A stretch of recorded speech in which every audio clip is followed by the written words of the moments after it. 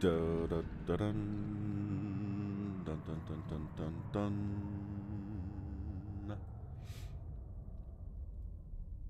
Hey there, StarCraft fans! It's Falcon Paladin coming at you with yet another edition of the Brood War Sunday stream, not the Brood Way, Brood War. Hope everybody's feeling a-okay today on Sunday. Hey there, Dead Infested. Thanks for greeting everybody while I was getting everything ready. What's up, Real Ultra? It's your birthday today. Happy birthday, Real Ultra. Do appreciate you being a member of this stream here and sending replays and stuff. And I hope your birthday is special and exciting. We've got Nibbler, who is an actual member of the YouTube channel. Got Litany Against Fear here as well. Got Eric Saul. We have Lucky Owl and Kyle Tyrell. Again, 2 members that are here pretty much every week. I really do appreciate it. We got Robbie Bernardo. Barvu is here as well. Omar Ali, how's it going, Omar? Hope everything is cool with you as well. Eduardo Caravajal. I hope I said your last name right. I do try, but sometimes I get pronunciations wrong for names as well. Myself is here as well. What's up, dude? How's it going, patron of mine? And Toy Cop. How was the hockey, Toy Cop?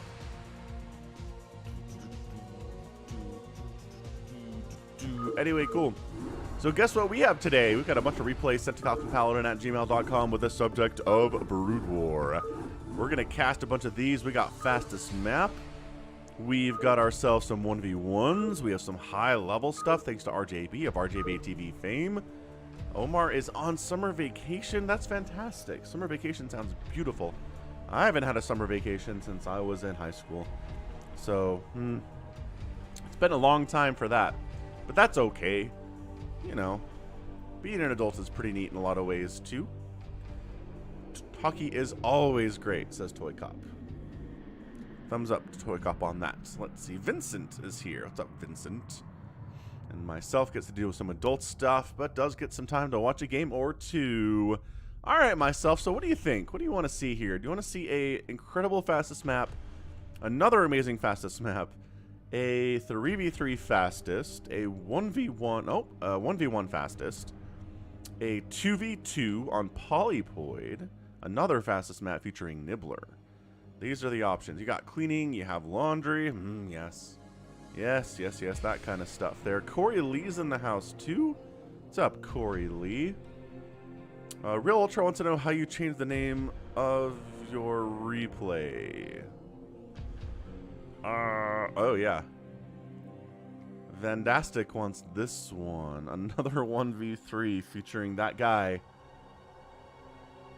Oh, he's got a different name here. But remember that game last week where it was a 3v3, but the Zerg player on one team was just insanely good?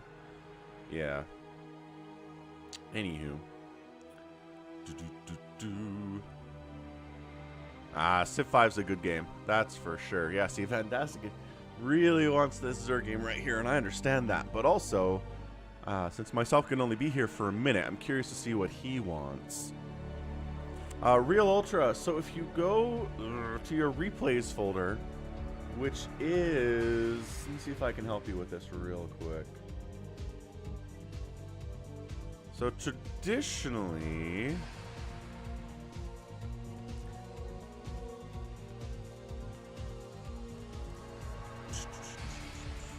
If you go to this folder right here, then it's where your replays are, and then if you find a replay that you want to rename, and then right click on it and choose rename, then it lets you type in a new name for it.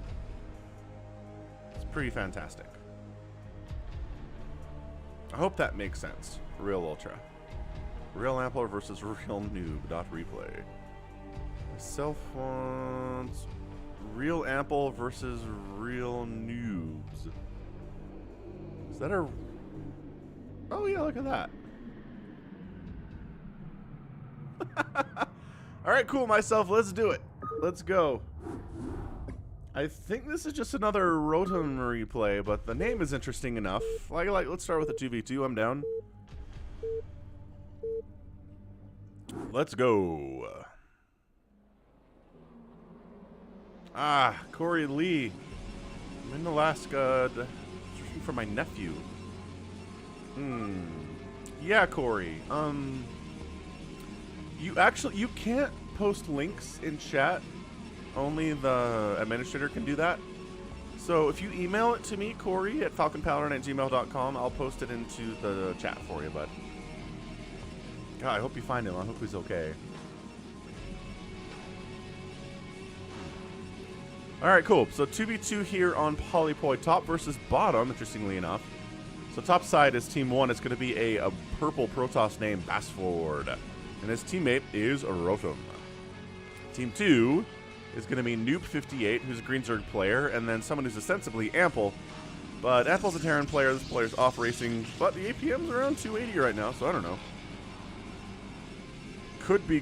That's right. Myself is correct. We got all three races here. He is looking out for everybody's favorite race, whether it's Protoss, Terran, or Zerg. They're all represented here, and myself is looking out for you, the viewer, for that. So thank you for that. Hit that like button if you're excited to see what we get in today's replay. Boom, boom, boom, boom, boom, boom. And I guess today's stream as well, because we're going to be here for a bit of time, aren't we? Just a bit of time. And by that I mean probably at least a few hours. So nobody's going for a proxy. I don't see an indication of a cannon rush either, just because there's no probes moving out whatsoever. Pool on the way. That is an overpool play here from our guy Noob58. We've seen Rotom before. I don't know who this Bassford player is. Usually he's paired up with a guy I think named John, but double gateway opening here. And is that really a Nexus first? That is a Nexus first from Ample. Ample. This is not an RJB replay, Nibbler. This was just sent in by one of my subscribers. So I don't think Ample is actually Ample. Yeah, I don't think Ample would have pulled a bunch of probes to kill an SCV. But I don't know. If this play keeps up and Ample just raffle stomps Rotom and Bassford together, then yeah, maybe it is the real Ample. Who actually knows? Zerg player expanding. 2-gate, usually a pressure-style situation. And ooh, 2 racks opening here, 2 from Bassford. So, looks like Team North, these guys, Team North is going to go for a bit of a aggressive play here the next minute or so. How's it going, Rodrigo Hess? Good morning. Good morning.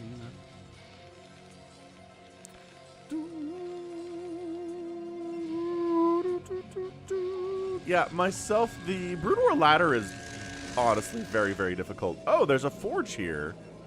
So I like this. Against the Nexus first, you just toss down a cannon. Yeah, easy to do. And he throws up a proxy bunker. Oh, Bassford does. So fantastic. So Team Red's like, we scouted this player, went for a greedy Nexus first. Wait, was this a Nexus first play? This might have not have actually been a Nexus first play. And then the Zerglings show up to try to defend from his teammate in the bottom right. I like that. Very friendly stuff. Probes fighting against this cannon. Oh, the bunker almost finished, but not quite. And that cannon is maybe going to get a single hit off. Maybe, no, nothing. No hits off there at all. What's up, Patrick Montague? Yeah, so... Oh, the bunker does finish, but like one Marine in a bunker is just not the scariest thing I've ever seen. So the bunker's going to die, the Marine's going to die, the Pylon's going to die, and the aggressive opening attempt here from Team Red does not go particularly well. I like this hiding probe, though. That's sneaky stuff. Ample throws out some question marks. What is happening here? Factory now coming in from our friend Rotom. Bassford getting a cannon up in case there's a counterattack of Zerglings. And then going to Zealot attack down here against our Zerg player Noob58. You know, okay, this is going to work out for you. And beautiful. No Zealots die. Every one of the Lings die. But a Sunken pops. It buys time for a Sunken to happen. And yeah, now we're starting to see some of these Zealots go poop. Oh man, 3 of the Zealots go down to Sunkens after being weakened by the Zerglings during the initial battle. Oh, scouted this out too. All right, man. So Ample's pretty on top of things. There's nowhere to go for the Zealot. He's like, well, if I back into a corner, all 4 of the Lings can attack me. That's bad. That is some bad stuff. Huh. Okay. Well, I'm gonna pull back, throw some Marine defense up here at the top right to help his teammate out. Or, oh, we're helping. Okay, there's Zealots. Wow, Emple got Zealots all the way across the map here. Should be able to handle it. There you go. So definitely a pretty-aggressive 2v2. Yeah, Toy Cop, I hope everything's all right. I'm glad that you got released from the hospital. That seems to indicate everything's better, but good luck with that. Oh, is this a hard wall? This is not a hard wall. Oh, no. Wait, you're not telling me Zealots can get through that, but Lings can't. Lings, get through. Ample continuing to throw out question marks. I think this is bad manner from this point. How's it going, Paul? How are things in the Philippines today? Hope you're having a pretty darn good Sunday. And this is a lot of Lings from Noob. Yeah, Noob's worker count is pretty low. As a result, he's got a decent Zealot, or Zergling army. Blah. It's a Ling army, friends. I mean, this ostensibly in the hands of a professional. This one Vulture can win this. And doing pretty well here, honestly, is Rotom. Gotta actually micro against these Zealots, though. Huh. The Lings all get cleaned up. They almost kill these barracks. Maybe throw a repair on that. This is scrappy. I don't know if Rotom is gonna win this thing. Vitali, happy Sunday. What's up, RJB? Yeah, I don't know if Noob chose not to run through between these barracks just because he didn't want to run between the barracks. Or if he couldn't run between the barracks. That's a weird thing. A little bit of some Zealot pressure, but there's defensive Zealots and cannons, but you're not fighting with the cannons. So you want to do that. If you've got cannons up and you're defending, pull back to your static defense. And there we go. Fighting with the cannons means you win the battle instead of losing the battle. How nice. That's what I'm talking about. Zerg player pretty happily on 2 bases with the Hydralisk Den. And a Spire on, man, for some Ling pressure into some pretty good tech here too from Noob 58. His APM's only about 70, which doesn't seem promising, but hey.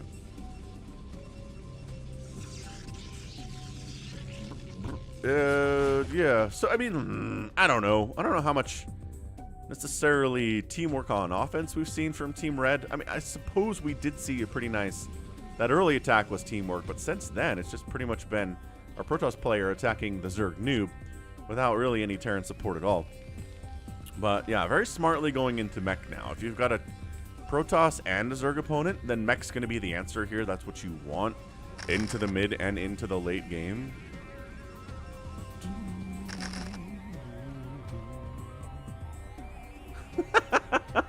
Oh, there's a Sigma in chat, everybody. Ooh. Pay respect to the Sigma. He's a higher form of human than we are. Still hasn't expanded here is Bassford, which is going to be a problem for Team Red's efforts in the later game right now. That is, that's not great. A lot of Zealots kind of hanging out here too. All right, man, that 2 sunken kind of Hydra positioning, that might work out for you. Bruh. What's up, Arvid? Is this a snail's pace? No. This is regular speed. Look, this is ×2 speed. And this is the speed right below it. This is normal speed. Oh, getting a snipe on the Spire. Yes, snipe on the Spire. Very nicely done. And Mutas are in here going after our Terran buddy, but he's got a turret up. And he's got some Marines, and that should be fine. It's not even a lot of Mutalists. So yeah, I'm going to say this is not professional level StarCraft by any stretch. Noob and Ample are not pros. Neither are Bastard and Rotom. So the Zealots get the Spire. They're a little bit misdirected from that point on. Lurkers show up. Dragoons. Wow, Dragoons and Mutas and Ling show up. So these Zealots are just absolutely obliterated. Yeah.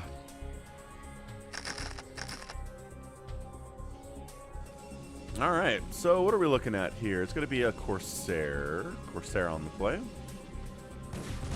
Against the Mutalisks, which I don't think actually exists anymore, which is a problem. If there aren't any Mutos, I guess there's a couple of Mutos. So sure, Corsair's going to be fine. Not complaining about it at all. Zealots are trying to deal with this little vulture stuff. Pretty decent micro on display. I'm liking that. Still not an expansion from our Protoss. Dude, we're 10 minutes into the game. You need a second base right now. Like, unless you've been so aggressive your enemies are on one base, you really need a second base. They're on 2. You're on 1. The math is not working out for you right now. What's up, Teddy Bear? Welcome to the stream. Welcome aboard.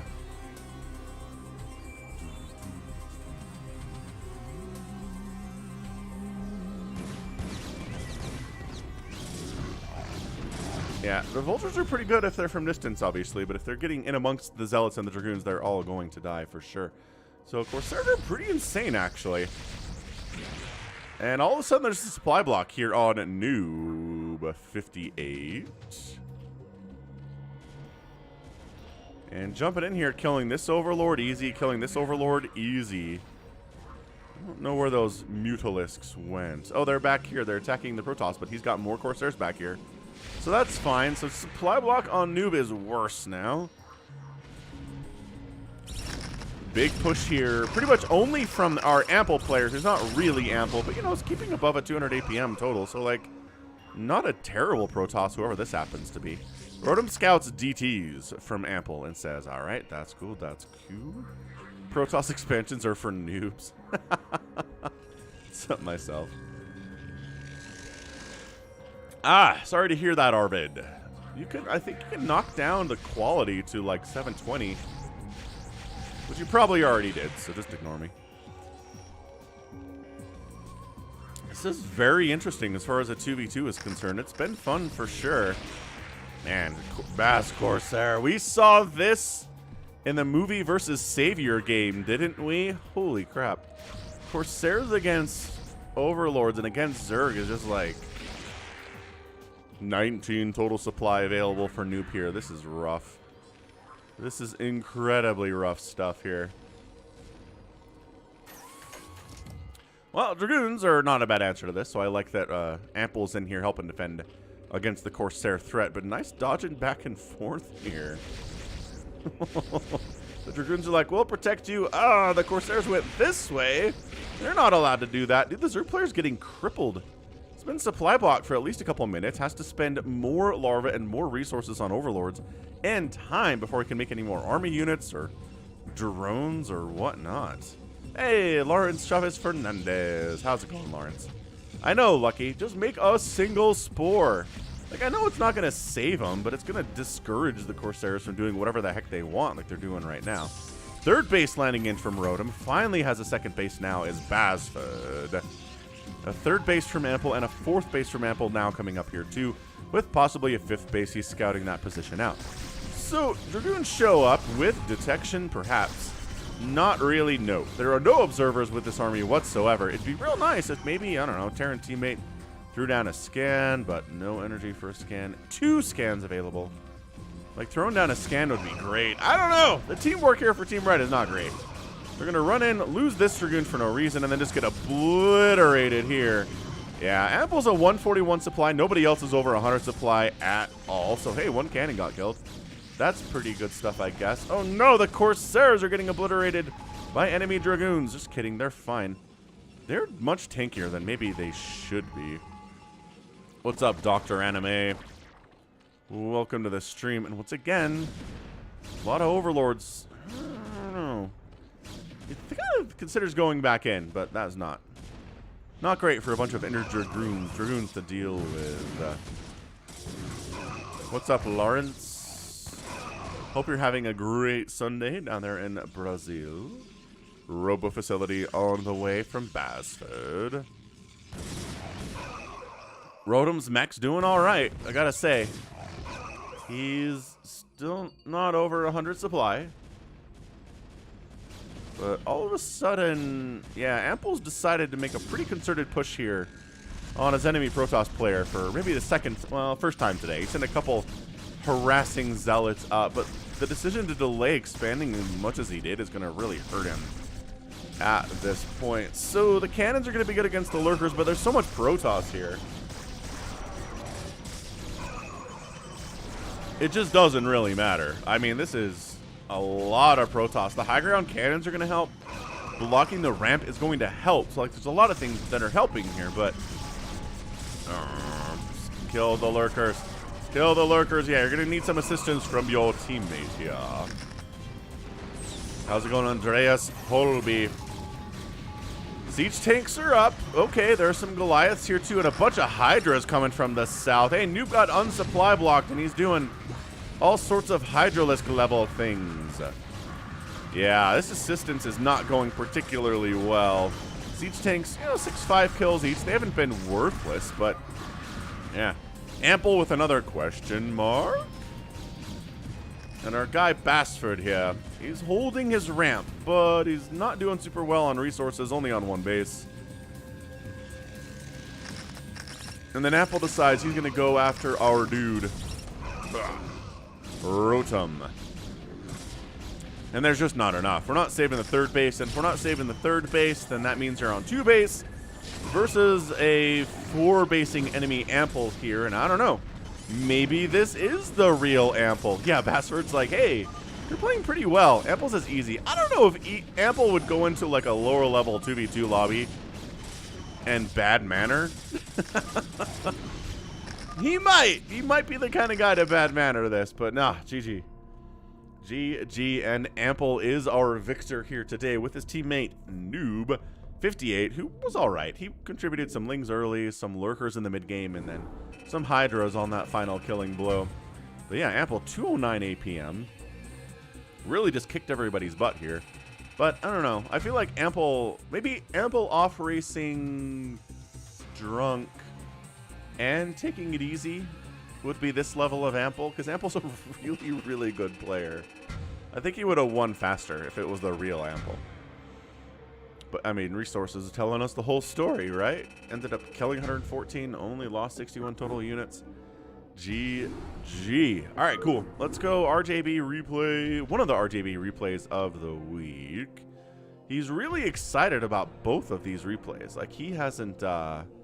I don't know. RJB usually just here's like he's like, here's a replay for Sunday, and they're good. They're always good, but very rarely is he like, yo, this replay though. And I'm like, all right, I extra trust you on this, RJB. What's up, Christian? What's up, Mr. Bagitka, member of the channel? Super cool member of the channel, Bagitka. So this is Scan versus Rabbit, which actually sounds like a lot of fun. So let's do. Yeah, tell you what, let's go this one.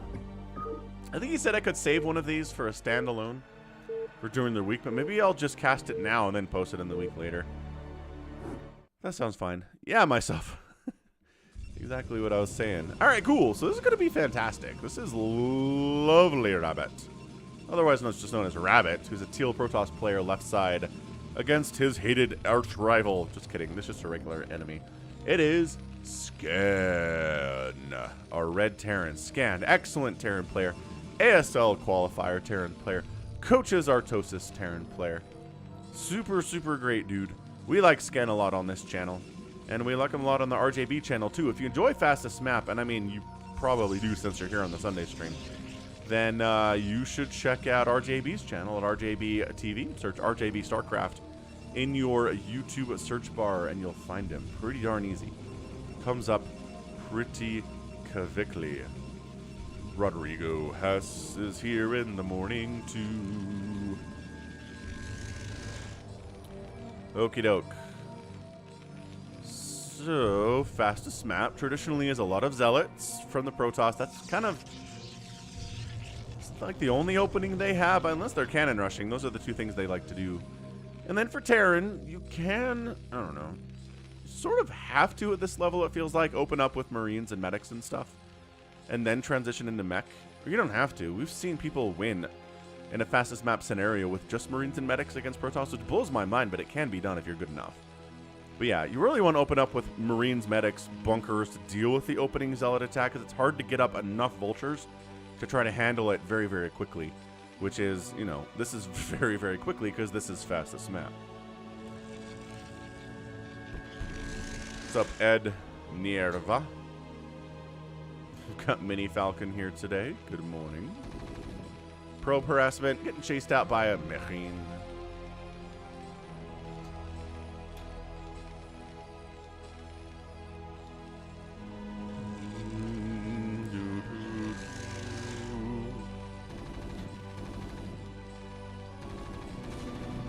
Alright, scouting probe dies. That's nice. I mean, scouting probes are annoying to deal with and really good sources of information. But who needs scouting probes when you have zealots that you can send across the map and get the information while also killing stuff? How's it going, Urkin? One of the fun names to say.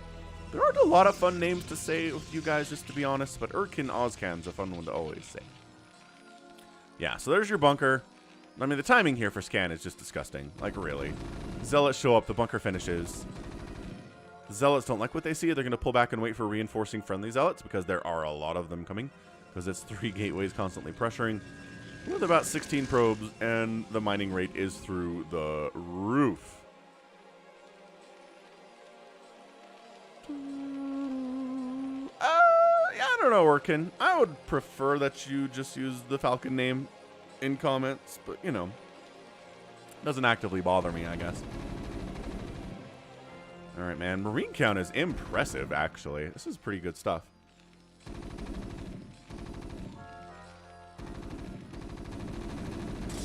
And I was going to say, he's keeping the Marines alive, but he just allows himself to get surrounded. I mean, sure, he kills all the Zealots, which is nice. Oh, except for these ones. The Zealots coming up the left side. Quick. Get up to this. Yeah, this is great. Scan is holding very, very well. And he's throwing down a proxy academy down here. Interesting. Who proxies an academy? What in the name? I don't know. Who proxies an academy? I mean, so the Zealots are like, you don't have an academy. Clearly, you can't start making medics at all. But ta-da! Sneaky Proxy Academy says I certainly can. And I can get stim. So is this a fake out? Is this an attempt to make Rabbit think that Zealots are going to continue to be okay because this is unupgraded Marines, when really it's going to be Marines with stim and possibly medic support here soon? I mean, it's not like you would start making Dragoons otherwise, because Dragoons are really bad against Marines. I don't know. I don't understand the purpose of this fake out. RJB, maybe you can tell me what the purpose of a proxy academy is for. I mean, it's not even really a proxy exactly. It's just like a hidden academy. Toycop says he wants to commit to bio and doesn't want Rabbit to know it, which, okay, I guess, sure. I guess that's the tell, right? But, I mean, wouldn't you also be able to figure that out by there aren't any factories under construction right now at all? I don't know. I feel like I'd be confused here if I was Rabbit. If I don't see any factories, I don't see an academy. I guess this engineering bay could be a bit of an indication, but also you need that for turrets. RJB throws up a happy face.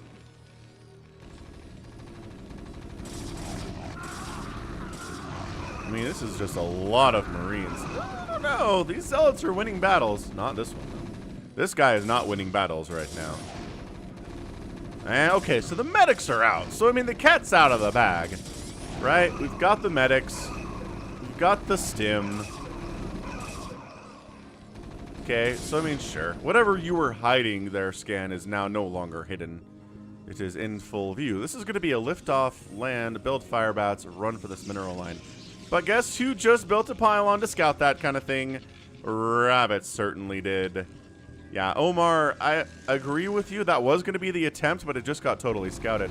Zealots are like, I know there's a bunker protecting this, but I'm going to kill a couple SCVs and then just madly run into the bunker and be very stupid. So good attempt. Marines pushing. We got, yeah, now cannons. Cannons are the answer to these early Marines. They don't have any attack or armor upgrades yet. Once they start getting upgrades, they will tear through cannons like butter. But right now, cannons are great against Marines, and Marines hate them very, very, very much. Oh, going for the run by, taking some hits. I mean, that's not a bad idea. How much? Oh, Zealots here, though, too. So if you can keep these Marines alive, so you got to kill these Zealots. And the Zealots are buying time, right, for these cannons to come up defending this way, because holy smokes, we can't just... Is he just doing it? He's just doing it! Rabbit's like, fine, you can have a barracks inside my base. It's cool. Or are you kidding me? Okay, so that doesn't happen. The cannons shut that down. And the Marines are like, we can't win the game, but let's maybe take down one of the Nexuses. of Rabbit here. If we can. Holding good positioning on these medics, by the way, in the front. That's exactly where you want them. Maybe not taking cannon fire, though. Ooh, he's getting greedy. He wants to go for the main Nexus. I don't think that's going to work out. No. No. Scan. Scan. He got greedy. That was bad. He went for the main Nexus, didn't get it. Hey, Tuna. Thanks for resubbing. Resubbing to the membership Hydralisk level for 3 months in a row. Thank you, Tuna. Ultralisk happy about it, too. Yeah, hearing an Ultralisk sound at 7 minutes in a PvT has got to be a little bit disorienting. But I think it's fun. Thank you very much, Senor Tuna. Alright, so, yeah, I think this is going to come back to bite him. I really do. He tried to kill this Nexus, failed, lost a lot of Marines and medics for it. Didn't really do anything with this, right? He maybe killed a couple probes, but it's 73 workers for Rabbit and 44 SCVs for Scan. Are you serious right now? Are you serious right now? This is bad news, Bears. What's up, Nemo Noom?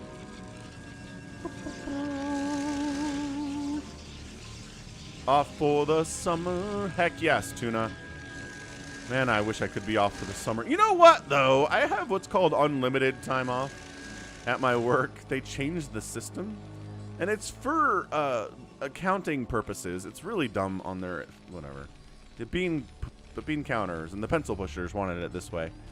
So technically, I could take the whole summer off, and they couldn't like stop me from doing it.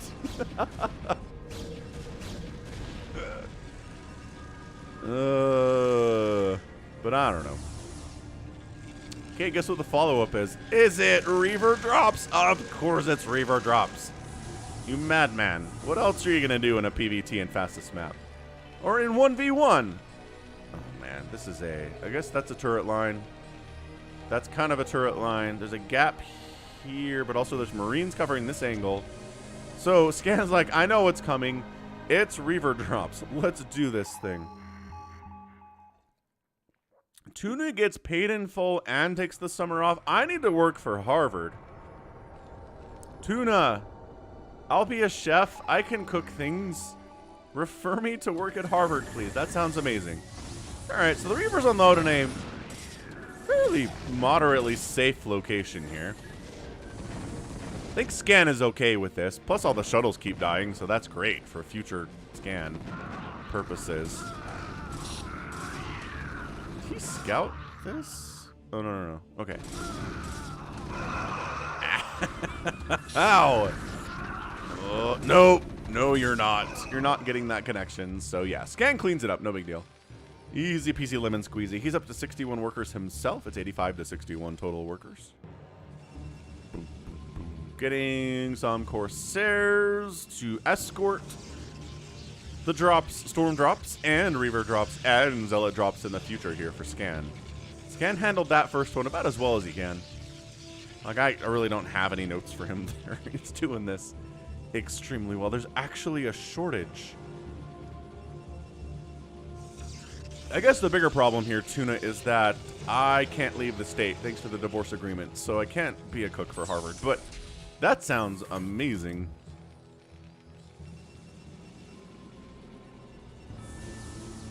Getting 3 months off a year with full pay is insane. Hey, what's up, Jay Vickers? Virtual TV in Weed Shop 3. I have no idea what you're talking about, but that sounds neat. Is that like some augmented reality thing or like a metaverse thing you're involved in?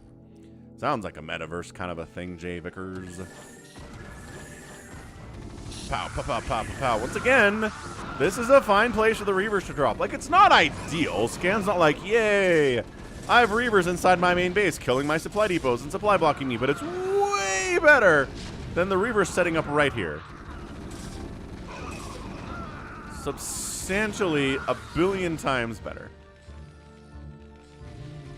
What's up, John Doe? Welcome to the stream. Oh, a little high ground tank harassment. Scan's got a Corsair killing an NG Bay, which is going to take about 37,000 hits, but he got there. He's going to get there eventually. Yeah, siege tank covering too, so the Reavers can't just walk up this way if there's nothing in the way.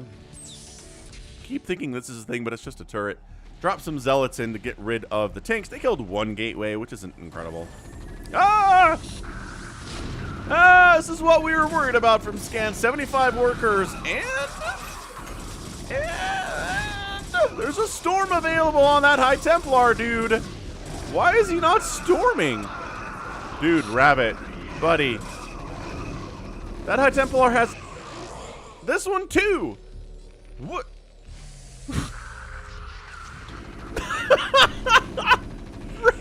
Rabbit! Okay, Rabbit's gonna lose this game. That's it. It's over.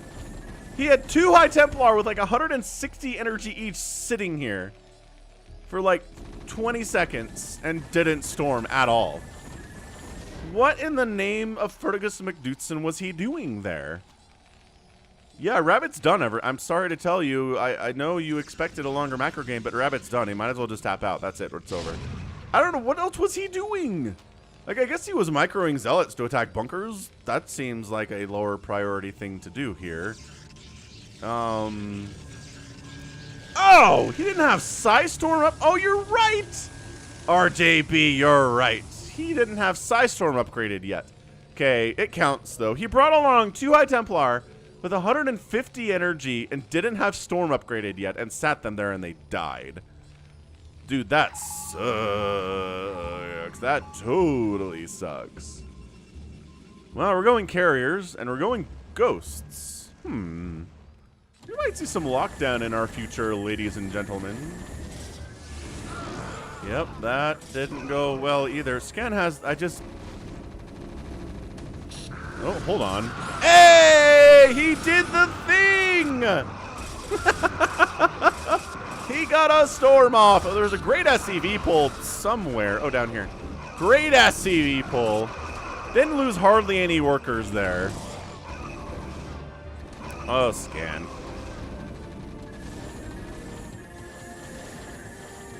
Scan's just doing it. I don't know what else to tell you. He's doing it. He lost maybe 5 or 6 SCVs there during that big giant Reaver storm drop.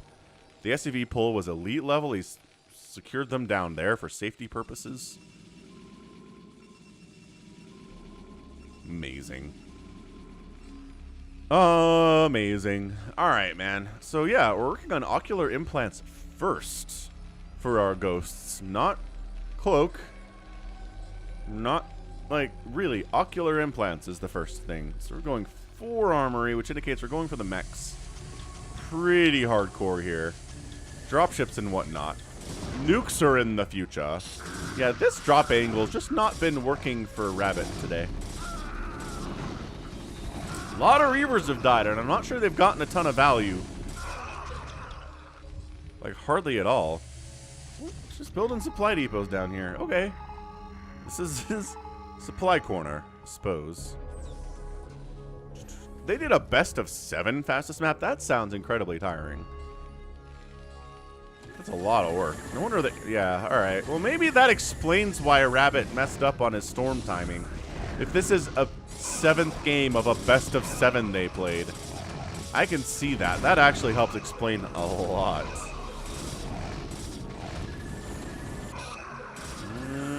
Sneaky round 2 gets in. Great SCV pull. Oh, there's nothing in that shuttle. Look at this. That's so cool. Like a billion SCVs all stacked up in a train. It's just a fun visual. You don't see a lot in StarCraft, right? Right. We're going ship weapons, which Wraiths, I guess. Going Wraith Ball against this carrier group here with Corsair support.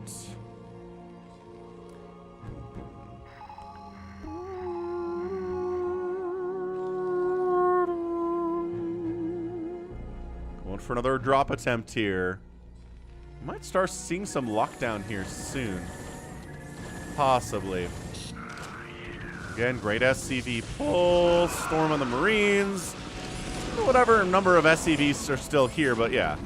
And then back instantly. Dude, Scan's ability to pull and get back perfectly is amazing. So let the carrier stuff begin. carrier stuff begin. These guys are not going to die anytime soon. There's really not any answer to them. Other than Marines and missile turrets, which are fine, I guess. But we're not going Goliaths to deal with these, friends. We're getting Ghosts. We're getting Cloak for the Wraiths, which we don't have any yet. So Scan's not super ready for this. He is caught by surprise, I would say. Maybe he was expecting them, but not at 17 minutes. How's it going, Excel Inferno? Falcon, Sunday Fun Day. Heck yes. Ooh. And then while you're busy dealing with the carriers, here comes some Reavers. Oh, no. Oh, wait. Oh, no! He didn't pull! Scan, no! Big, crazy tank drop, though! Scan was busy doing this! Probe pull. Run. Probes are like, ah, traffic jam! Traffic jam. And, oh my gosh, Scan. Scan didn't ZvP pull. I really talked about how awesome he was doing that, and then he doesn't, and this is nice, but he does finish off the main Nexus, which I'm sure he's very happy about. But it's 81 to 27 workers right now? Oh no. So the carriers get pulled back temporarily to deal with the tanks at least, which is nice. But the carriers are back, and Wraith production's begun. Okay. But you're only at 30 SCVs and you don't have any money, and Rabbit has a massive bank. Remember when I was like, Rabbit's going to lose this game? I may have to reform my opinion, because suddenly Scan's in a horrifically terrible position. Like a really, truly bad position here. Man. I mean, look, if carriers are poking around the outside of your base, that's like the best position for the carriers to be in. At least they're not inside killing production facilities and going after command centers and stuff, right? Plus you got to deal with this Reaver drop, which totally sucks. Yeah, Stuart gets, 6 good SCV pull of your 30 SCVs now. Not as impressive as pulling like 70 SCVs. Oh, the Covert Ops is going to die. Oh, yeah. Covert Ops is totally dead. Good target firing there from Rabbit for sure. And then the carriers are like, la, la, la, la. Yeah, the Marines with the +3 attack and stim are pretty good against interceptors. True facts. People in chat are on that point for sure. Yeah, hit that like button for this game. Hope you're enjoying it. We're at 47 likes for about 126 viewers currently, so I think we can increase that. Nice snipe, good snipe on that shuttle. Scan's attention here is fantastic. And sure, he's killing interceptors like they are piñatas. Oh, shoot. Oh, shoot. Oh, shoot. SCV pull acquired. Gotta remake those SCVs. He's got 4 command centers, so he can make a lot of SCVs at a time, which is nice. And we must be hiding this Wraith ball. Yeah. Hiding the Wraith ball down here in the bottom right of the base. Because I'm not... Does Rabbit have an observer in this group? No, he doesn't. But he's got cannons, though, to fall back to. Okay, that's smart. This is really smart from Rabbit. He's like, I don't have any obs yet, but I will get some cannons on this side of the wall, so if Cloak Wraiths show up, which they probably will, considering I haven't seen any Goliaths, and as a Terran, either you're making Goliaths or you're making Cloak Wraiths in this situation, so gotta have some cannons for detection purposes to pull back to. Thank you, Lex, for hitting that like button. RJB is all healed up. That's nice. Glad to hear it. Taking some time off is really... it's frustrating, I think, for people who run things like a YouTube channel to take time off, but often it's the only answer for vocal reasons, vocal concerns. Alright, so the Wraiths are forced to reveal themselves because these Reavers were entirely unopposed over there. So, yeah, at this point, worrying about Wraiths, might as well engage, I'd say. Okay, so the cannons are wiped out, which means the carriers have to pull back because they don't have any detection at all. And, oh, Observer... Wait, I don't even know if that was an obs snipe as much as it was just a... Okay, alright. This is what we're here for, ladies and gents. He's not even attacking No, he was, until the cannons died, and this is what every Terran player loves to see, is Cloaked Wraithball against carriers, wiping it out. Holy crap. So time to make 13 Corsairs at a time. Do we have that many? We have that many. We have that many Stargates, ladies and gentlemen. Oop, storm. Oh, this is beautiful splitting. Oh, man, Scan. Scan, you're so good at this game. So good at this game. We got +1/+1 on these Wraiths. They wiped out the entire carrier fleet. I'm not sure if we'll see another carrier today. Corsair's not bad. Plus, we're producing 5 obs at a time, too. So Corsairs wander past the Wraiths without detection. Take a lot of damage, actually. Okay, all right. Jeez, softening them up really heavily. This is a great replay.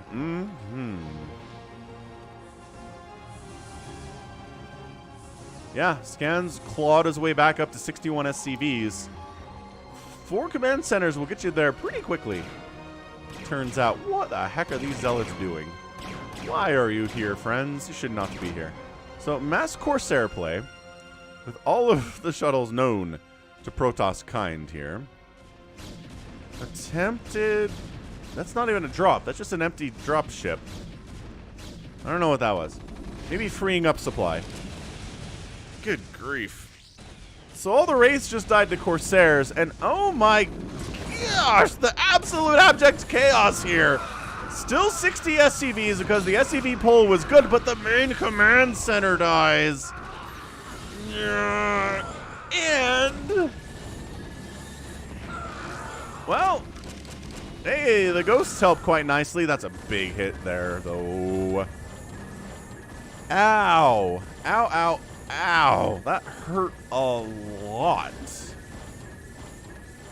Wow.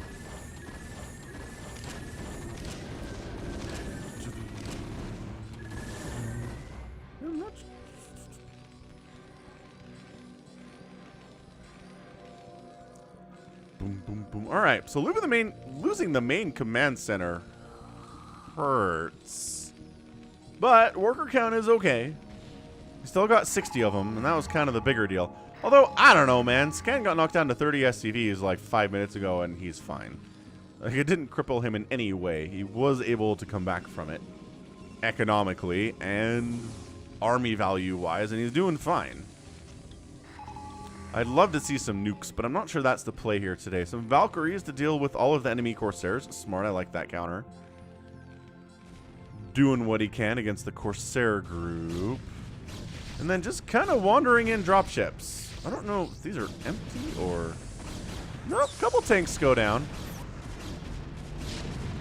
Doesn't get a hit off on these probes, though. Dropships used for scouting purposes along the right side. Sees this one coming 8 miles away.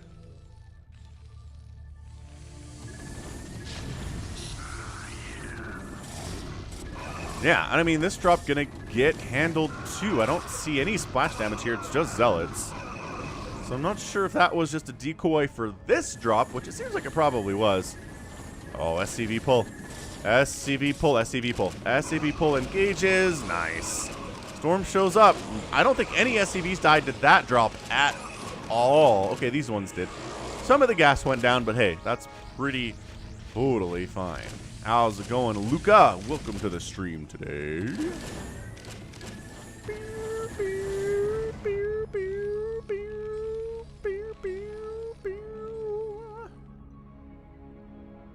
Corsair group. Big. Reavers stuck.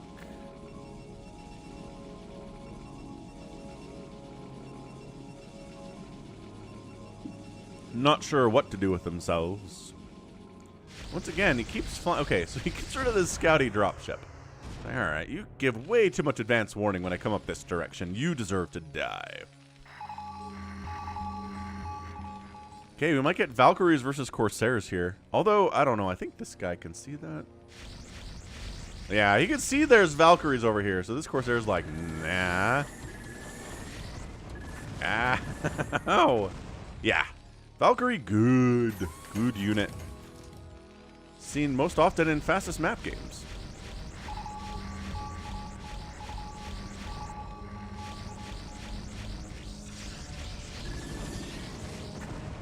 Heck yeah, Psychonauts. This is a great fastest map game. RJB sent it in. Are we surprised by this? No. Not at all. Whoa. Reavers not connecting on these dudes. But, dude, taking down all of these armories. I love this decision from Rabbit to go after the armories.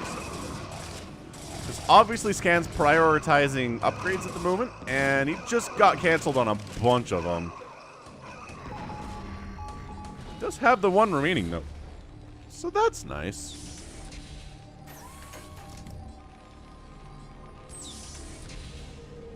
Yep, throwing up additional cannons on this side. Kind of surprised Rabbit hasn't gone for additional production facilities in this base, or in the center maybe. That might work too.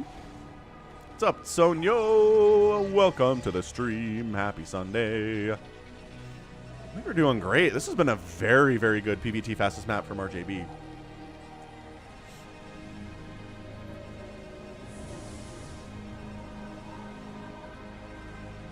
Let's see. Mech upgrades. Tanks are at 2-2. And the air stuff is at 2-1, with the attack being the 1 and the armor being the 2. Finally getting lockdown. I feel like we should have had lockdown for 10 minutes already. Because we've had the covert ops, and we've had ghosts for some time. But finally getting the lockdown, and using it against shuttles and against Corsairs is not as, like, hot as using it against, say, carriers. But we're not seeing any more carriers today. I don't think Rabbit is interested in doing that at all. No Protoss building all over the map. You can't build Protoss buildings anywhere but inside your base? Wait, is allowed cannons. This is a Nexus, though. Are you saying there's a rule in this tournament this was played where you can't build Protoss buildings outside of your main base? Because that's a little bit of a weird... It's a weird rule. I don't know how I feel about it, actually. Like, I understand no mind control, right? No getting 400 supply in a situation like this. That tracks for me, but... Why would you not allow Protoss to build buildings outside of their main? Unless I'm misreading this entirely. It's a rule I got from a Hamburger Sasu tournament. What's the rationale? Another big Reaver drop. Once again, these Reaver drops are generally not just getting obliterated. Man, look at him finding more armories to kill. I love that. Like, they get work done, and they kill stuff, and they make future drops easier for the most part and stuff. They're just not getting the economic damage for the most part that he wants them to. That's another armory dead. It's another upgrade delayed. We're still on 2-2 for these mech ground units. Zealots wandering in the front door. This isn't a hard wall, they said. Let's do this. Let's go. How's it going, Adam Q, member of the channel? Adam Q, happy Sundays. Zealots. Yeah, Marine count not as healthy as it used to be, but we are heavy into mech now for Scan, so he's alright. Yeah, storming bruises and weakens up the tanks, but it takes 2 storms to kill him. Yeah. This is from a tournament that RJB hosted somewhere last year. Nice. Bit of an older replay, but you know what? It's a lot of what my channel is. I'm okay with it. I like it a lot. So, this is a top-level FMN user grade as a fair rule. Yeah, I get that, but what is the...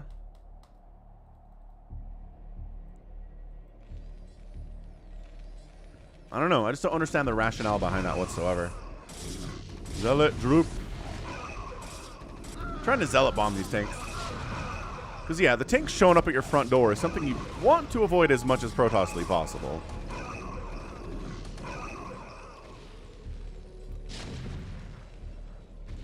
Valks cover in the air as well as they can.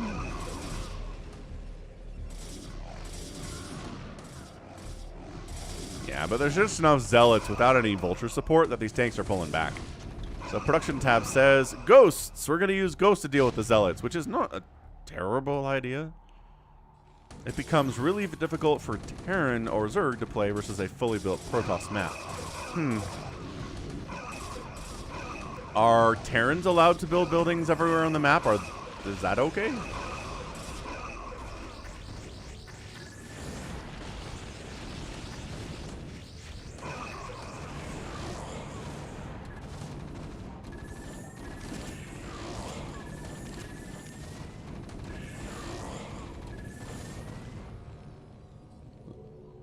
Drop number 87 today, here in 32 minutes. Yeah, Celtics Game 7 coming today, Psychonauts. Good luck to your Celtics. It's going to be a good one, I think. Ha! Lockdown on something that I think instantly died. So not the most effective use of a lockdown, but hey. It was fun, nevertheless.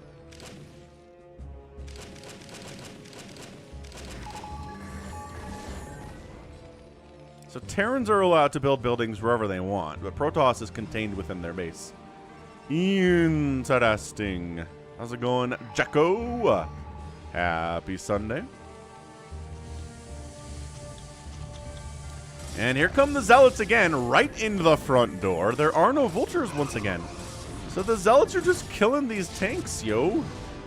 Dropship or shuttle down. Zealots getting some... They are really keeping this tank count low. Very, very impressive stuff here today. Excellent work all the way around. And a bit of a counter drop. Oh, we're just dropping tanks on the high ground, which is being dealt with pretty effectively by Rabbit. These tanks are going to be annoying, but not really that big of a deal, I don't think, right? They're doing some work, but then there's no Goliaths or anything to deal with. Dropships or shuttles wandering in and just taking care of those tanks. No big deal. I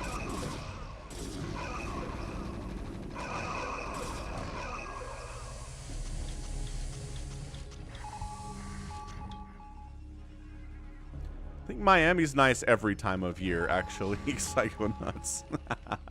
So you're right. Miami is nice this time of year. Yeah.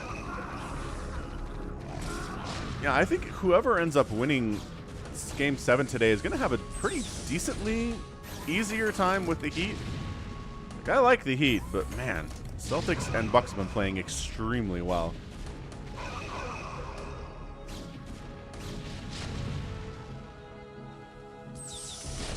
Yeah, so storming the dudes on the high ground will work eventually after 2 storms. Zealots are still free inside scan space. Just kidding, they're all dead now. Another drop coming in. Once again, Game 7 of a 7-game series between these players is just like... Nick coming through with the super chat. Nick, thank you, man. Thank you so much for the $50 super chat. Much appreciated. Happy Sunday to you. I hope you're being treated well. Get any workers there? Still 61 workers from scans, so some lockdown defense there as well. Tanks on the high ground, got stormed, but they're still kicking for the most part. I mean, this is scan whittling away at production facilities of the Protoss player, which is always good.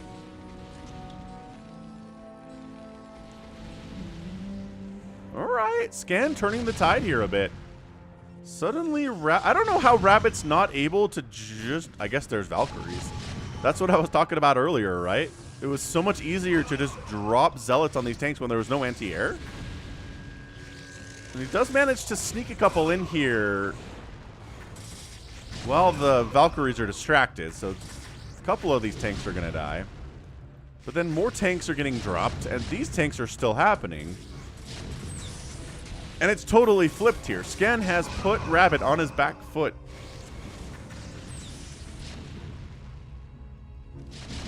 In a way that is very impressive, considering he got dropped down to 30 SCVs at one point in this game, rebuilt his economy, dealt with drop after drop after drop after drop today, with really only slipping up that one time to lose those workers, and that's only because he was over here attacking at the time. And since then, he's really been amazingly good at defending. These drops have hurt, but they have not been that painful. And then he's just able to get tanks up on the high ground. It's not really been any kind of a concerted push until now. And the writing might be on the wall here for Rabbit. He's floating 3,000 minerals and 29,000 Vespene gas, which is insane.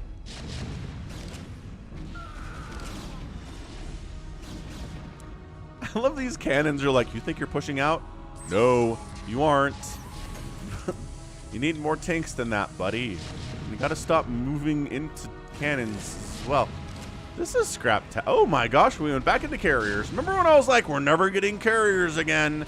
We're absolutely getting carriers again. We got carriers again. And suddenly Rabbit's like, yo, stop stating my eulogy. I'm gonna be just fine, Nick T. Round 2 of this $50 super chat. Thank you so much, Nick. Again, if there's anything you need from me, let me know. Like, hit me up in chat or at falconpaladin@gmail.com. We can chat about this. But I really do appreciate it. I'm glad you're enjoying the stuff. Like, this is a fantastic, fantastic game. And Nick's showing his appreciation for it. And Mike the Mutalisk shows his appreciation for it as well. Hey, Kyle.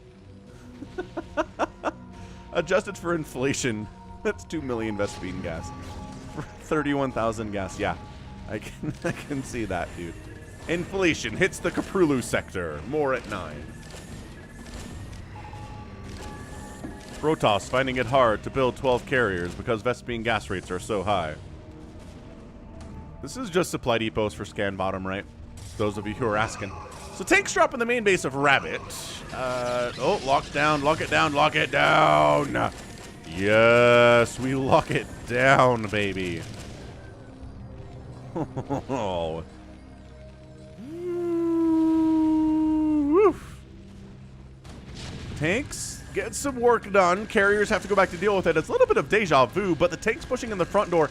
Okay, I've said this before, and I'll keep saying it. In a PvT, once Terrans have about 15 or 20 tanks out here in your base, you're gonna have a bad time. You just are.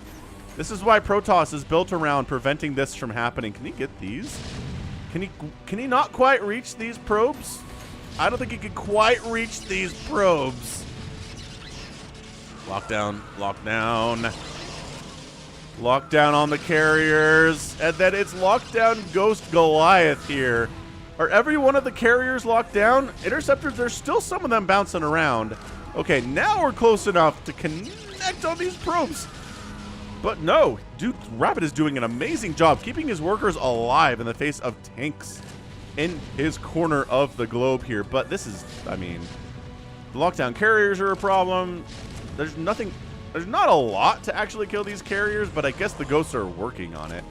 Lockdown lasts a minute, but not forever.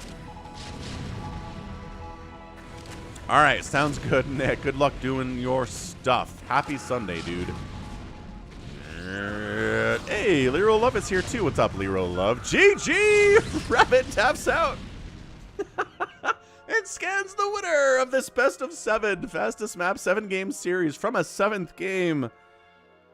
Dude, I'm tired after casting that. I cannot imagine how tired Scan is after winning that thing. It's got to be such a, just a rewarding feeling for him. Just to know how well he played there, how well he defended 87,000 drops. Taking that hit and feeling like, oh no, I'm down to 30 SCVs. My worker count is bad. I don't have any income. What will I do? And then just scratching and clawing and fighting his way back and defending more and more drops and dealing with those carriers as well as he could. And then just able to push out, getting some tanks on the high ground, pushing in the front door. Finally gets his tanks inside. He finally gets 3-3 after the delays and the upgrades were so crucial for Rabbit staying alive as long as he did. How many armories died today? Like 6 or 7? Something like that. Man alive. Très fantastique. So yeah, be sure to check out RJB. If you enjoyed that game, this was cast originally by RJB as part of a tournament he put on. So check him out by searching RJB StarCraft in your YouTube search bar. Yeah, and I mean, it's really weird how reliable it is too, right? Terran shows up, they get 20 tanks in this position in your Terran base, and that's it. You're done. Dislodging this is so hard. Anyway, score says 570,000 points for Rabbit, 522 for Scan. Outproduced the Terran by golly, about it's a 9-6. So I can't actually do those fractions in my head. But look at this, Scan outkilled by a 7-to-4 ratio, so that's a huge difference in favor of Scan there. Buildings raised is about the same, and Rabbit outspent the Terran by a full 50,000 resources and won anyway. That does not happen a lot. So great, fantastic stuff. Oh, let's do the. All right, let's move on to our next game. You know, myself, if you want to see pros using Disruption Web, let me find you a link. Actually, a couple different links, but I've cast 2 separate games featuring movie using Disruption Web in a PvZ on the channel recently. One and the second game. Yep, a Weird Thud game.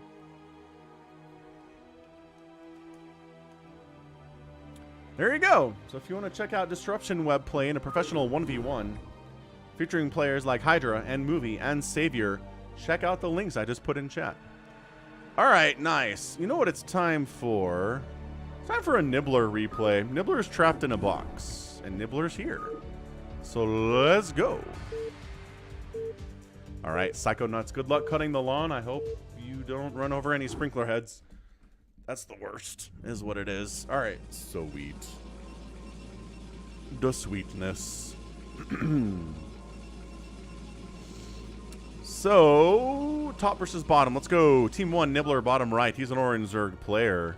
We know this guy. My favorite setup, he says, when I am surrounded by enemies almost entirely. His teammate is PE3, who's a Protoss who is far away, and Rechiko, who is far away as a Protoss too. Team 2, represented by Atahalapa, PE. Thank you for the super chat, Corey. Nice. I sent the links to your Gmail. Okay, cool, Corey. I will toss it in chat here in a second after I introduce these players. Atahalupa. His teammate is Kabunga. And then we have a Zerg player named Norlisk on this side. So while these dudes are macroing, let's see, how do I want to do this? It's our best bet, whatever. I'm going to grab that link and I'll be right back. Actually, I'm just going to keep the camera up.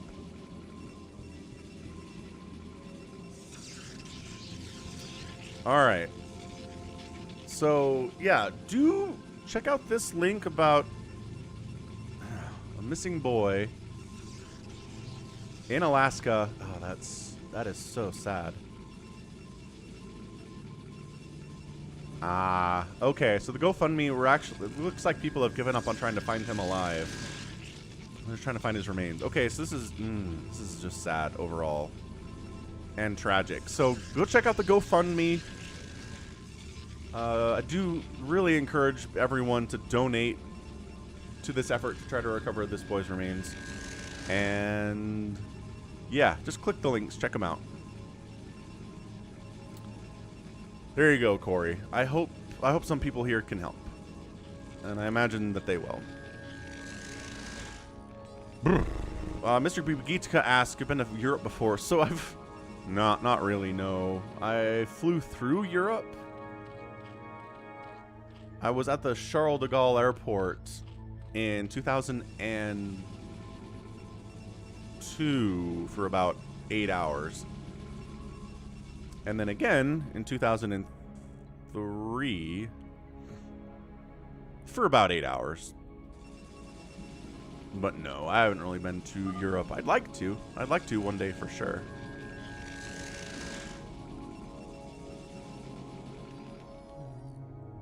Alright, so the aggression has begun in this 3v3, as they traditionally do. It's pretty rare for a 3v3 where everybody sits back and macros up for the first 10 minutes. It's just not how it's done. We're going to red versus blue this thing, because our guy Nibbler is the only Zerg player. So if you see a Zerg, it doesn't matter what color it is. It's our, just kidding. The red Zerg player is Nibs. Blue Zerg player is the enemy. Enemy. Zealots pushing down on our Terran dude who needs a bunker. Like, we watched that scan replay, right? And he does throw up a bunker, but is it too late? The Marines need to buy time for this bunker to happen. No problem, Eric.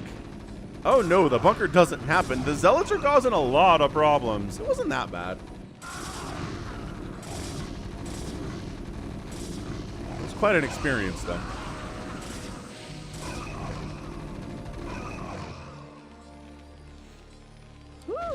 So I don't know. Not bad. This Marine play, the number of Marines he has here is pretty nice for this kind of situation. He got the bunker up. I like that he put up secondary, tertiary, and tertiary bunkers in case the first one died, and it did, and then friendly Zealot showed up to assist here too. So, kind of like this. Fire, dude, help!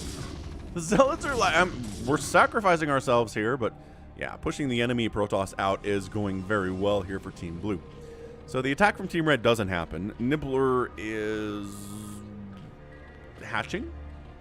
Nibbler doing Nibbler things. If we know how Nibbler plays, he's going to throw up a ton of Hydras here fairly soon. Once he's got a lot of production, yeah, there's your den. And your second den. Exactly. We know what's up. $15,000 for flights and accommodation sounds fishy to me. I don't know what you're talking about exactly here, Australian, but Zealots countering. Top left. What's up, Temple Reeves? Happy Sunday. What's up, Fred B?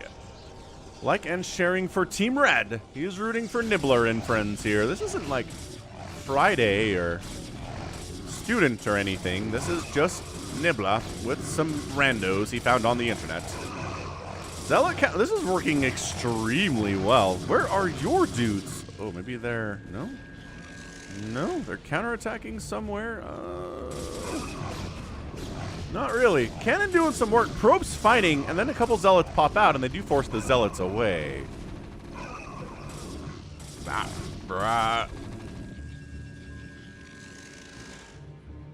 It is Sunday, Zaz339. Happy Sunday. Welcome aboard. You sound like one of my kids. My kids are always like, what's today? Is it Sunday or Saturday? I don't even know. Ah, to be a kid.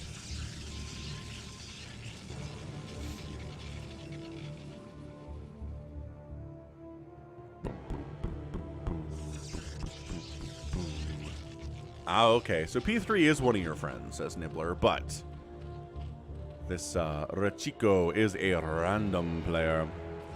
So I don't know, doing all right. I mean, nobody's in a super great spawn on either team. They're both kind of, I mean, everyone's kind of surrounded by enemies, which is a problem, but a ton of Sunkens coming up. This Overlord can see this contain attempt here and the number of Marines that exist, and he doesn't really have anything to defend, so Sunkens are going to make the answer for sure. There you go. Extra Sunkens are going to do very well until the Marines get better upgrades and or in bigger numbers.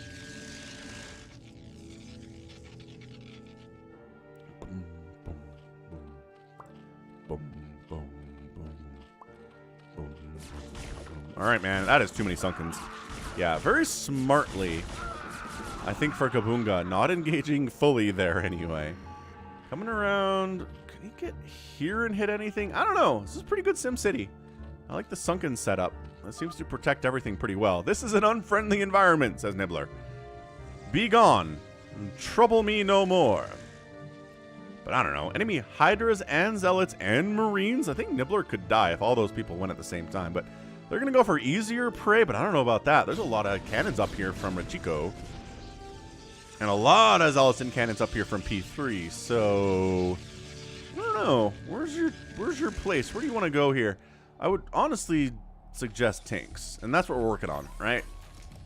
Tank transition from Team Blue is pretty smart stuff. But it just buys time for Team Red to macro up behind this, right? They have enough static defense to stay alive for a certain amount of time until the Hydra count is super duper high, until lurkers start coming out. Because you want lurkers here against this composition of Marines and Zealots and enemy Hydras, right? I would say that you do. Tanks on the other side of this wall. Gonna start firing. Yeah, sunken defense. Exactly. We're just going. Alright, so they decided this is the base they want to try to kill. And by that, I mean the Zerg player decided it. And he goes alone. And maybe you could actually maybe help here, Terran player, but you're just going to hang out instead. That's fine. Totally fine. I guess maybe he was here to intercept the Zealot support lines, which, alright, that's okay. They're not micro at all. So he's, maybe his attention is elsewhere because he's getting absolutely surrounded. That's a lot of dead Marines, and these Hydras are still pushing. Yeah, snipe down the carrier rusher. Oh, it's scouts. Sure, Rachiko's going for scouts. Why not?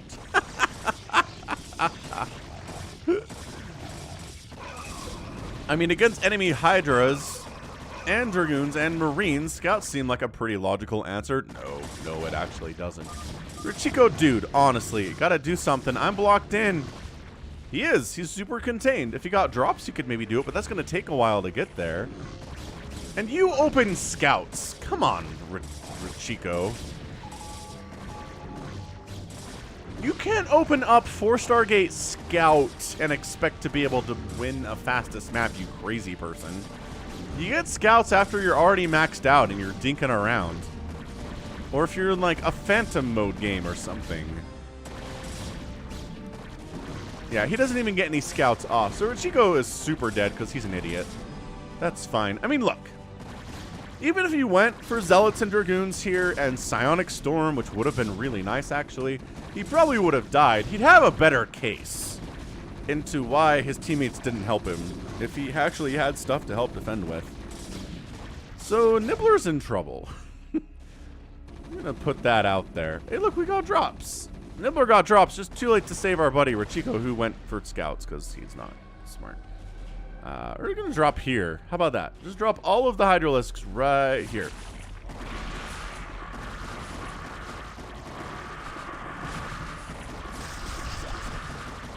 Oh, and you got lurkers out too? Yeah, alright. This is for Rachiko, Nibbler says. Yeah, the Sunkens are all dying. The worker count here for our Zerg player is now 1. Doesn't seem good. That main lair is getting sniped down. Dragoons are coming in to try to help, but they do have detection because observers are here. So yeah, the assistance here from his teammates is going to work. Is it going to save the lair, though? It's going to save the Zerg player, but he's down to 5 drones. Get the lair. Got it. Got the lair. So the lurkers, 11, 12 kills on that one. Everything gets cleared out, but counterattack happening here. P3 moving into the top left. What upgrades does he have? He's got 1-1 upgrades. Great. The enemy army, which doesn't exist right now, problematically. I would check their upgrades, but okay, there we go. No upgrades at all. So 1-1's going to do great against 0-0, yeah, like all that time. What's up, Mr. Imperfect? Welcome to the stream. Pretty good storm plays up here from P3. And our Protoss buddy is down to 15 probes as a result.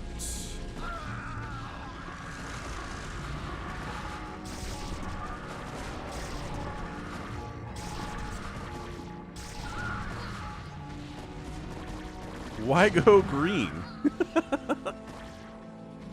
I mean, I don't know. Is our dude still alive?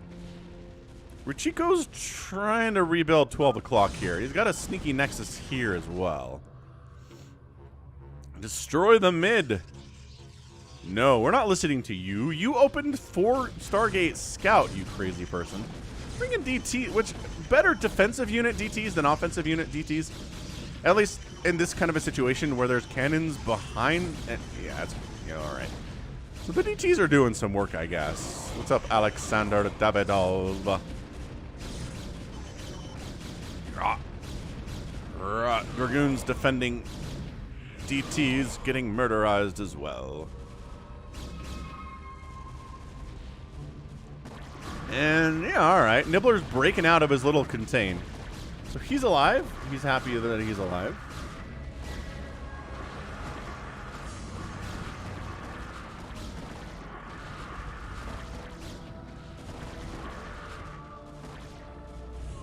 And by that I mean he's trying to break out.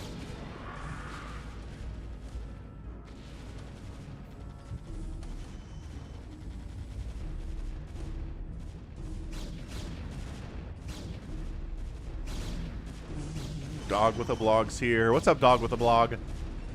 Your name is fun to say too. How's it going, dude? It is the Sunday stream. You are correct. So, I don't know. Team Blue seems like they're okay. This attack on top left didn't go particularly well. I mean, it killed a bunch of workers. He's only at 31 probes right now. But we got a giant mech army out of Kabunga. Kabunga's at 75 SCVs and 168 supply. He's kicking butt. Got a lot of siege tanks. They got +1/+1. Looking hot. Nibblers in the 1-1 club as well. And that, I mean, these 2 pylons maybe?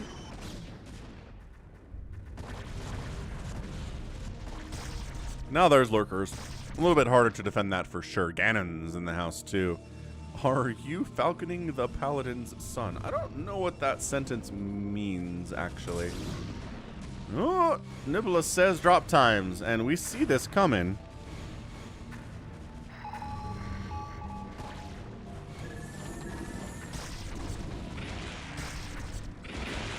Dropping in, some overlords are dying, some lurkers are burning though. Kabunga goes from 75 SCVs all the way down to 37 SCVs with the drop. Oh! Oh. Wait.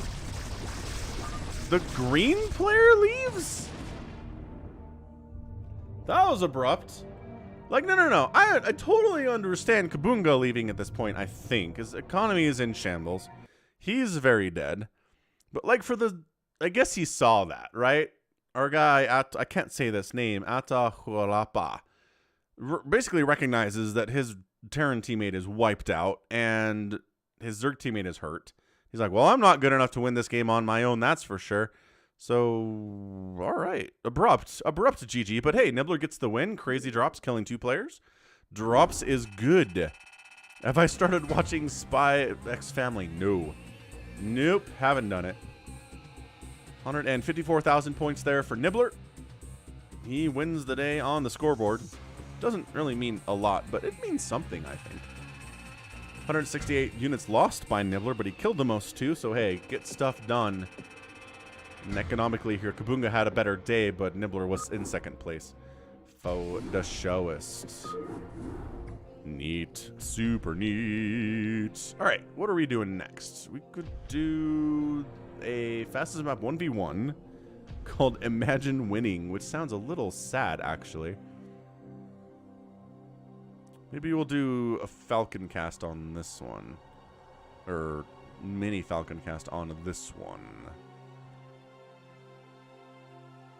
Let's go see. I'll be right back.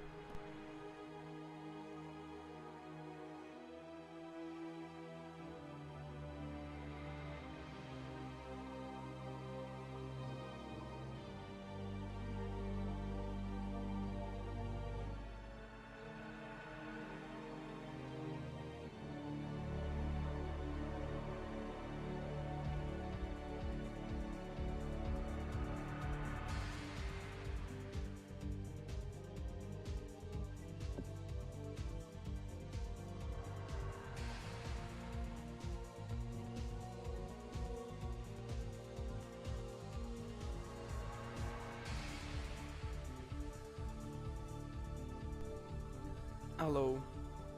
Hello.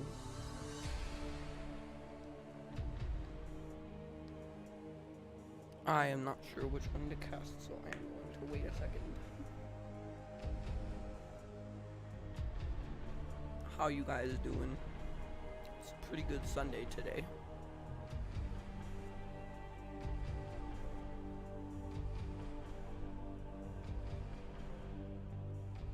What's up?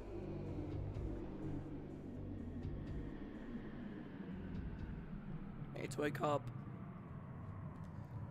Dad? Which one am I doing? Alright. Dog with a blog, you should be scared. It's mini Falcon time. but a dog. What the dog doing? Hello, Alexander Davidov.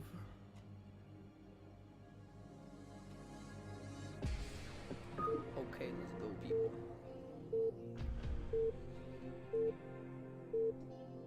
Greetings from the internet. Okay, so we got blue in top right, which is Protoss, and we got Zerg bottom left. Okay, so it's Zerg versus Protoss again. This is a pretty common matchup I get, but it's good.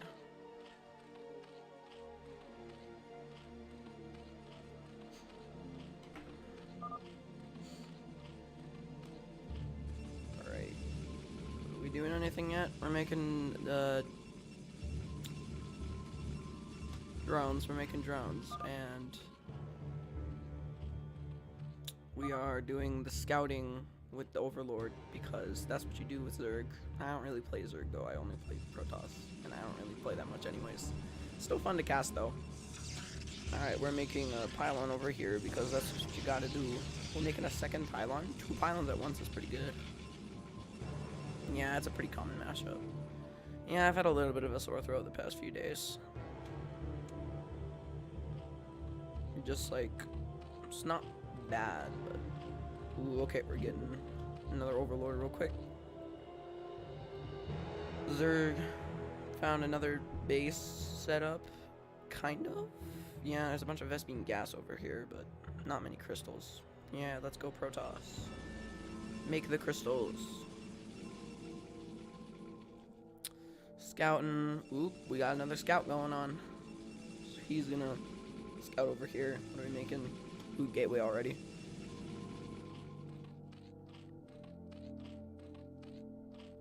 Alright, what are we making? Spawning pool and hatchery, part 2. It's a good thing. Has Zerg scouted much? Not quite yet. Alright. So we got the drone. Trying to scout another base, maybe. Potentially. Yep, okay, so he scouted some Vespene gas. This Overlord is still scouting. We have a drone, another Overlord going out to scout, which is good, I suppose. We got 3 pylons, and then we're making another gateway over here. Finally, a simulator for Vespene. The drones pass by each other without even knowing. Oh gosh, oh golly, you sure are right. Pineapple pizza, probably. It's probably a 50-50 chance that either it makes a cold literally kill you, or it makes it better. I honestly don't know. Ooh, we got the Zerg guy. He scouted the base, but he got a zealot already, so.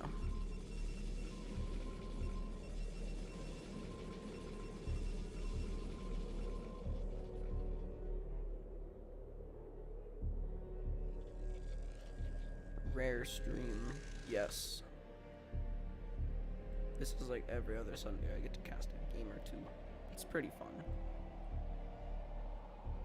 Ooh, okay, he spotted an Overlord. What are we making over here? Still just drones. Just drones still, but we do have a sunken colony. So we're probably gonna be making, what, lurkers from that? Yeah, lurkers. Okay, so his base is scouted. He's making a bunch of zealots though, so. Ooh, he's sending out the zealot storm.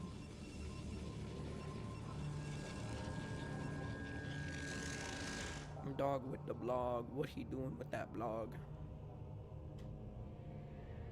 No, don't stop short, zealots. Finally, some Zerglings. Alright. We're building up bases. We got Zerglings going, and we got Zealots going. Z versus Z, except for one's slightly more expensive than the other. We got this Overlord scouting, trying to find another base. I think he found one. Ooh, but we got the Zerglings. They're going in. In for the kill. Go, Zerglings, go. Kill the zealots before they know you're there. No, Zerglings! What? Retreat. Okay, I think you barely damaged one, Zerglings. Come on. Bigger numbers. We got, what, 2 more Overlords there? Not bad. Ooh, okay, we got a Hydralistic Den. That's good. There's another base down here that you scouted.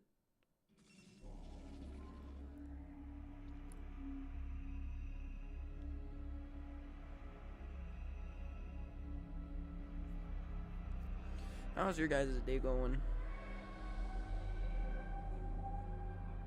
Got the Zerglings on the come up. I think we're making a Hydralisk. No, we're evolving the non-existent Hydralisks. Alright. Yes, sir. Yes, sir. We got Protoss Forges. What, 3 gateways? Bunch of pylons, because there's kind of many pylons. I like this map. I have not played on it though, so. I should play on this map. It looks fun.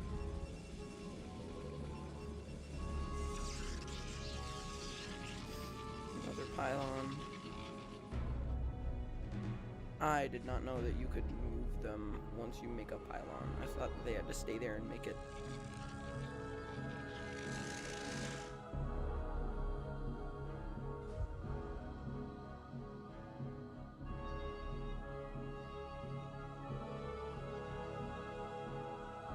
Not much happening except for we had an Overlord staring down. The wall happening. Oop, he's making photon cannons, and he's got dragoons coming in to take out that Overlord.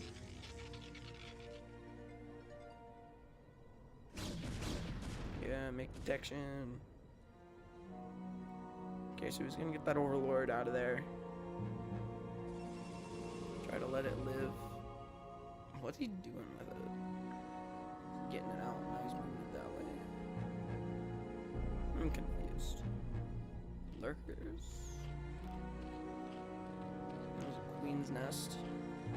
More sunken colonies. Yep, lurkers soon. And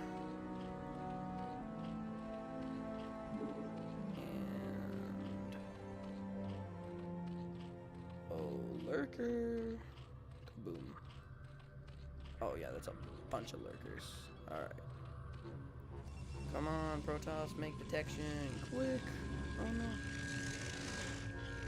Some photon cannons and some dragoons with zealots, but he's got 6 lurkers coming up there, so I'm really not sure how this is gonna go.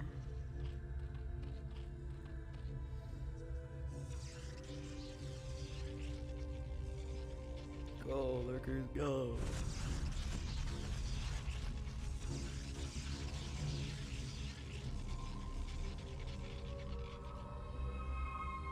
I have been watching my dad play StarCraft for a very, very long time.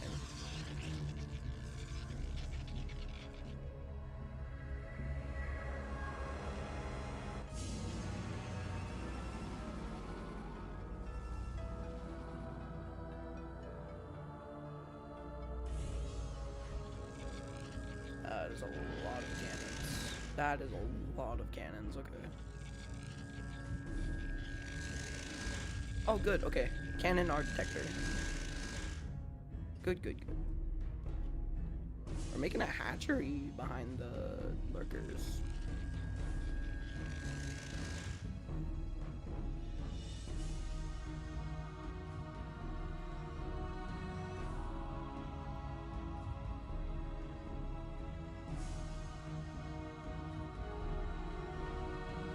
Yeah, my dad used to play a lot of World of Warcraft. Doesn't used to play a whole bunch of just like WoW and then WoW 2, I think. I did play it for a little bit. It was fun.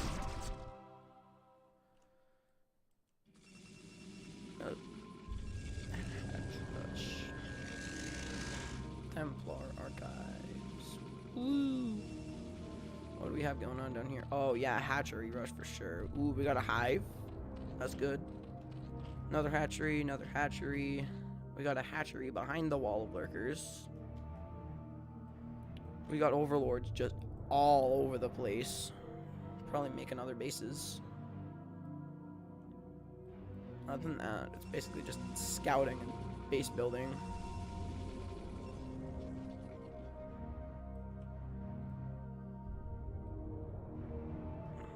WoW Classic is not bad, but held up to literally any other game like it in the modern era, it doesn't really hold up too well. Yeah. Zero detection in main, which is why he tried his best to make it just straight wall, block him off. Oh my gosh. Holy, he's going all in on lurkers. Oh my god. Oh, we got hydralisks. Ooh, hydralisks. And that's a lot of lurkers. Imagine winning. I did not realize that his name was literally Imagine Winning. Alright, we got a High Templar.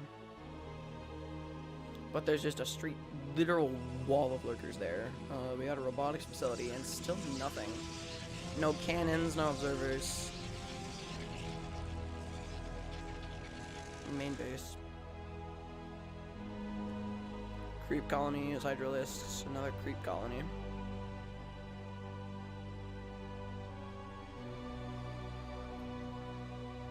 Yep. Which is why I usually lose, because he's got 4 Stargates. Ooh, he's going with Dragoons. That's what I usually do. I like playing Dragoons. It's fun, but I usually get rushed by my dad every time I do, because I spend too long not rushing him or applying pressure and just sitting at my base building up a little bit of Zealot and Dragoon, and then just hoping and praying that he doesn't rush me so I can get up a Stargate or 2 and then get some Dragoons there. It doesn't really ever work.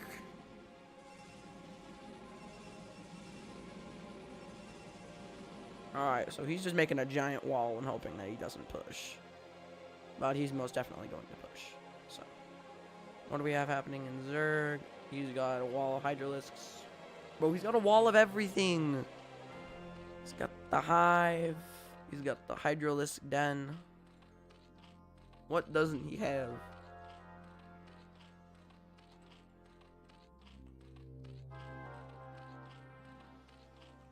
Alright. Yeah, they're being really, really passive right now. Walling up and waiting. Ooh, we got the upgrade to make them move faster. Cannon rush. So I just do bots and then move up really fast and then just spam cannons at his base, or spam cannons at my base. Oh duh, I can make cannons at my base.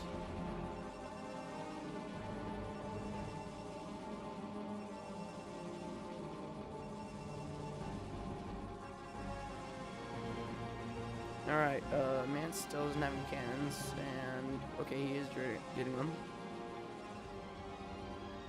Big drop.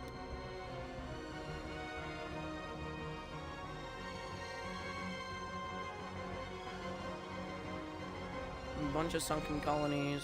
I don't think we're getting more lurkers though, because he knows he's have enough lurkers.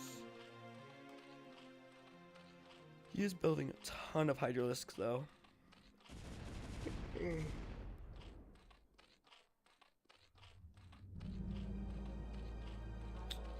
what are you, Ultralisk? Start with hiding a pylon in his base and slowly creep up with cannons. That sounds like a pretty good strategy. Ooh! No, he sent a bot in. The bot immediately died. He knows he's screwed. Stasis due to burrow lurkers. Does it also freeze like normal? Does it force them on burrow and freeze? Honestly, I don't know.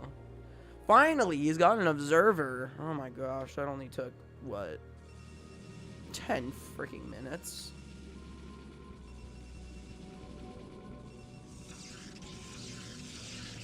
Single observer.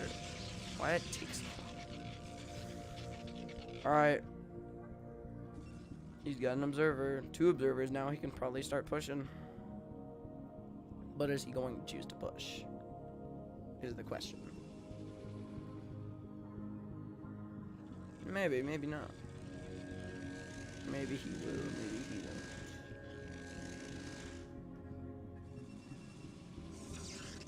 Finally, we have some carriers. Them in. Oh, yeah, okay. I think he's doing carriers to try and take out that giant wall of his. Literally just. He's just got a wall of overlords now.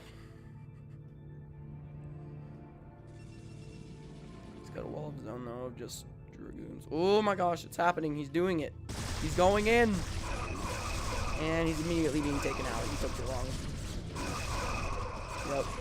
He took way too long there. So the dragoons are taking out the overlords without getting close enough to the lurkers. So he's gonna move the overlords back to try to get close enough to the lurkers so the dragoons die, which worked, and most of his dragoon forces are now gone. His entire wall has essentially been taken out at this point. So what is he going to do next? Oh no. No, the last dragoon's dead. Okay. We still have a wall of cannons though. There go his observers. Ooh, they're stealthed. That's cool. Alright, so he's still being passive even though literally he just got a whole bunch of his overlords taken out. Still building just, oh my gosh, so much Vespine gas on his part. Okay, they have a lot of resources right now. And greater spires.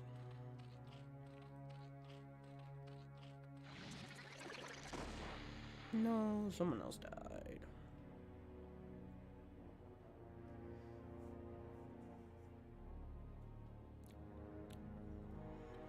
I think we're building High Templars and carriers. Put carriers. Alright. Let's see something interesting happen, eh? Put a whole everything into it. Alright. We got our wall. We got another wall, except for he is rushing hatcheries again. Not again. I mean, yeah, kind of, but also not. I have not played Zerg in a long time. I have not played this game in a hot minute. Alright. He's going all in with the hatcheries. It is slow, I know. He always gives me the slow games. And the ones with the anticlimactic endings. It's not cool.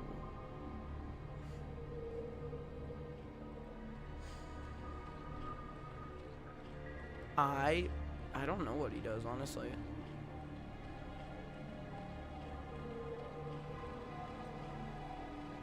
You want me to go check? I can go check, honestly. Nah, that would not be as fun as actually casting this game. Alright. Anything happening up here? Not really.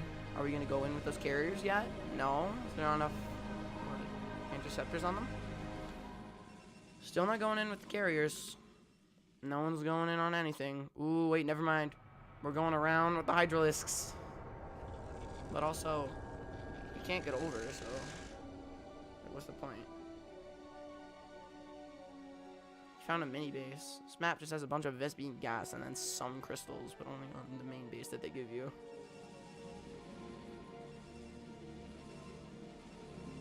One crystal. They give you a really, really, really, really fat mineral field to use. And then that's just it. Like, that's all the minerals they give you. Yeah, they give you a 50,000 mineral field. And then they just give you a bunch of Vespine gas. I like that. That's a good addition. Ooh, he's going in with the Hydralisks to make another den. Base. He's making another base? No, I think he's only making this one. Or at least reserving it, I suppose. Honestly, what I think Falcon does during my casts is he just goes on my computer. Oh! Oh, that makes a lot more sense. A bunch stacked on top of one another. Yeah, that makes sense. Okay. Yeah, what I think he does is he either goes on my computer and watches from there, or he watches from his phone or whatever. Something like that.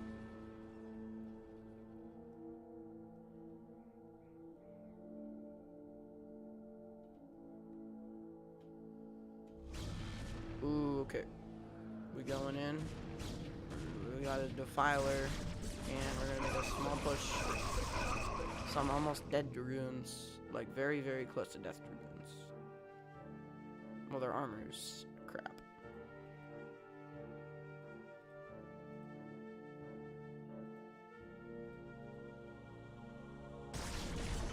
Go, dragoons, go. Take out something. Let's go, Kyle. Woo! Yeah, he's got a whole bunch of carriers up here. We got Reavers, too.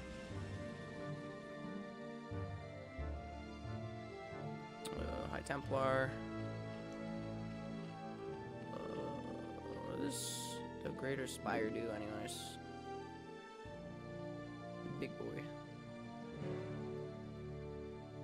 Not the photon cannon.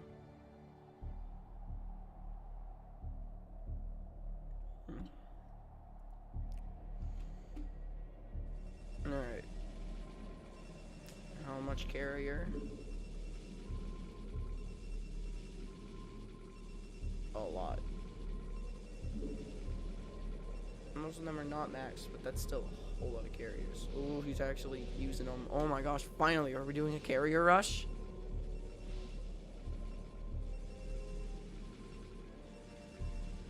No, we're just slightly moving them. Do something. It's almost been 20 minutes. Come on.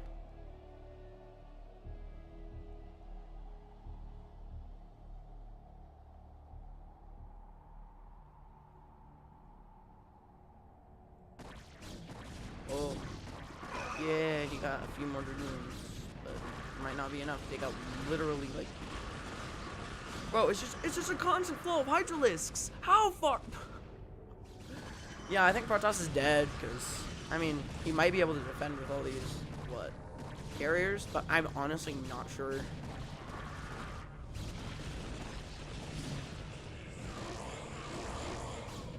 Oh.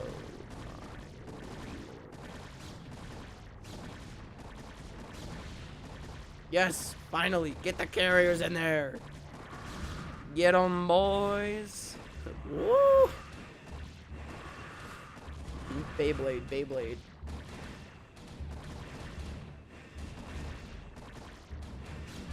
Get 'em. Go.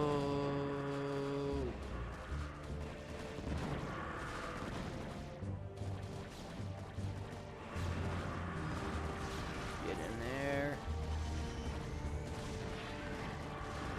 I mean, that is a whole bunch of carriers, though. And Reavers.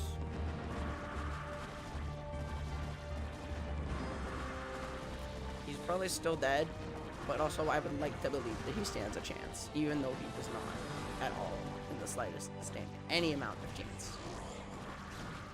You know, I'd like to believe that he maybe does. Is that secret Zerg base? He set up a secret Zerg base. Either that or it's just a small infantry of what are they? Hydralisks? Yeah. How many do we have left?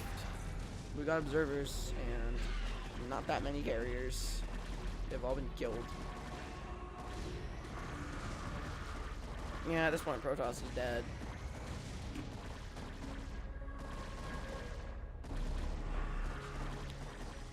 He's gonna retreat with his 3 carriers.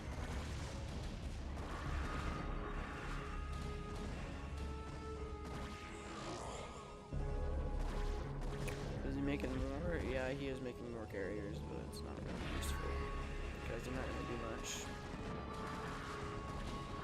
Oh shoot! Zerg left?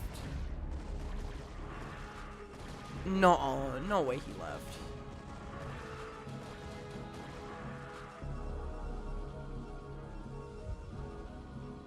What? Kill the Defiler.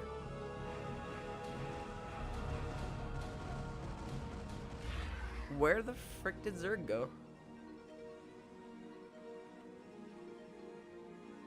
Is that just it? Is he just... No. Oh. No, my brain is just small. Okay. Sorry, guys. I pressed a button I wasn't supposed to press. Yeah, yeah, no, Protoss is dead. Yeah, I don't know how I did that, but...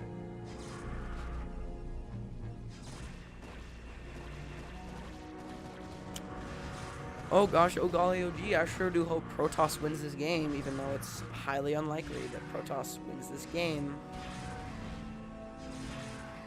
Oh gosh, oh golly, oh gee, GG, small brain. Nick T, the myth, the legend, the man. GG, small brain, indeed.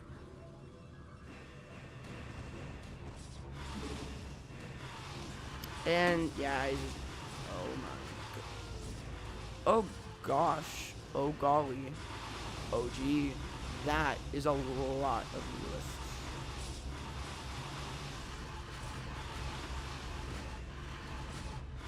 Yeah, even if the carriers stood a little bit of a chance, they no longer stand a chance. That's just it. The game is just over. Too many Hydralisks.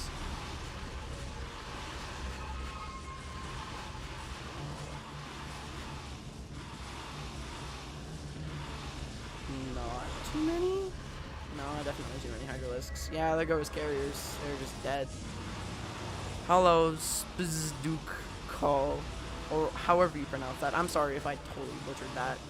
I am not good with names, or remembering names, or remembering anything, to be fair.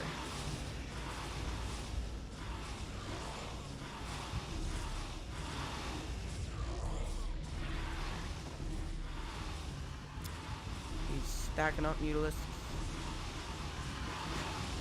More Mutalisk, because why not?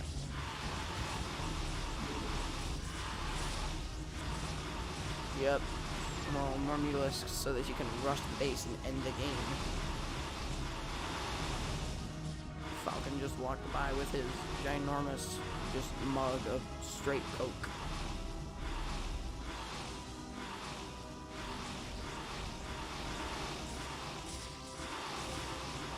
Yes. I was on just my headset and I knew what the game was like. Yeah, yes. I am very good at casting, obviously. I am obviously the best. Not really. Falcon seems to still do a better job than I can, but... Cow Juice! I remember you! You're from like 3 castings ago! Cow Juice! Alright, High Templar... Maybe last thing that could save it? Probably not. Most likely not. Yeah, this is just over. It's over for Protoss. It's been over for Protoss for like 10 straight minutes. You dragged out the inevitable for whatever reason. It's over, bro. Imagine winning. He imagined it and he failed. GG.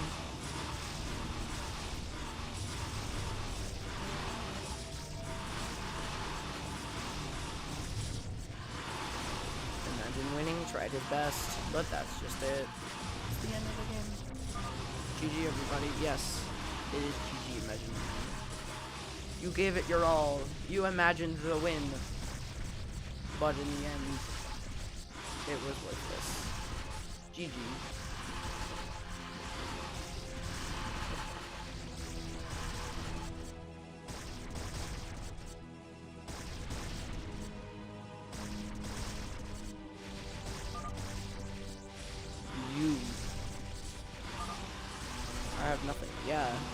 have nothing. He barely left his base. He just pushed up here a little bit. Oh, he got a single Dark Templar hiding. Oh gosh, oh golly, oh gee, that sure is funny. And the game ends in 2-1. Game over because you lose. Right? What? Yeah, he's gonna lose, right? Come on, don't prove me wrong. Never able to. Yeah. He literally could have left it any time in the early game to go set up a different base somewhere else. Or maybe just, you know, pushed past with literally anything else, but no. He had a bunch of carriers at one point. He could have literally just picked something up, brung it over here, and made another base, but no. Man, seriously just sat here.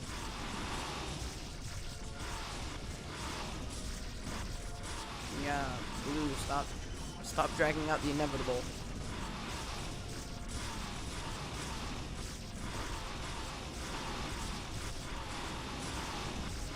Zergling moment.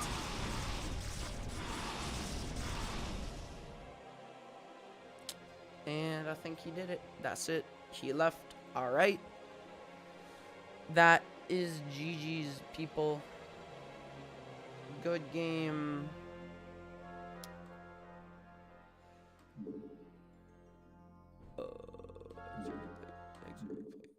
Alright. That was a good game, people. I mean, kind of. GG's. He really did not make that many structures.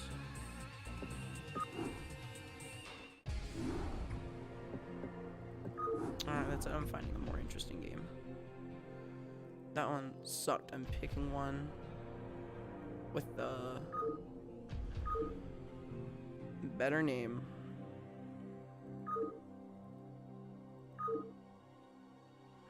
Stupid computer. Zerg versus Protoss again. Kind of sucked. Alright.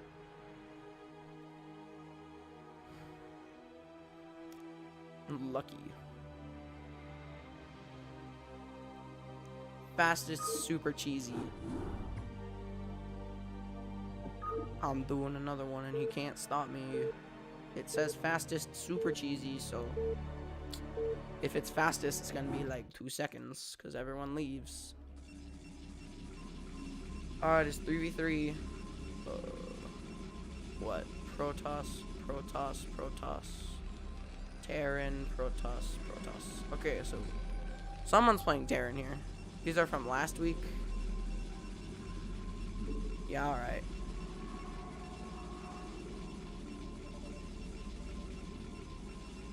Truth.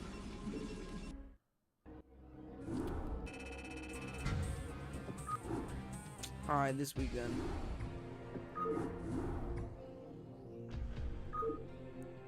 I'm sorry, Tuna.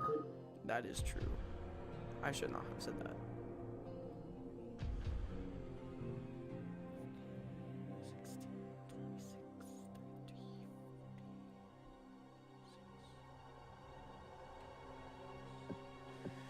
Yeah, I guess that's all from me then today. Hope you guys enjoyed and stuff and things.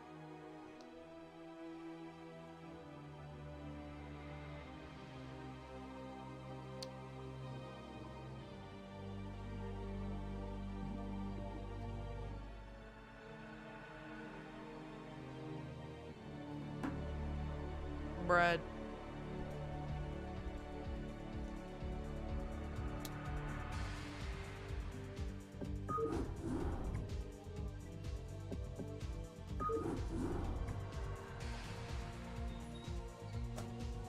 Bread moment.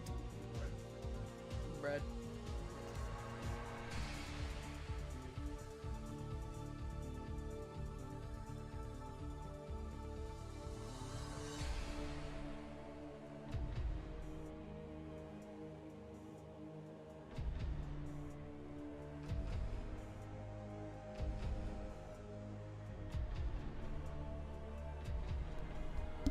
All right. Falcon is back. That was the Falcon minicast. Glad you enjoyed the cast, Cow Juice.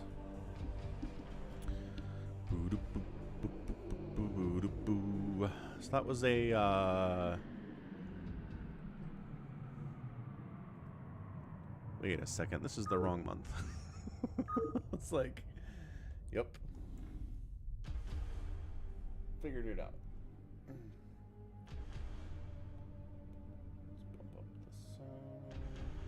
Little bit in game. All right, so I think we have 2 more replays for the week. So let's go ahead and do this 3v3 featuring our dude. Apparently, same dude from last week. I think everybody's favorite replay last week was one where it was a 3v3 and this one Zerg player basically single-handedly won the game for his teammates. So here we are on space. Ah, not top versus bottom. I hate it when this happens. All right, so... And there are different colors of blue. So this is... Let's see here. There we go. So this is going to be Team 1, UK JKP1. Is there a button that shows everything up again? And then his teammates are Ballin 1800, who's a Protoss player who is lighter blue. Different shades of blue. Then we have Squid Day Trader, who's a Terran who is pink in the top right. Team 2 is going to be represented by the Zerg player Yellow. He is 99. Bottom right here we have Wheels Off on the left side, who's a Protoss, who's orange, and then Adam Pierce on the right side, who is a teal Protoss player. I feel like we've seen Adam Pierce before.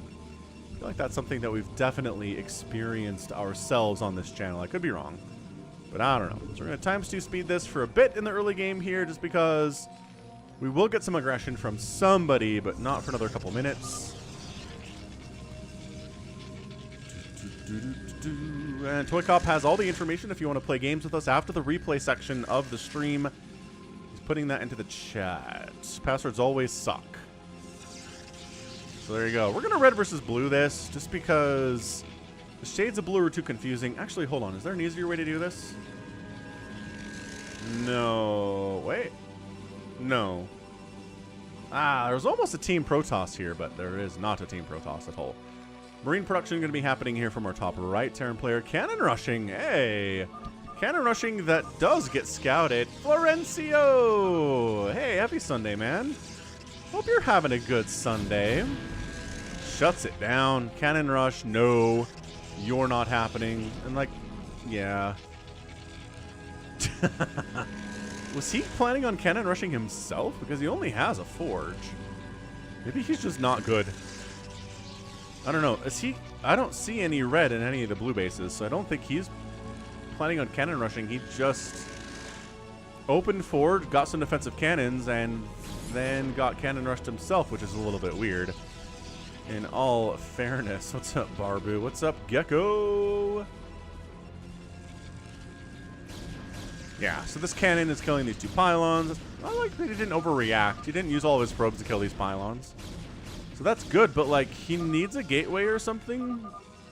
And our dude is at 16 workers, 100 total minerals. He really needs a gateway, like, now. Oh, he's doing that all up here, maybe? Oh, he is. Okay, good. So gateway's at the front. He's got some production. Cannoning up the middle is Team Blue a little bit. Marines pushing in right, but that's a lot of zealots and cannons. So like, I don't see this working at all. Nice, Florencio.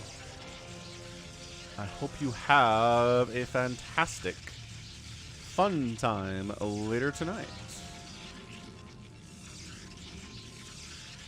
Now, I used to work Sundays. Not really my favorite thing. I mean, I guess some people could consider casting working, but I don't know. I enjoy it. It's definitely not, like, super passive, but I enjoy it for sure. So this is working. This is working for Team Marines here. It's okay. Save zealots. Don't go just, he says. Cannon around. Your base. Okay. So 99 is giving some instructions. Ah, yes. Cheese is on the Florencio menu tonight. Excellent. Florencio type cheese is always fantastic cheese. It's never bad. Get gas and DTs too. I think he's talking to this guy. Pretty sure 99 here, who again is our Zerg player, bottom right, who was maybe the hero of this replay. Spoiler alert. Oh, he's doing the little concave setup here. I think Nibbler kind of basically tried to do this as well. You know, anything that 99 does here, I'm going to believe in because he's insanely good. So maybe I'll try this on my next fastest game. Don't know. Weird place. I mean, I guess you want to put the bunker in range of the gateway, but kind of leaves it a little bit vulnerable. So additional round of Marines is coming in. Oh, a replacement SCV. I love that too. Dude, no. But finish the bunker. Finish the bunker. Good. Finishing the bunker. So let's die. Not attacking the SCV. Hey, can I play please is here. What's up, can I play please? All right, so bunker to fall back to. Zerg player might just be dead. Oh, and he was talking to Adam Pierce. 99 could have been talking to anybody, really. He's got 2 Protoss teammates, and he was telling each of them to cannon up around the edges and make DTs and stuff, so. Yeah, the lair looks volcanic. He's got double lair here, too. I love that. That's the pre-order for the remaster. If you pre-order the remastered release in 2016, which my golly was 7 years ago now. Was it really released? Was it really 16 when the remaster came out? My brain tells me that's what it is, but also part of my brain says, shut up, that's wrong.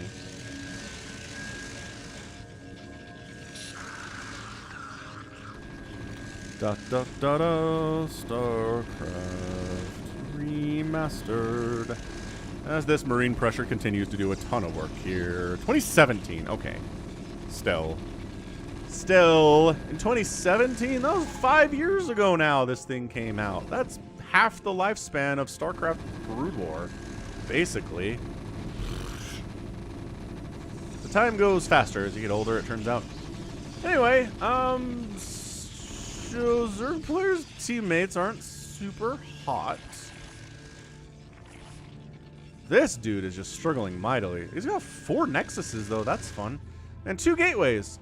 Wait, is this his stuff, too? Okay, he has 4 total gateways, which, I don't know. At 8 minutes in a fastest map seems like nothing. Dude, you need tanks so bad. And then this dude, freaking Adam Pierce, has no gateways at all. No building structures whatsoever, except for Nexuses. He's making 4 robos. Dude, you need siege tanks in the worst possible way. So he's finally making some factories, but he probably should have started that a minute ago. Once this marine stuff was working, he should have thrown down a factory, started siege mode like instantly as soon as he could. Yeah, so this is not the highest level of StarCraft we're looking at right now. Right? Like Ballin 1800 here, he's got 1,000,000 cannons and a gateway. And it's time to make some Stargates, he says. Can't necessarily disagree with your assessment, good sir. It's a lot of Hydralisks. And a lot of Hydralisks here, too. So Zerg players, both on opposite teams, are going for the Hydralisks. Marines are like, no. No robos. And then, like, 5 mutas come in, absorb the missile turret hits, so this can happen. And this drop is going to obliterate our Terran in the top right. So worker count goes from, like, 30 to 10 pretty quickly. And he might just be dead. Like, this is what happens when you get Lurker a Hydra dropped at 9 minutes and your army is over here. And here. And you don't have really anything to do with these Lurkers at all. So dead. Super dead. This Terran player is dead. Thank you, Cruz, says Adam Port. Is that who 99 is? Yeah, I mean, there's trying to float, but this Hydra control is really good. He's not allowing floating buildings to get out. So I think our Terran player here, Magenta, he's not going to have an additional command center. He doesn't.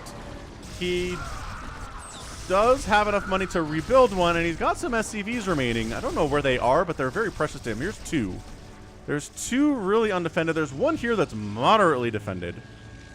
And I don't know where the 4th one is. Oh, here he is. Here's our guy. So 1, 2, 3 here. Run! Run! Get out of here, SCVs. Run now. Oh, I guess we need a Hold on a second. I need a cinnamon moment for this stream.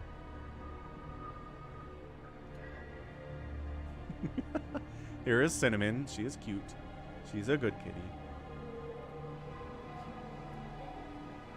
And maybe angry too. Oh, did I make that too big?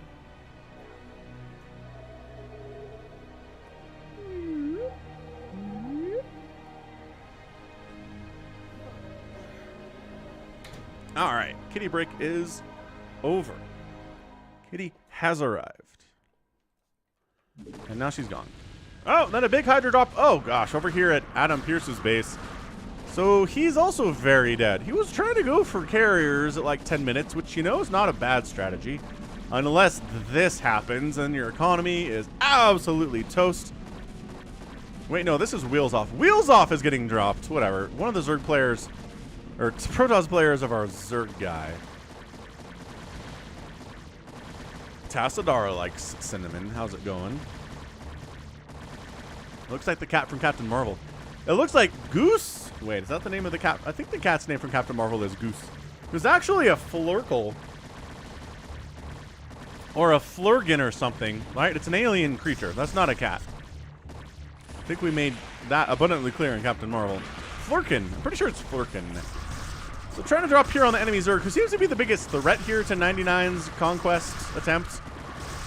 And yeah, he's handling it. Although lurkers are not getting dislodged. Carriers are here, but how much money do we have for interceptors? Some. We have some money for interceptors. About 1,700 minerals, y'all. Flurkin! See, I knew it. John Doe. John Doe knew it. John Doe. John Doe knew it. And these lurkers got some kills, man. 6 kills, 9 kills, 4 kills. They finally get cleared out. They're pretty expensive. So, like, 4 kills for a lurker is kind of the what you need to do to be awesome here, right? Anywho, fare thee well, all of the production. Looks like we're kind of trying to go Reaver drops over here for Adam Pierce. He's at 57 workers, which is pretty nice. Did he escape? How did he escape? Squid Day Trader escaped up here to the 12 o'clock. Alright, well, let's see what 99 can do here. I don't know if recovery is entirely possible for this dude, but do we have upgrades on these Hydras? No.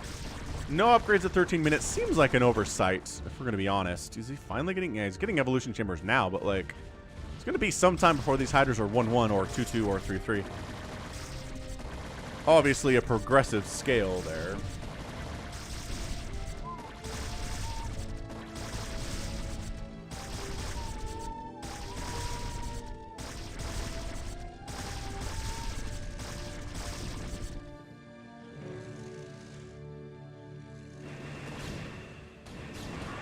Alright, well, these Hydras are, I mean, they were working together. Maybe this will work out. Holy drop, Batman. So yeah, he found Squid Day Trader's attempt at having command centers. Oh, look who has Mass Carrier up here too. Are we surprised by this? No. We are not surprised by this at all. Ah, the unloads into Cannonville. This is kind of the one thing you can do to defend against this is Cannonville. So our dude Ballin is down to 31 probes, but he does save a decent number of them, and all the lurkers are dead because Cannonville with carriers pretty decent against lurker drops. So it's not going to save you entirely, but it's really not bad either.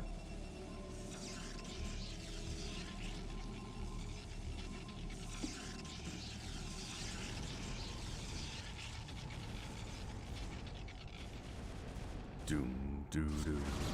Oh, random walking lurkers into Cannonville, also bad.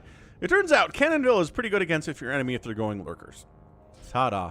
Unless, of course, Dark Swarm is involved, which no Dark Swarm is involved here at all from anybody.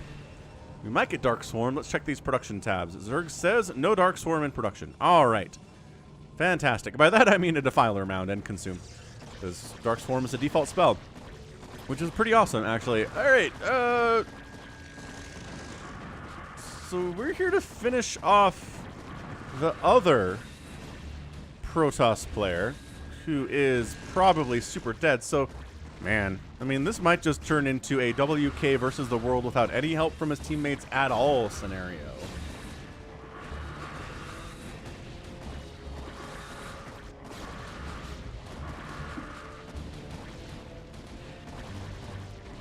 Hydra's in the mix here too because, I don't know, are they helping? Maybe. They're doing damage for sure.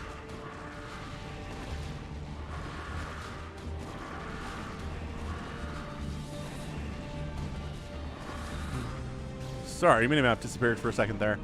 Yeah, so like look, Wheels Off has 8 probes. Somehow Adam Pierce has 36, but that's dropping fairly rapidly. As there's no splash damage killing them, but you know, single target damage will do the job eventually here too. No problem whatsoever. And then, hey, I'm a liar. We do have Defilers out. What's up, insane monkey? Welcome to the stream. We do have Defilers out. We've got Lurkers out. We have Dark Swarm popped. Everything changes now. Oh, done like a tiny bit of Devourer play from who? Oh, here they are. 2 Devourers. By that I mean 1 Devourer. And by that I mean 0 Devourers. So yeah, it's 99 versus the world here. Squid Day Trader's dead, basically. He did manage to get a command center. Oh, okay, he's mining. Squid Trader's not dead, he's mining. But, oh, Carrier versus oh, a Plague! Ooh! Carrier versus Carrier. Yeah, this is, I mean, when one of the Carrier groups is grape jellied and strawberry jellied, you're gonna have a bad time. Oh, plagued and acid spored. Disgusting. So 99, 68 supply. You know, his teammate with the Carriers and really nothing else is doing all right. I don't know. He can't really afford to keep building interceptors all that long. He's only got 400 minerals. By that I mean he has 100 minerals because he's building more probes. Oh, he has a Nexus somewhere? No. No, no, no. Oh, he's built on the corpse of the Terran player up here. Okay, maybe he'll come back from the dead too. There's a lot of dead people here is what I'm trying to say. Yeah, these Carriers should really not engage with Hydras or anything that can attack the Interceptors, because the Interceptors dying is a massive problem for Wheels Off. He can't really afford to replace them at all. Hydra Dark Swarm, excellent against Cannon.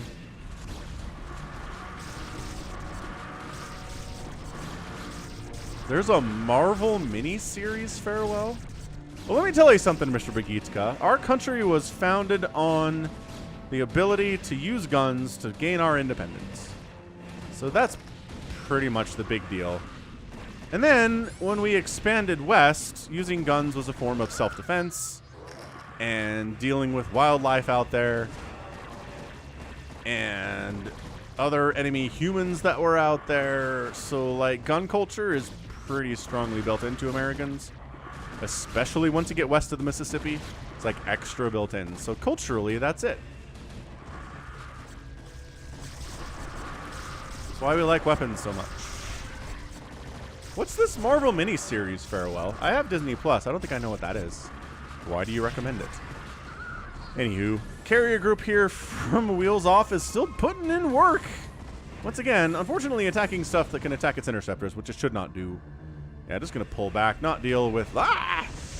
Uh-oh. Uh-oh. And once again, the support unit of the Devourer is here. Oh! By mini-series... Oh, you mean mini-series? Multiple mini-series. I mean, they're not technically mini-series. There's gonna be a second season of Loki. But some of them are just limited runs, yeah, I guess.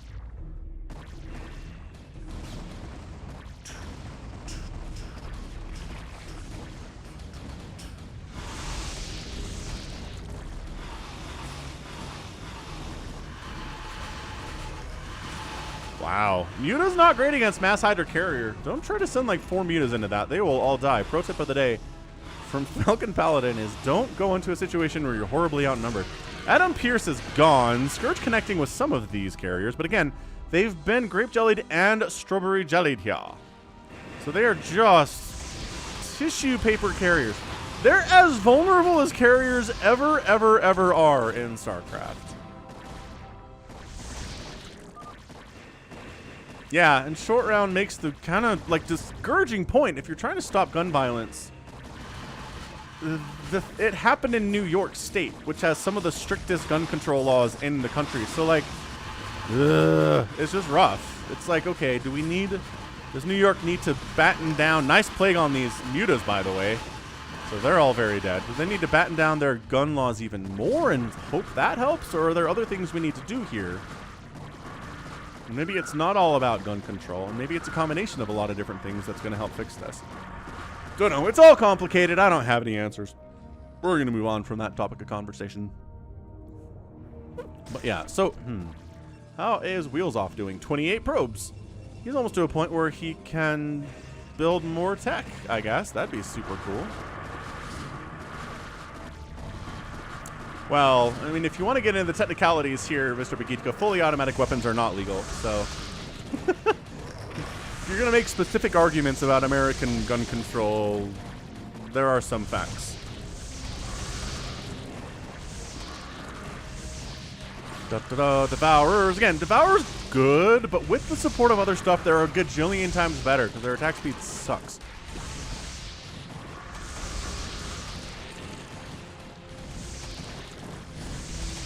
But, yeah, see, if enemy carriers are attacking the carriers when they're debuffed by the Devourers, that's ideal. The worst thing is if it's just Devourers attacking, especially if they're attacking Interceptors, which is super bad.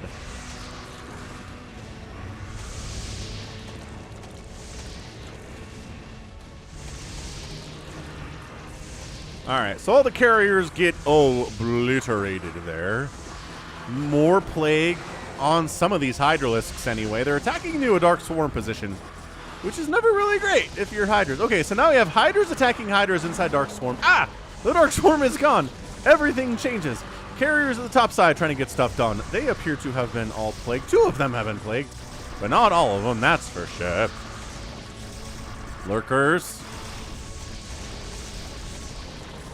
Trying to make lurker eggs inside the enemy base during a battle.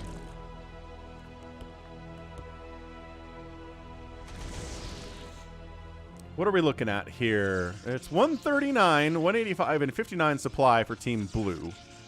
Squid Day Trader is actually kind of super back. He seems to be going for battle cruisers based on the sheer number of control towers we have here on these starports.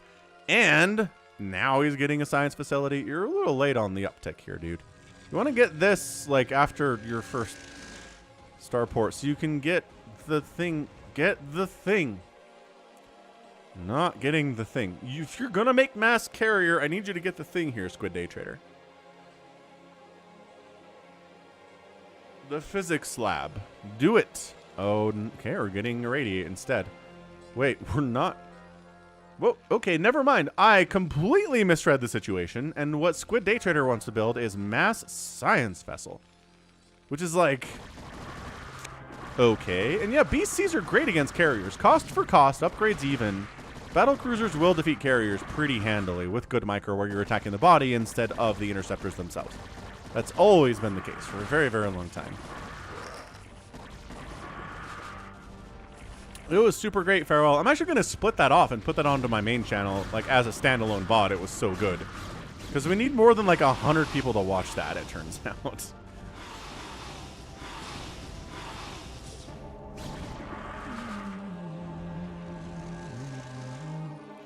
This is real. I've never seen someone go mass science vessels before. Not even in a fastest map team situation. This is, so irradiate's done. I guess you just wander in and like irradiate every single Devourer and every single Hydralisk and all the Guardians. And I mean, it's not bad.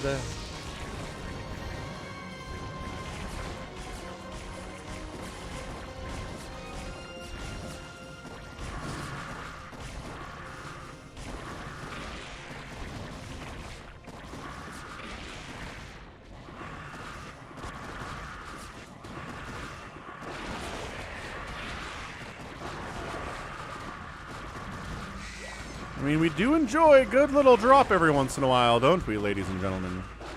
Little Dark Swarm drop here. It's hard to tell what's going on inside that Dark Swarm, but it looks like there are some 99 Hydras in here doing some work.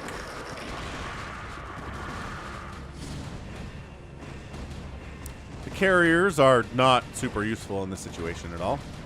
Hydras have wiped out the main hive. They're going after secondary and tertiary layers here, too. I want to know where these science... Here's the science vessel wall. There are some plans. There are some plans here from Squid Day Trader. Is he gonna boxer maneuver?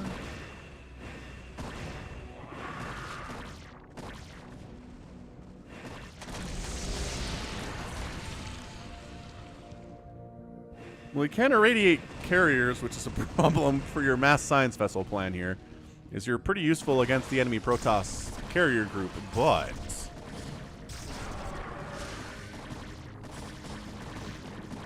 yeah, this Hydra group is still pretty awesome, actually. They're doing tons of work. They need to stop attacking... He's attacking the drones. Oh, okay, so there was a lurker sitting there. The Dark Swarm being gone actually helps 99 now. So this drone count for our Zerg player is down to 19, 18, 17, 16, 15, 14. I mean, again, without splash, that's 2. That's pretty much as fast as you can kill workers without splash damage. Hydra's trying to push top right. They're like, oh, look who's back from the dead. That's right. Wheels off is. He's at 133 supply. Yeah, Dave C. Irradiate doesn't one-shot Ultras. One-shots everything else Zerg has. Yeah. Yeah, 100%. Devourers get one-shot by Irradiate.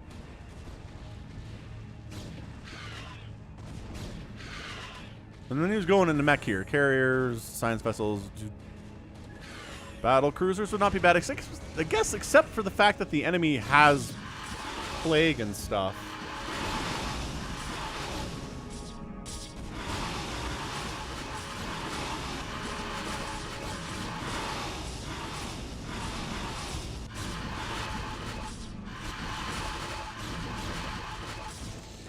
This is a pretty chaotic game, actually. A lot of carrier versus carrier action. Defensive Matrix supporting these carriers here. Fantastic stuff. And irradiating the Devourers. So 250 HP on a Devourer. Irradiate does...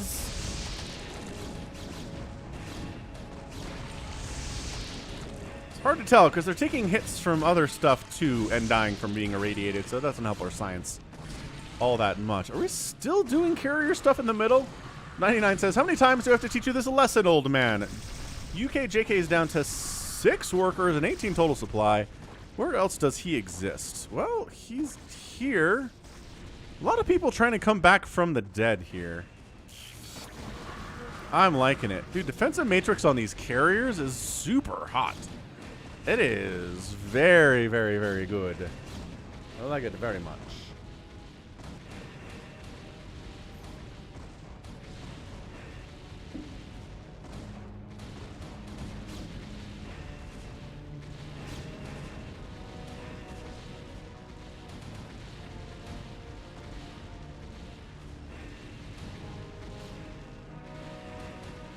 Bum, bum, bum.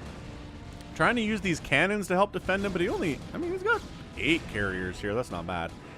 But 10 carriers with the support of science vessels is a little bit stronger. So our guy, looks like our dude, is going to die for the second time today. Senior Wills off. His worker count was nice. He was at 100-something supply. He is still, but not great.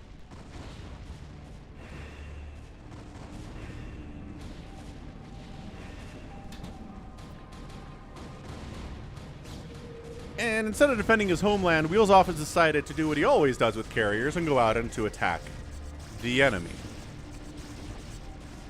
So Devourers do survive 1 irradiate. I feel like it's close.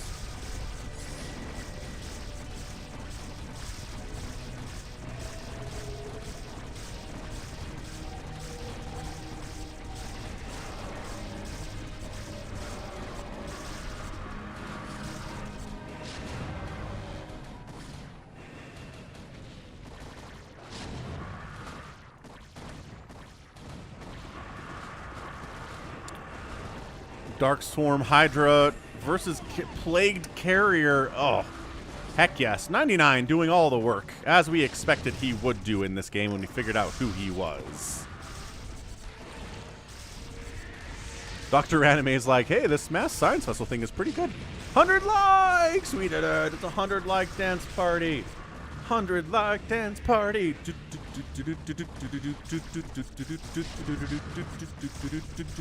100 likes. Woo! 5-minute dance experience now over. Man, have you guys watched Severance yet? I'm not like telling you need to, but by golly, if you can get like a free trial of Apple TV and watch Severance, I just recommend you do it for free for sure. Anyway, more Plagued Carrios, more Dark Swarm, more Hydralisk. Not a ton of Hydras here from 99. He's not maxed out either, but he close to it.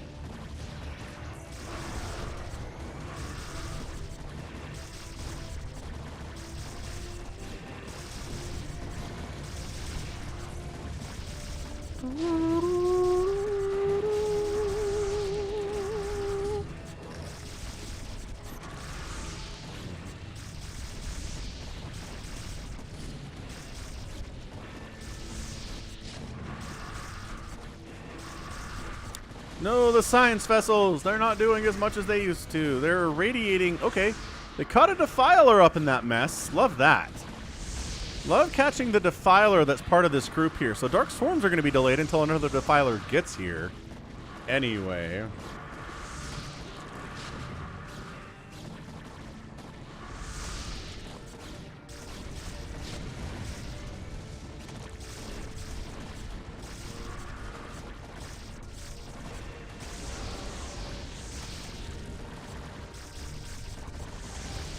I mean, it's not the biggest number of Hydralisks ever seen in the history of StarCraft, but it's a lot.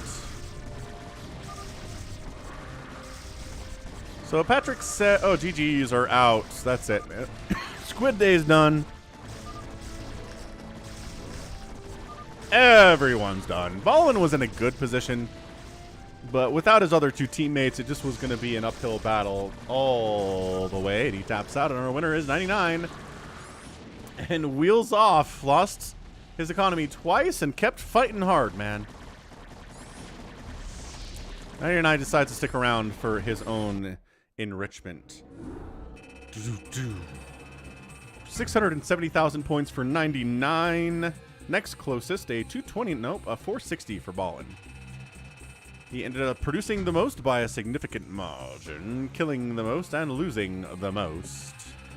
So Wikipedia says that a Radiate does 249.9 damage to a Devour. Yeah, so Devours can survive one Irradiate, but then they're like this close to dying. Like somebody sneezes at them and they die. Good game. Good game, carry game. I mean, Zerg carry game. All right, next up, another fastest map, a ZvP here that, again, our guy RJB was super excited about. So he sent me 2 replays today that he's really stoked by. So I'm curious to see what we end up getting. And it's going to be, yeah, we're going to red versus blue this. Left side is our Zerg player. It is Hello. And on the top right, it's Song, who is a red Protoss. So blue versus red here for the colorblind among you, who I do try to think of every time I start a cast. Because, I mean, I don't know. Try to make sure that everybody can watch StarCraft and be happy with it as well as we can. Yeah, Bjorn, that was 3v3 fastest are intense, chaotic situations that take a lot of work and a lot of effort. And being that good at it takes a ton of skill for sure. You're really good at making carriers. Roy and really enjoyed it too. Searcher says, what does a mine say when it explodes? I got laid. So gateway pressure coming in from the Protoss. You got to do it against a Zerg band. If you let a Zerg get to the late game as a Protoss, you're going to have a bad time. As we saw in that last game. So more pressure earlier, the better here from Song.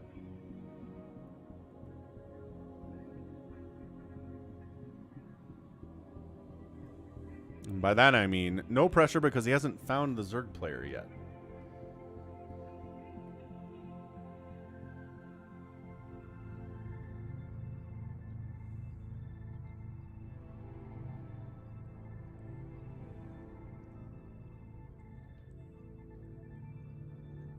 Is he still not finding? He doesn't know. Why does he not? Why didn't he check here? That was a weird scouting pattern. He threw up a pylon there and then like ran zealots to the other corner of the map for some reason. But sunken time is like now. Sunken time was 40 seconds ago. Possibly. So hit that sunken. Take it down. Make it die.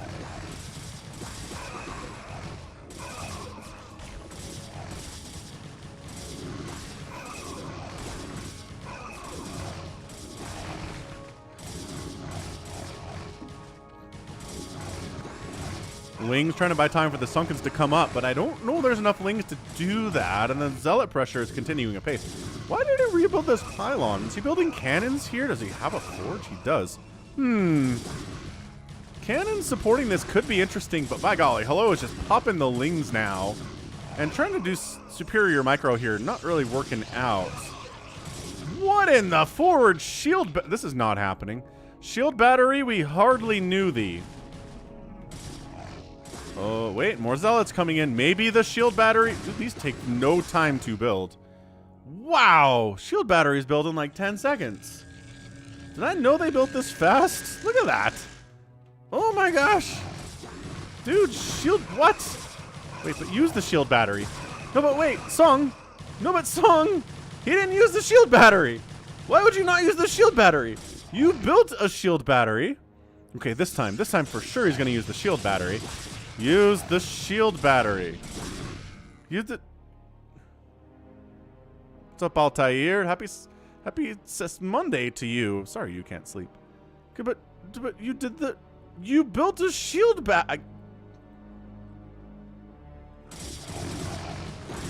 Hey, he's using the shield battery. Hooray! And all the shield energy is gone.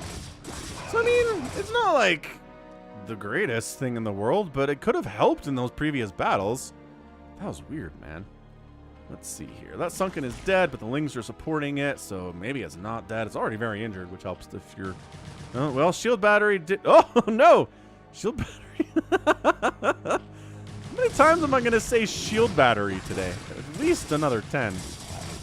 You know, unless it dies horribly, which it might. Citadel of Adun coming up back home for the Protoss. Hello's mounting an extremely impressive defense here with just Zerglings. I'm honestly, like, really liking what I'm seeing here. All right, so kills that creep, pulls back to the shield battery, which doesn't have a lot of energy at all. We might as well use... Yay! Instantly uses all of the energy. Buys him a couple more seconds, and then more Zealots cruise on in. Okay, RGB was not wrong. This is an intense match for sure. Shield battery's getting use. Oh, it might be dead. It might be... Nope, nope, nope. We're saving the shield battery. Ling counterattack? Ling counterattack. Ooh, this might be good, actually. No, hang on. Not a Ling counterattack at all. Instead, Lings come all the way back home. They really think about killing the shield battery, and then they just don't. Zealots don't have upgrades, do they? No, no one has upgrades yet. But +1's on the way from the Zealots, which is going to help a lot. Dude, just more Zealots keep getting made here and showing up in the nick of time. It's 33 to 21 workers. Shield battery, no. Shield battery, live. Dude, getting a Sunken up here would help a lot. And that's what he's been trying to do it here. Hello's been really trying to get that Sunken up in that position. Okay, so now the Zealots really have a hard time moving in at all. Zealot, Zergling run by. Are they really doing this, or is this more of a feint?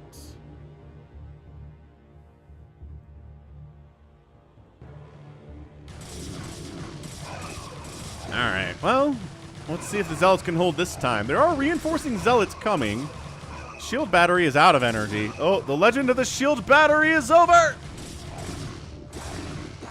Fare thee well, shield battery. DTs are coming in. Yeah. Bjorn saw that coming. Oh, but there is a detector, so like, so what? Like, where are your Corsairs? You can't just go DTs again, sir. They have overlords. Maybe he doesn't have an overlord next to his main. He does. He has a beautiful overlord spread. So like, this is not happening. This DT is gonna get what? 2 more kills. 0 more kills. Zealot pressure. This is the pressuriest. This is the pressuriest of pressuriest game. And I mean, this is how you prevent the Zerg player from getting huge, right? You never stop the pressure. You force them to make Hydras and Lings instead of drones that are only at 30 workers at 8 minutes in a fastest map. Which sucks. And then you make Hydras, but guess what? These Zealots have speed, baby.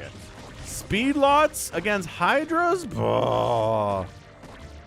Shield battery down. Mission failed. It's very sad the shield battery is down, but it did more work than a shield battery's done in my channel for like 6 months. So hey, yeah, Zealots taking Sunkens down, trying to deal with these Hydras, fighting with more Sunkens though. Yeah, this Sunken Hydra combo is working fairly well for Hello. This is great micro though. The Zealots are doing a nice little run by attack scenario, attacking what they can. Dude, but these extra Sunkens coming up. I don't know. Do we feel like the Zerg player has this? It's hard for me to say that. Oh, Storm is almost done. Almost done. What's up, X-Wing? Happy Sunday. Storm is done. Go! Brrr. That's the sound Storm makes. Brrr. Okay, it's not. It is not the sound Storm makes.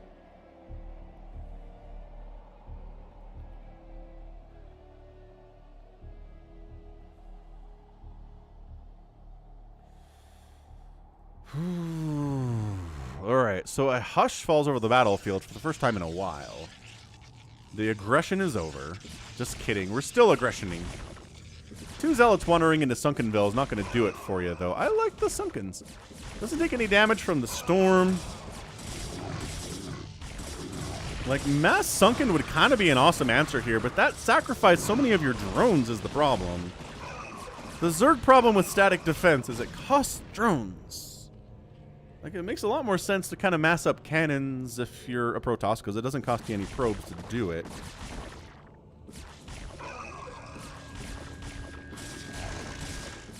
This is kind of amazing from Hello, I'm going to be honest with you. I would have folded in the first 3 minutes of this game. Short Round Operator says he thinks it's over. Over for who? You think it's over for the Protoss? Because, like, I don't know. Oh, he is just. Okay. Hello has no problem using drones for this. He's throwing up a lot of Sunkens.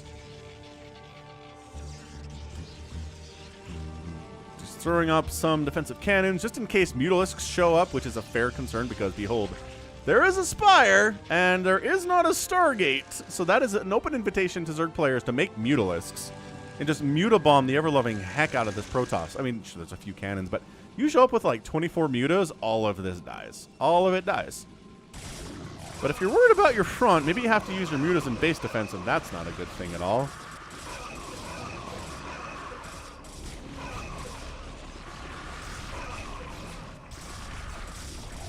Pushing, pushing, pushing. Yeah, I mean, look, these Sunkens are key. If these Sunkens didn't exist, I think the Zerg player might be dead. But the Sunkens are doing fantastic work. Quite possibly amazing work.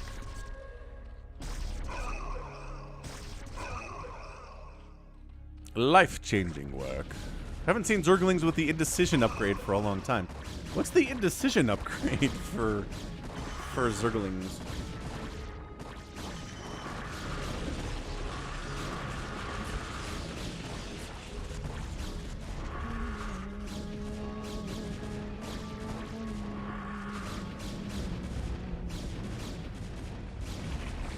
Yeah, I think Reavers are the follow-up for sure, X-Wing. You're correct.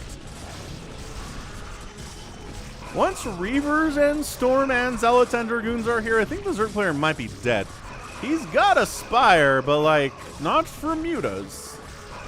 That's for sure. This creep is receding. Creep colonies dying all over the place. Drones wandering in. They try to put some damage done here, too, but they can't get all the way out because there's cannons on the support. Reavers take a while to build, but they are real powerful. Eric, I'll be here for about another couple hours, I think. Somewhere right around there. Boom, boom. After this game, we're gonna do a phantom mode to start things off as per usual, and then into whatever we feel like after that for the play live games portion of the stream. Ooh, this sunken being alive is really nice. All right, Reaver's out, and Hello's like, I gotta do something about this. This is just,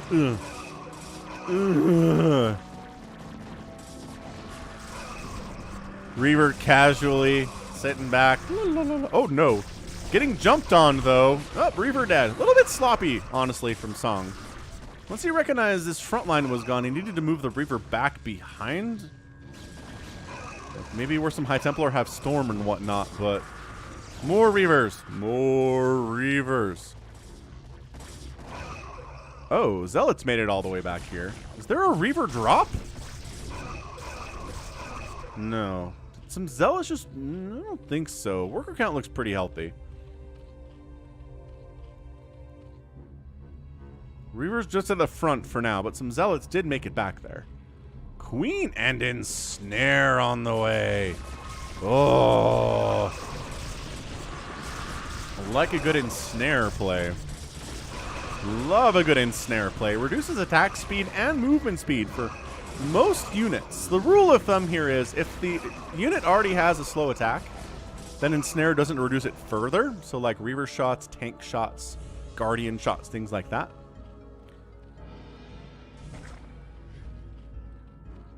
But if it has a fast attack speed, like Hydras or Zerglings or Dragoons or Zealots, then yeah, Ensnare does slow their attack speed. It's pretty fantastic.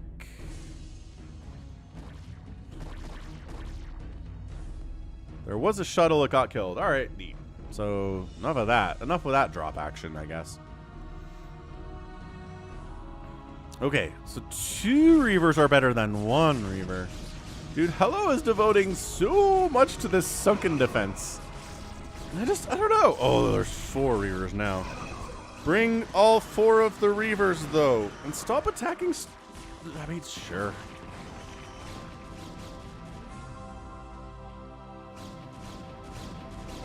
Take that, Spore Colony. Pow, pow, pow, pow, power wheels. Ooh, ooh. Gotta place our bets at this point, I think.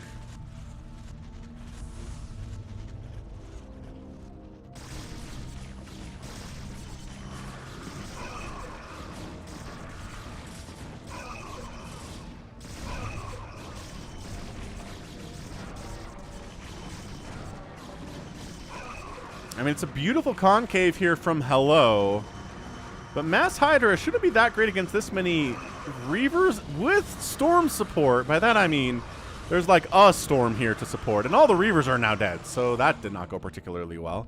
But still, Zerg players at 49 to 85 workers. What a discrepancy. Major problem here. Looks like most of you are voting for the Protoss to win in my poll that I just tossed into chat.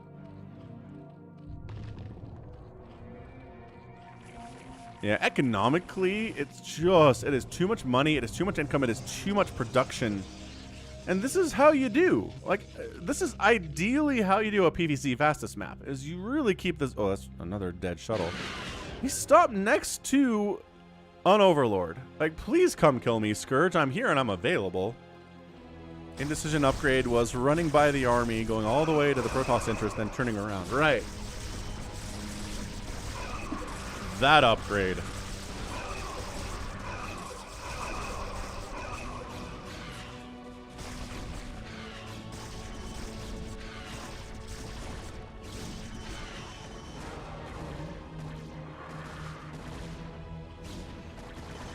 Oh, hang on. 3 shuttles, though. Uh-oh. Worker count 51. Oh, good. Actually, that was a fantastic drone pull. Are these empty? Dude, are you... What? The jukes from Song. He sends shuttles in so the drones get pulled and he pulls stuff back, but there's nothing in them.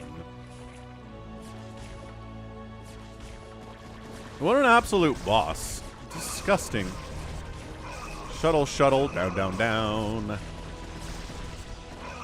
I mean, look, the Zerg player is staying alive. He's sniping High Templar, he's sniping Reavers. He's down 195 to 113 supply, which seems really problematic. And yeah, the poll result is 75% of you think the Protoss is going to win, which seems reasonable.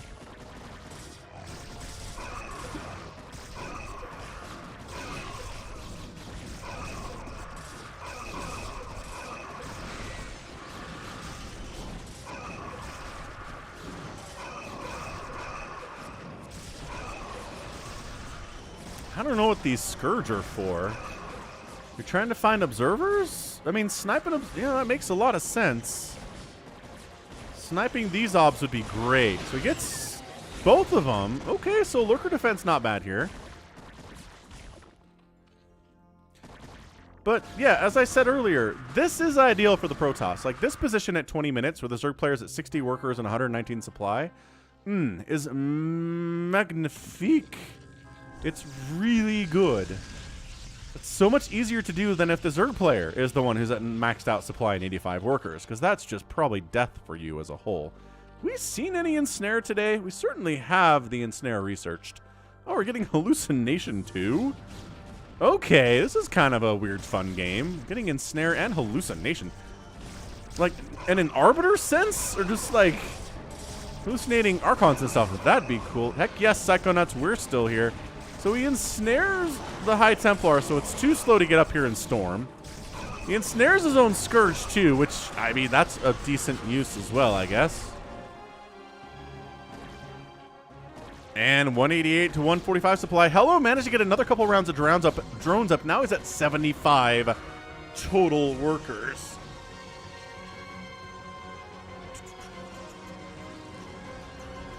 Fleet Beacon is up, so maybe transitioning into...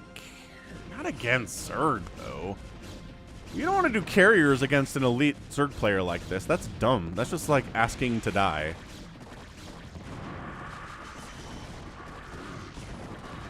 Yeah, this is great Zerg stuff. Reaver down, and then just pull back. And let the lurkers do the rest of the work here.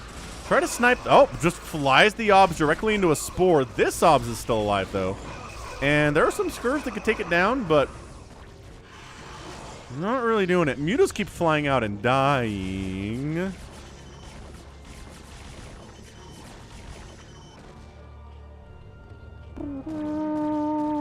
Oh, okay, just flying directly into the Hydra Scourge setup here. Oh, what? Got a storm off anyway. Dude, the unload. That was sick. That was a really, really sick play. Song's doing some work here. I don't know. I feel like Song has the advantage, but like... Hello's been defending so darn effectively today. He's got a Guardian out. I feel like 12 Guardians here would be amazing. Oh, he's making 8 more. Okay, good. So 9 Guardians here. Pretty great. If there isn't any High Templar, and right now there aren't, but there are definitely some coming... Yeah, honestly, go ahead and snipe down the Reavers. The Zealots will take care of themselves by dying, is what I mean. Dragoons wandering in here, too. Nice target firing. The Dragoons recognize they are good against the Guardians, and a good answer to them, too.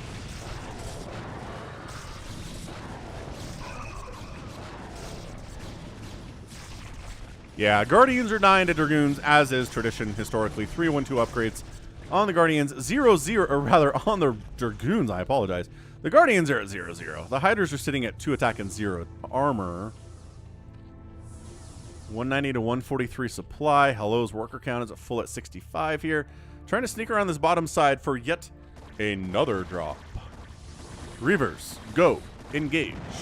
Scourge, connecting pretty effectively, actually. Reavers... Oh, focus and target firing the Greater Spire. Dude, they got it. The Greater Spire's dead.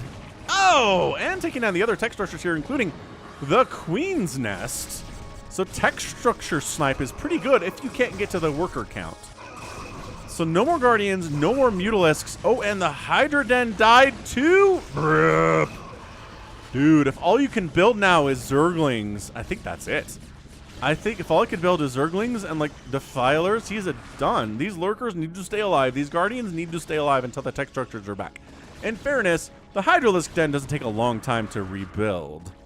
what's up, Hofwan? Nice. Thank you for liking the stream. Whether liking it metaphorically or actually clicking the like button, either way, I do appreciate it. Okay, so the Hydra Den is back. I shouldn't have panicked as much. Hydra Dens take about 5 seconds to build, too. This is definitely fastest registered user. Here comes Song. Really more aggressively pushing. Okay, he's just wandering Reavers into Sunkens now, though. That's not aggressively pushing. That's kind of mindlessly pushing.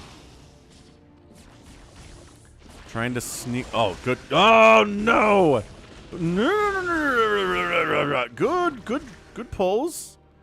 I mean, oh no, now to 35 workers now. All right, so Hello has just economically been hurt by quite a bit. This is kind of what fastest is all about for sure. Watch out for drops. The pressure at the front's going to be a problem too. Reavers being dumb. 183 to 92 supply. Hydras are back. Plague's on the way. Plague would be really, really useful here too. I mean, this isn't Song showing up with a maxed out army. Where's his stuff?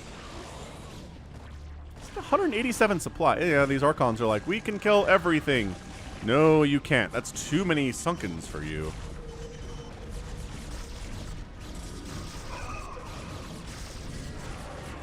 Dark, okay. Dark Swarm maybe can turn this around, but I'm not feeling good. It's 8,000 minerals for Song right now. He doesn't have a lot of gas. He's using the Dark Swarm against the Lurkers and against the Sunkens now. The tables have turned. And another great storm, catching some more workers all the way down to 27 drones now. Brutal. I think that's it. I'm smelling an end here. Hello doesn't have any money. He doesn't have any workers. He doesn't have enough supply. Dark Swarm is a miracle worker spell, but this might be a miracle that is too big. Reavers do not care about your Dark Swarm all that much, actually, it turns out. Dragoon, stop attacking. You are focus firing stuff inside Dark Swarm, you dummy. The Reavers will handle it. Oh, I guess the Dragoons died. Reaver down south. Sure, why not? Are these out of... Yeah, I think they're out of Scarabs. And Hello says, ow! Something in Korean here. But he has stopped playing. Reaver's got 8 kills. More Korean happening. Song has kind of a response, and GG. That's it. Our Protoss player is the winner here. Song gets an impressive victory. Disgustingly impressive victory today. 26 minutes on the game, 368,000 points for the Zerg, 414 for the Protoss. I mean, out killing the Zerg player while underproducing the Zerg player. That's some good cost effectiveness on that for sure. Buildings raised is 84 for the Protoss, which is a big number for a PvZ, but fastest map's a bit of a different animal for sure. And then outspent the Zerg player 119,000, 86,000. So yeah, if you're not going to get any pressure on your enemy in a fastest map economically, and they are pressuring you, you're just going to die. That's it. You're just going to die. So be sure again to check out RJB StarCraft on the YouTube search bar to find more fastest map content from RJB. He has the best fastest map content, and he supplies me with the best fastest map content too. All right, let's do a Phantom mode to start things off here. It's some really fun ones last week. Like, really, really good last week. So I'm hoping for some replays here. Use map settings, yada, yada, yada.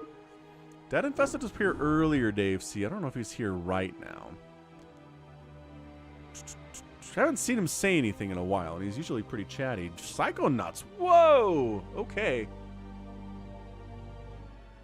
That was great. Danny Daniels, Psychonauts.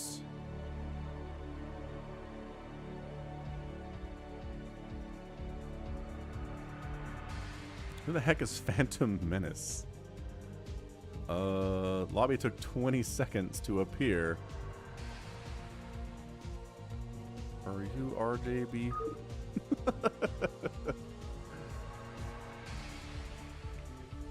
Yeah, I'm getting to the point where I can recognize RJB's...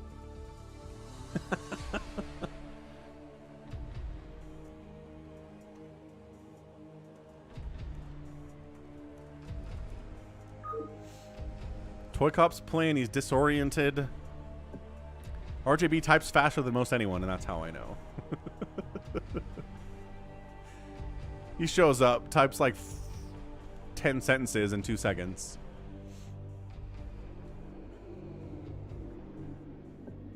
All right, let's go. We'll get a second game with our Phantom Menace in here. Well, this should be a lot of fun. Doop, doop, doop, doop. Bjorn's in on this one. He likes what he sees. I do too. All right, Tuna lagging a bit. That's not a... Tuna, no! Tuna.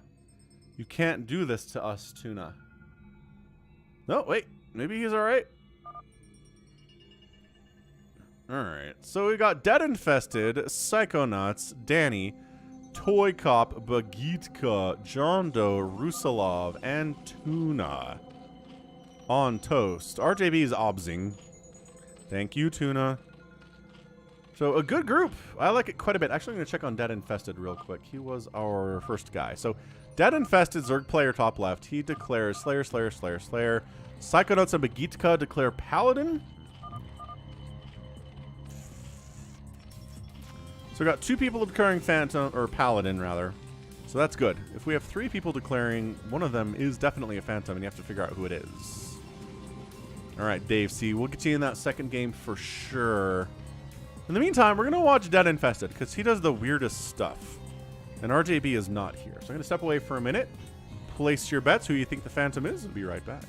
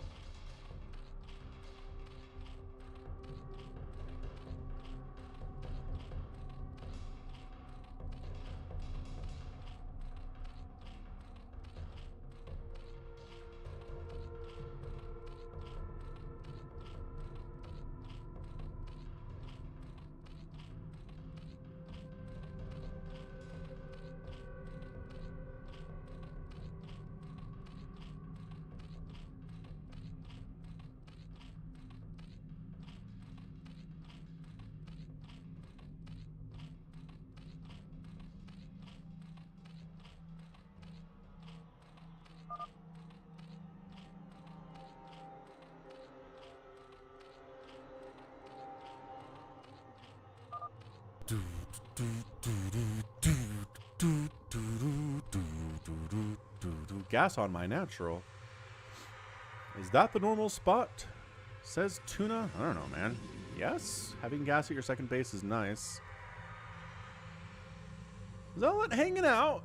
Something out of aggressive position here. We'll see what that does. Dead Infested seems to be playing it pretty straight. So if he is a Phantom, he's hiding it really well. And that's kind of key. Like, one of the things you can do as Phantom is be super aggressive with your extra income that you're getting and try to kill everybody else. But hiding and waiting for the chaos to creep in and for the players to kill each other and leave you alone and reducing the number of enemies you have is also a good way to do it too.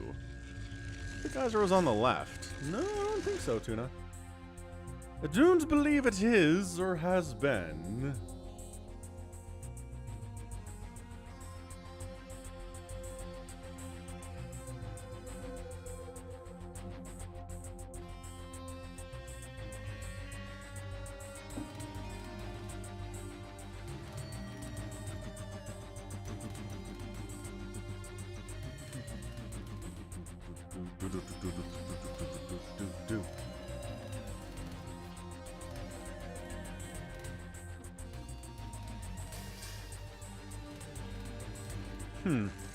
So now to play the game of who do we think the Phantom is? And honestly, I think whoever the Phantom is doing a pretty fantastic job of hiding it, right? Like, we're looking at no one went for Crazy Fest, like 7 gates or anything. And I guess White's a little sus. Yeah, CSOS agrees with me. Mr. Bagitka. I don't know. 1 gas, 2 racks into 2 factories with an academy is a lot to have at this stage of the game, and this number of Marines.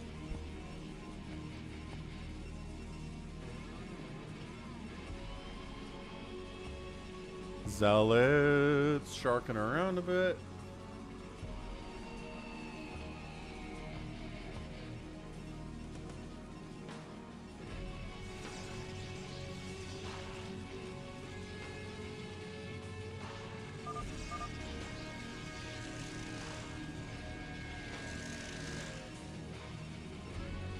Yeah, Bagitska, I don't know.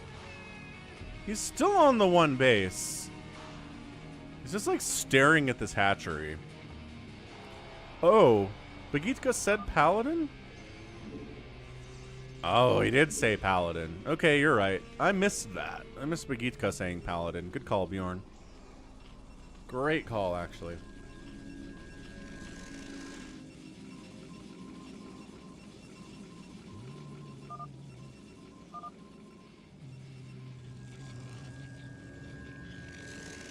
Dead created a macro hatch. He's got a lair. He's got a spire on 2 base. He's got 2 gas rolling. Everything looks fine for him.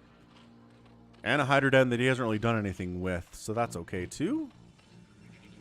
Right, said Fred. I am too sexy for my shirt. Too sexy for my shirt.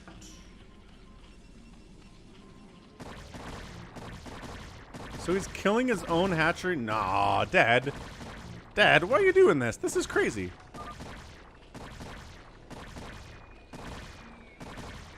Yeah, Daisy Ridley, Dave C. Yeah, she's pretty. She's fine. I don't think her character was written particularly well, and that's not her fault.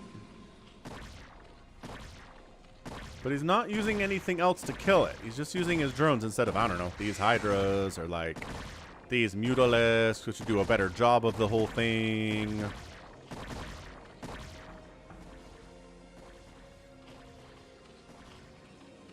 Paladin, ready to jump on any phantom that reveals themselves at this very moment. Which could be anyone. 30 points to self-kill. Do you get points for killing your own stuff in the final score? That's interesting, actually.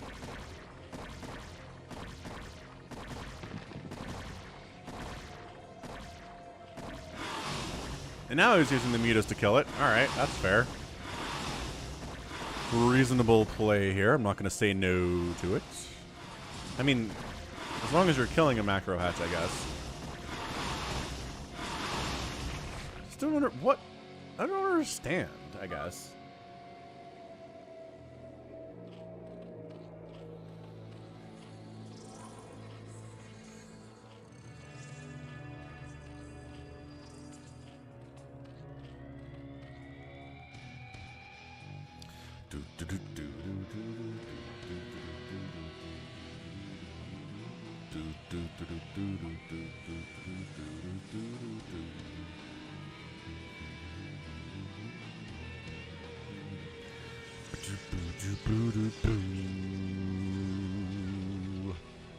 A hush and a silence falls over the crowd watching the Phantom Mode game as nothing is happening. James Knowles is here for the Sunday Fun Day. What's up, James? Glad you could make it. Always happy to see anybody who's here for the Sunday stream. Is there any Hollywood lead actress that is not at least a 7 out of 10, says Eric. Oh.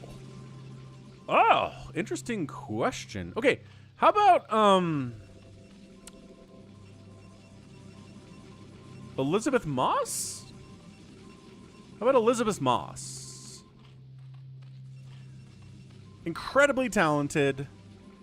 Really seems to get good, interesting parts that take advantage of her talent, but I would not say she's a 7 out of 10. And again, exceptions that make the rule, right? But I think there are exceptions to this.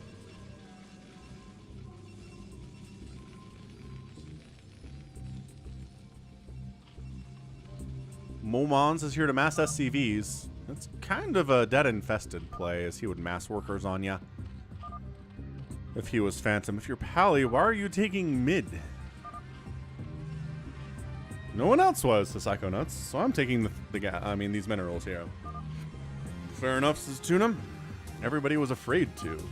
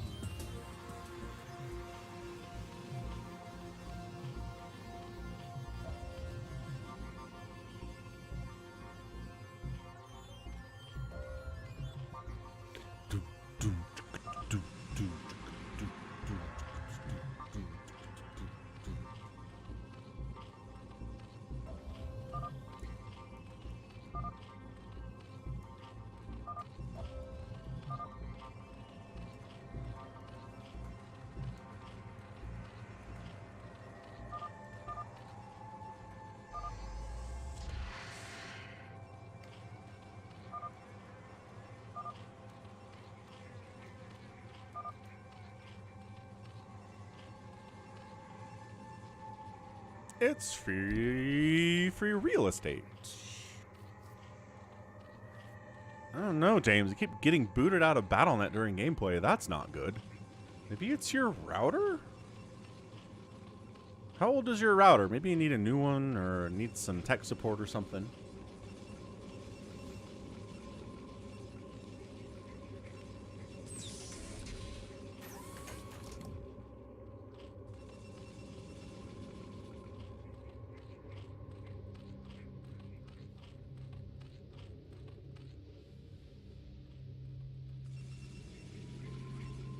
Four to 5 minute Queen's Nest. That's not hard when you're not making any lings for defense at all. I guess there's some lings and some lurkers here too. Oh! Mutas have decided they're gonna poke at orange here a little bit. Who is John Doe?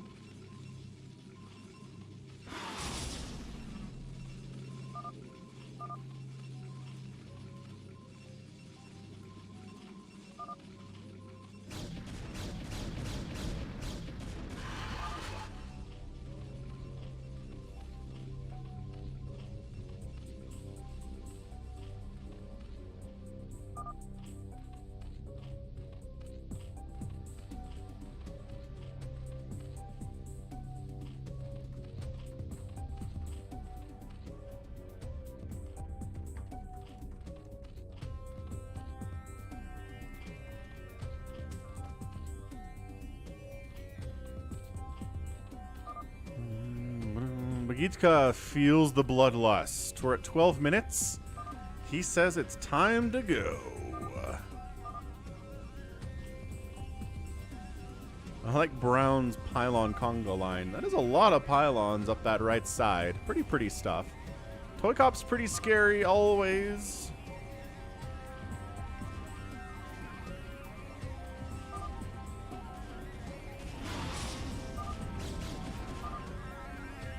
Man, Dead Infested just harassing Danny as well here. Dead Infested might just be killed. Dan Buddha, this is called Phantom mode.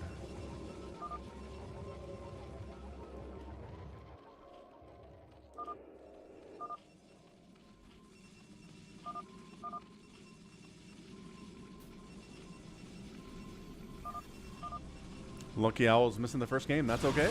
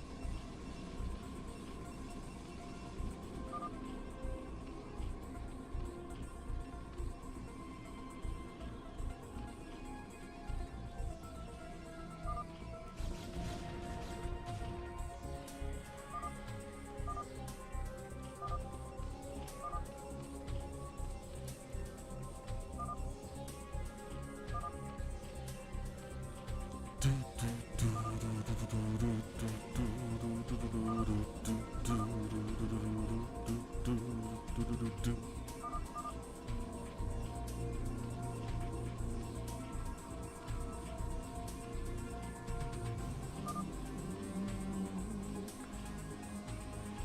So the two claimed, it's Psychonauts and Begitka, right?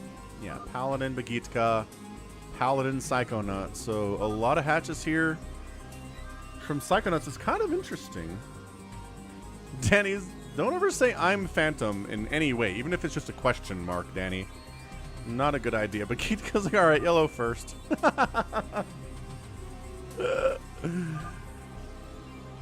Really, says Toy Cop? Question mark?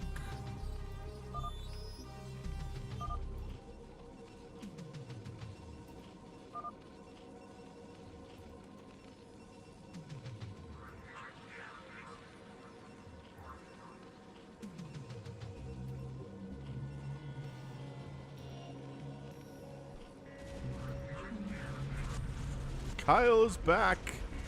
What's up, Kyle? Ultralisks are pushing on Danny. An ensnare connecting here too. Dead Infested helping the attack coming in here on our Protoss player, but he's got Storm, he's got cannons, he's ready to rock. Yeah, Kyle, 95 degrees. It is fairly toasty here too, honestly. 71 degrees right now in Utah. It was 87 yesterday. Oh, wow. And then John Doe decides to Reaver drop Dead Infested in the chaos. Yay! Danny declares that Brown is his ally. On the same page here. Oh, wow. And then Begitka decides that Dead Infested needs to die as well. So, okay. I guess Dead Infested is under attack. He leaves the game because he saw the writing on the wall, and he was a Slayer. So Dead Infested harassed some people, raised their ire, and then got very killed.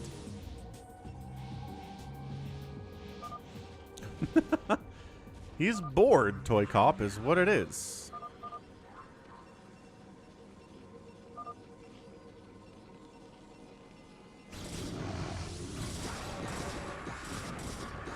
Wait, who are we attacking now? We're going after blue? Everyone's decided that Tuna's a bad guy. Dark Swarm is up, though. Can he hold against the onslaught of John Doe?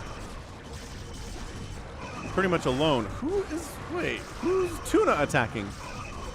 Tuna's attacking John Doe. Tuna's decided to side with his fellow Zerg player. Yeah, it's time for it to be crazy, says SOS. True facts. Okay, now who's Mr. Begitka is attacking Brown, who's Toy Cop. So Toy Cop is under suspicion. John Doe's been very quiet, which indicates maybe he is our guy. I still love you, Kyle. $20 super chat. Thank you, Kyle. Member of the channel and throwing down a super chat. Is our guy. Thank you so much, Kyle. Where's Mike the Mutalisk? Don't know where he is. Anyway, Facebook class action lawsuit check came. Here's Falcon's cut. Always remember to kick upstairs, boys. Wow. Thank you, Kyle. What is this Facebook class action lawsuit? I'm on Facebook. I have a Facebook account. Why am I not getting class action money?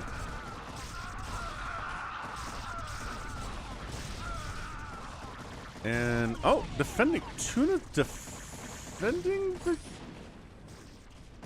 Tuna's attacking Mr. Begitka, who's a declared paladin. Mr. Begitka is pushing on Toy Cop. Tuna is going after John Doe, and yeah, the cluster is underway here.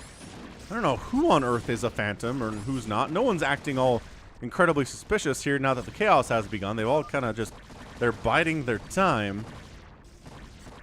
Tuna's not really doing one way or the other here. He doesn't seem to be attacking anybody, just kind of hanging out. The battle cruisers have arrived. Battle cruiser play here for Mr. Begitka. He has decided that Toy Cop is suspicious and he's going to kill him. And he's doing it.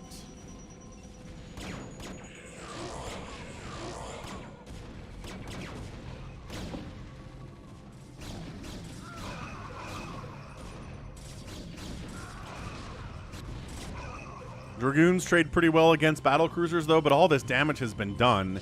And Toy Cop's in trouble unless he's a Phantom here. I don't know. John Doe does not have a lot. Yeah, SOS.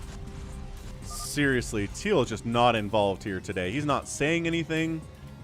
He's not attacking anyone. He's not even really being forced to defend at all. Well, it's Rusalov. Rusalov is quiet, traditionally.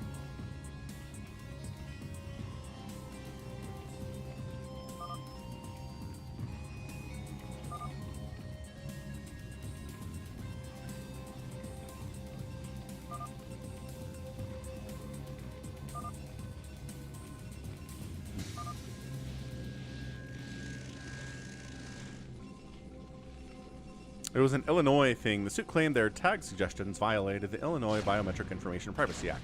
Oh. Well, that's very cool, Patrick. Congratulations. I didn't hear about that. I'll have to look into that more. That sounds pretty interesting. And yeah, Tanner, I think, is correct. I think the most successful strategy we've seen from Phantoms is letting the chaos reign, letting everybody kill each other, and then when there's like 2 people left, then you move.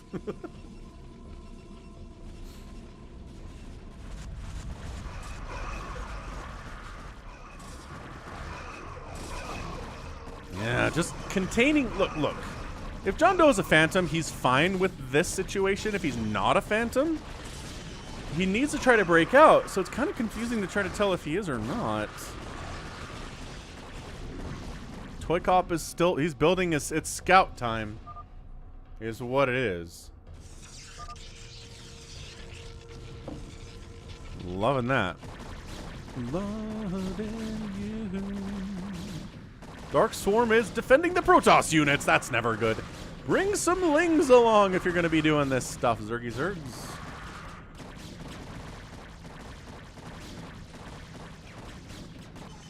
Ah, they spent all that time attacking the Dragoon inside the Dark Swarm.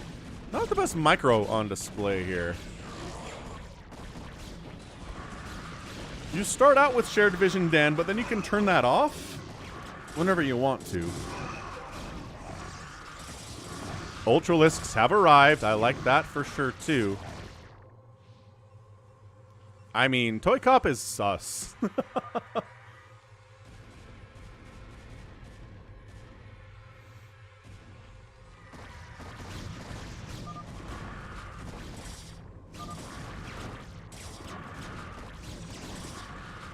I got attacked by BCs, so I'm making scouts. Not a terrible idea. Yeah, alright, so John Doe's getting dropped. He's getting hit from battle cruisers on the right side. He's got Ultras and Hydralisks from the north. So John Doe's removed from the equation. We'll see what he is when he dies. The time for that is coming soon.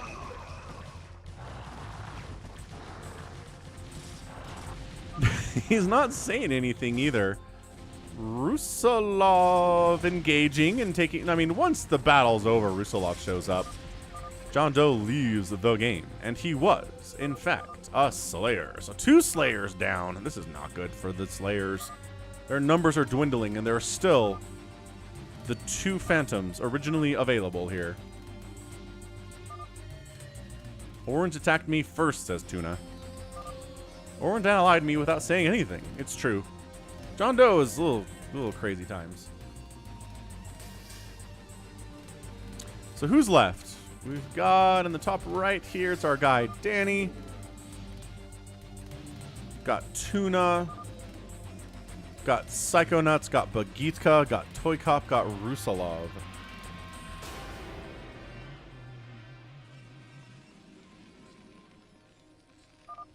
Scout group continuing to increase here. Toy Cop's got a lot of money. He's still producing off of every Stargate that he has. And scouts are not cheap.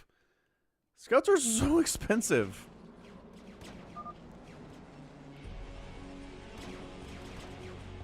Alright, so the battle cruisers have arrived.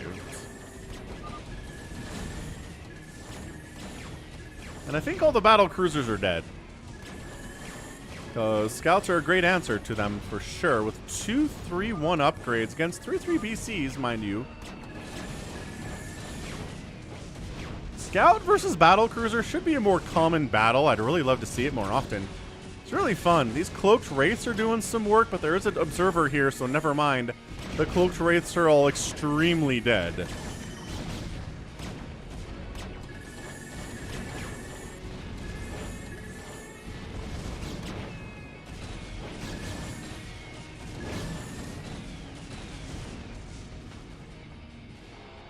All right. Well, that was bad.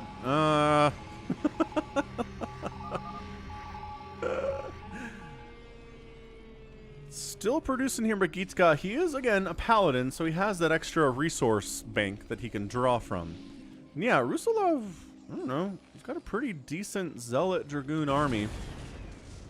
Kind of hanging, doesn't have a lot of production here. Toy Cop continuing to produce off of 5 Stargates, which seems like a lot.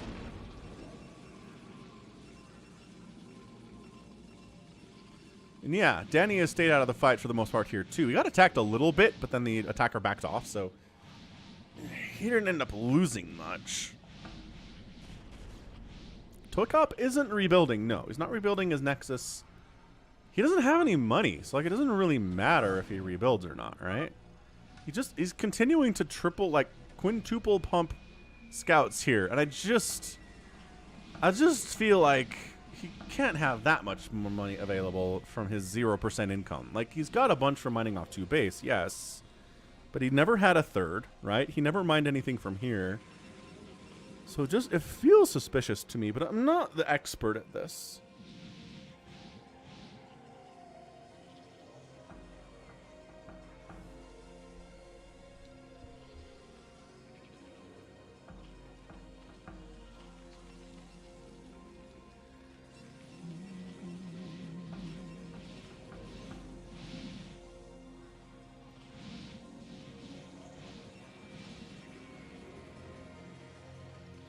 Interested in getting whatever gas they can get from Dead's second assimilator here. And yeah, it looks like Toy Cop is expanding up here too to take the rest of Dead Infested's income that he didn't bother to take because he's dead too. Bagitka's base is this. He's got 1, 2, 3, 4, 5 starports building with, I mean, these have to be wraiths, so it's not all battle cruiser. Oh, so yeah, definitely the only true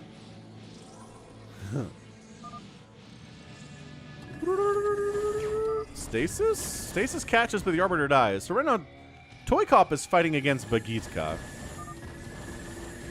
And that's the only real fight we have going on right now.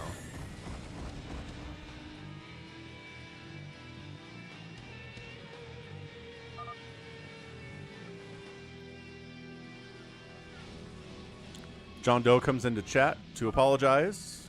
Dead Infested says, no, I started the chaos. It was bound to happen anyway. Still the fight in the middle here. Just picking off individuals.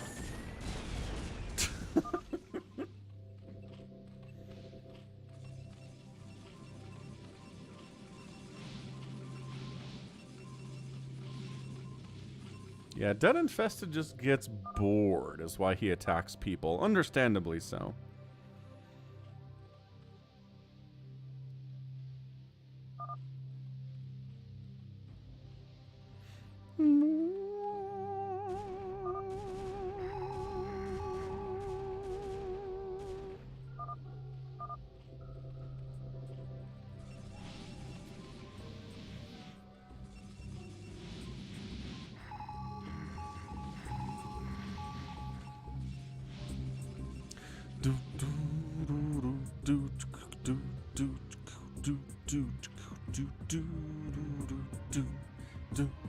The suspense is killing everyone. Okay, look, honestly, Toy Cop is... Look! You guys! Toy Cop is still building. He started producing zealots now. You guys... Look! Look at Toy Cop! Is anyone listening to the stream? You might not be listening to the stream.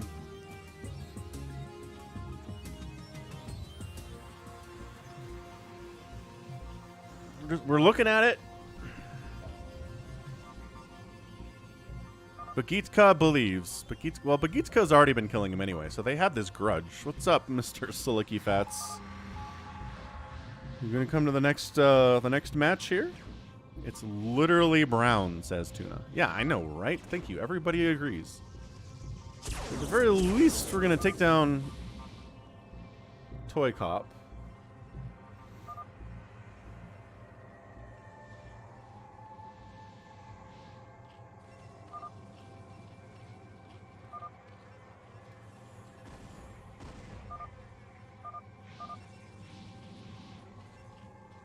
By that I am saying he's dead. No one's attacking him. You guys, you have to agree. What's up, Yusron? Member of the channel. How you doing? Happy Sunday, or probably Monday, based on where you are, would be my guess. It's already Monday. Purple, help me on brown. You attack brown or not, says Danny, before it's too late. It's time. Let's go. Tuna's decided it's time to move. I mean, Psychonauts has decided it's time to move. Short round, new.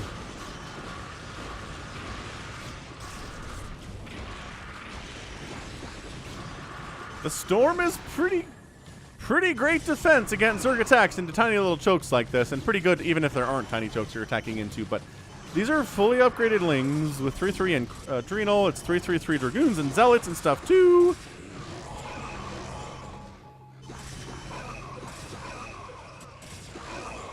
It is time. Yeah, we're definitely doing another Phantom Lucky Owl, 100% today.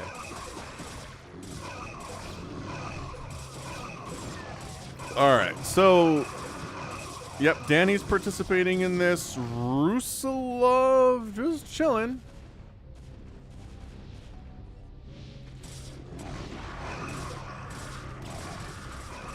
Stasis all the battle cruisers, tried to kill a couple of them, and they're forced to come back and deal with this, but there's a lot of Dragoons and Hydras in this group, so all of these scouts are going to die.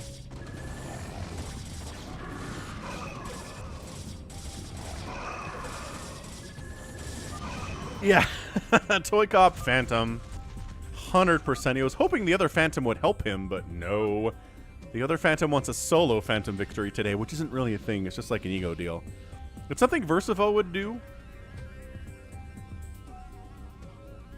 Versivo would be like, I am Phantom, and I'm going to kill the other Phantom solely because I want to be the only Phantom who wins. Which I can understand the impulse, I think. Here's some extra plot. The Phantom was in that attack.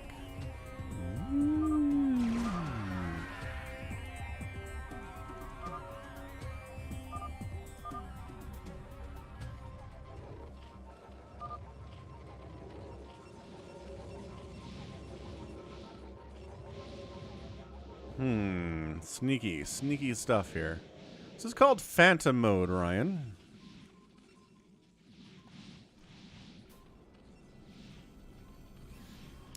Toy Cop, you did pretty well for someone who's experiencing vertigo and stuff. That was awesome.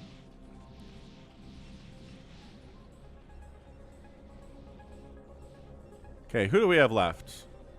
We're going to do a poll. It is poll time. Who is Phantom?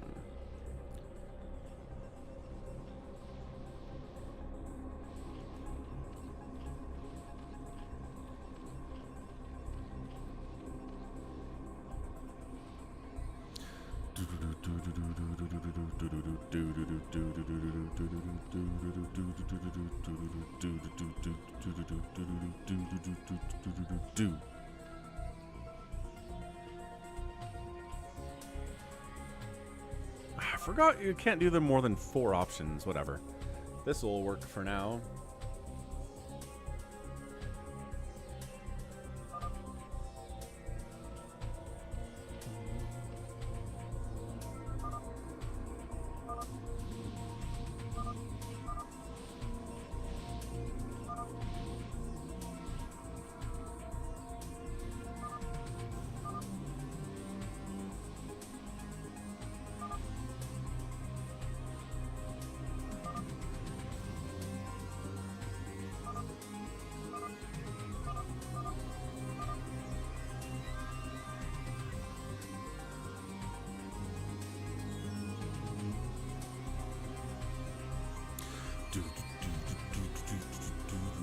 Why can't you vote, Zaz?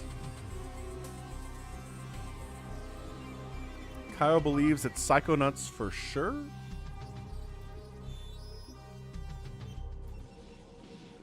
Psychonauts has claimed Paladin, as has Bagitka.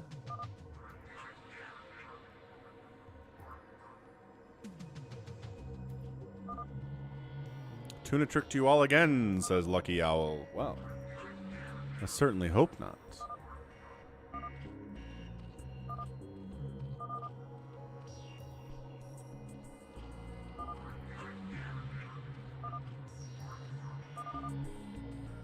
Oh.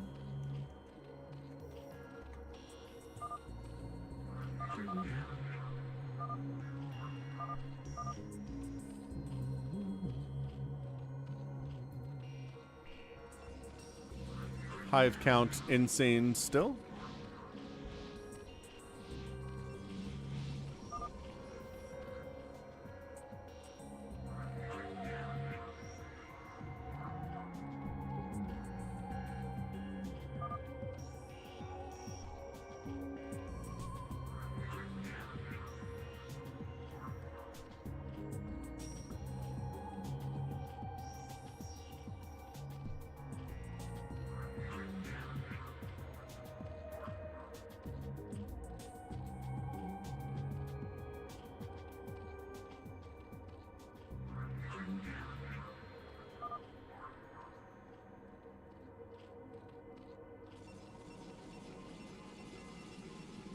Yeah, Bagitka's still producing, and he has declared Paladin. He wants to kill Purple next, Mr. Bagitka does.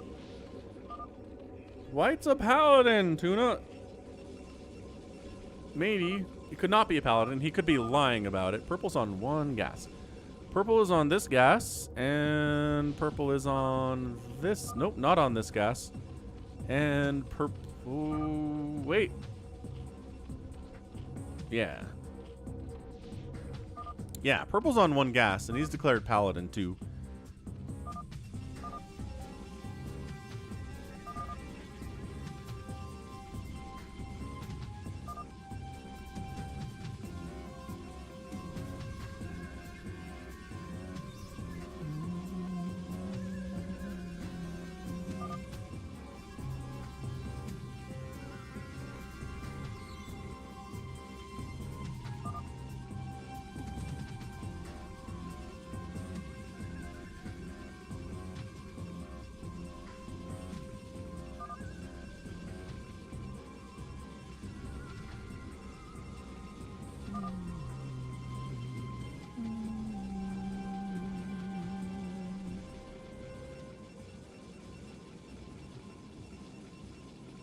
Toy Cop, get some rest for show.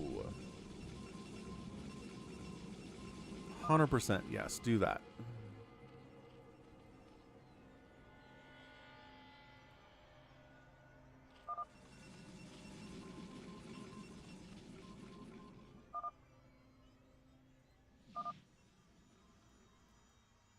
Guys, we're at 38 minutes. You gotta go. It is time. The other Phantom is incredibly passive. Really playing the odds here. Danny, okay, we're talking though. Danny's interested in killing someone. Let's go.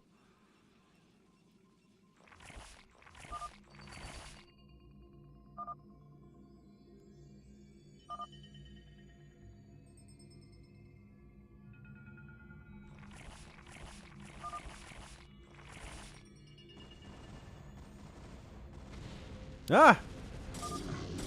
The time. Danny decided... Oh, he's going after Bagitka. Whoa! Okay. So make your move, Danny. Go take him down. Put your money where your mouth is. That's right, Bjorn says. Uh-oh! And now Tuna's going after Danny. What on earth? Alright, so it's Bagitka versus Danny, and Danny versus Toast, and Toast versus Danny, kind of. Except he's only sending a few Hydralisks in, and they're all dying terribly. Battle cruisers pushing in from the south from Bagitka as the rest of the army coming in, sort of? I don't know. Tuna's not sending everything he has, that's for sure. You are men, says Mr. Bagitka. I think he means mean. Oh, he's just attacking because he hates Protoss. So we're going to go Ultralisk Battle Cruiser against Protoss here. Storm's pretty good against everything, let's not lie.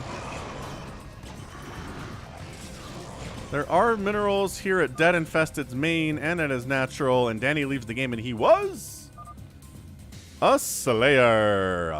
Mr. Bagitka pulling back. And unannounced, it's going to be Tuna dropping on Mr. Bagitka, or really trying to. Getting some Dark Swarm Hydra down, which is really all that you need against everything Bagitka has. It's going to be Goliaths and Wraiths and Battle Cruisers, and Dark Swarm Hydra beats all of that stuff pretty darn easily. So Bagitka's in a lot of trouble all of a sudden here. Yeah, just stay in the Dark Swarm. Oh, Defiler did not stay in the Dark Swarm. Everybody, oh, a Plague on these BCs would be so sick. Do the Tuna! Play! Tuna! Tuna just Dark Swarms everything instead, which is, it's working. I'm not going to complain about it or anything. And yeah, here comes Rusalov. Rusalov is in on the killing Mr. Bagitka play. Psychonauts is not really. Psychonauts is hanging out, but I think he just got pushed down here maybe by other stuff. Uh-oh, the Dark Swarm is wearing off. And if you had plagued these battle cruisers, they'd be much easier to kill. The Dark Swarm is wearing off. All of the Defilers are dead.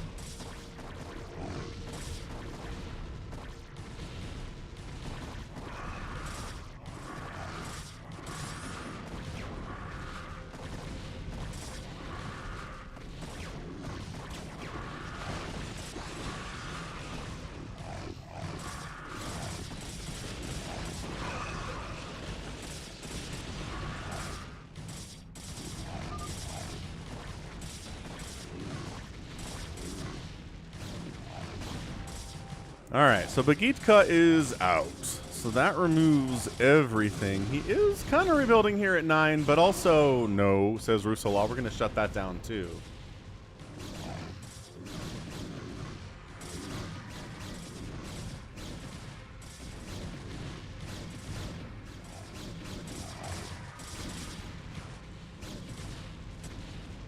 Battle Cruiser here defending his homeland. So with Bagitka being out, there's no other chaos happening on the map here.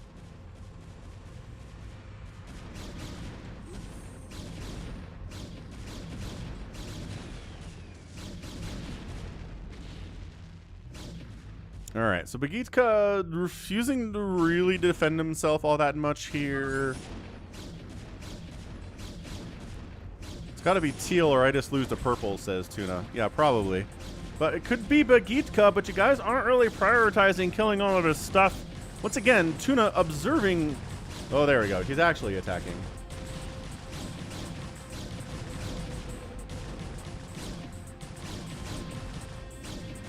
Got a plague up on this starport. It's dying too. Psychonauts not really participating in this execution of Bagitka at all. It'd be really helpful if he was. Would speed things up a little bit. Scourge, he says. Did he just scourge all the battle cruisers? Is that what happened? I don't know. Missed it.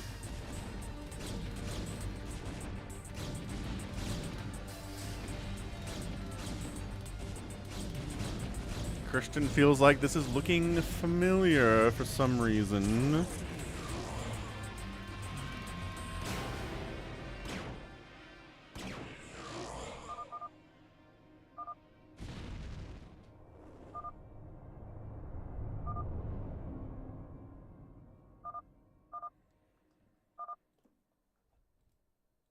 Oh man, it's not Bagitka. It wasn't him.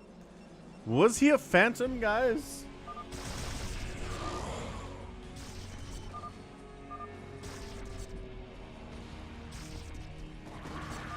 Wait, who's where? Ah! Tuna's going after Rusalov now.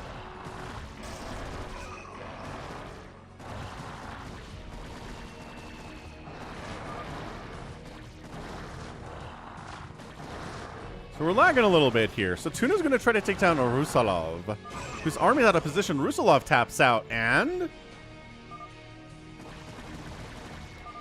Ah! It's not Rusalov! That means it's one of the Zerg players remaining. It's Psychonauts or Tuna. And it's Tuna! Oh, Tuna. Tuna admits who he is. I don't know that Psychonauts has enough to deal with this. We get a crazy super late game ZvZ finale to this Phantom mode. Tuna said he. So I assume it's him. Usually Phantoms say he, and not Slayers in this situation. That's for sure. Toy Cop, or not Toy Cop. John Doe's like, I knew it was blue. I knew it was Tuna. Psychonauts having a good time with it. But Psychonauts slowly getting rolled. Tuna is back, baby. He's back for the first live stream in a while because of his work. And he gets that win. Psychonauts taps out. GG. And our winner today is Tuna on Toast. What a finale.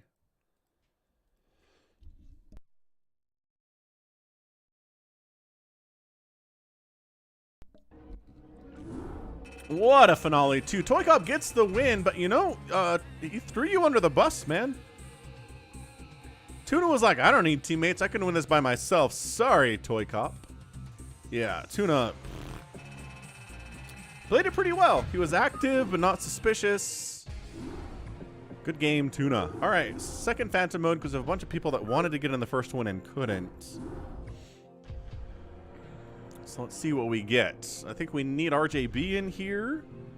We got him. Can I play, please? Versivo. Lucky Owl's in here, too. Oh, Dave C's in here, too.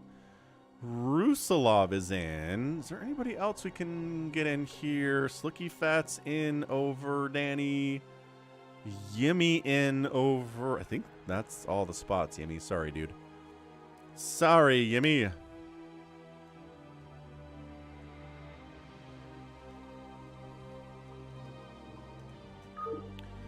Let's go.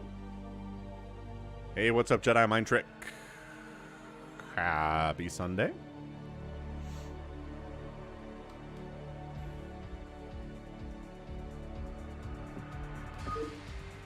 Let's do this thing. And Versivo and Can I Play Please and RJB. Like, this is a good lineup right here. SOS makes it in. Rusalov with 80 kills. Yeah, he really only ever jumped on people when they were already dead. Just kind of playing along with the group, I suppose. All right, so Slicky Fat's top left. He's crazy. Lucky Owl, good player, 12 o'clock. I'm in a cult, crazy player. Versivo, battle cruisers. RJB, aggressive. Can I play, please? Probably the best player here. SOS, a bit of an enigma. And then finally, Ghost Monkey, who's very much an enigma, too. I actually don't know who Ghost Monkey is. So we'll have to see. We'll see what Ghost Monkey gives us. It's time to kick gum and chew ass, says SOS. Accurate statement here. Can I play, please? Says he's a Slayer. Slicky Fats identifies as a Paladin. SOS identifies as a Paladin, but I don't know, man. And then RJB down here. We'll see what RJB is up to. I'm going to step away for a minute. We'll see what RJB does. Hope I don't miss anything crazy.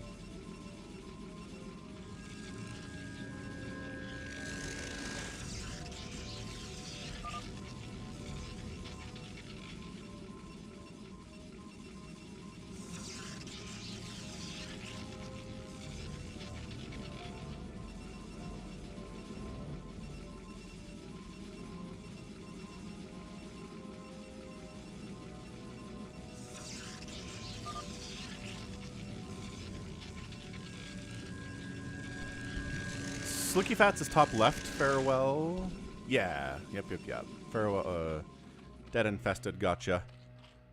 Would you visit me possibly in first step? Question mark? Sentences?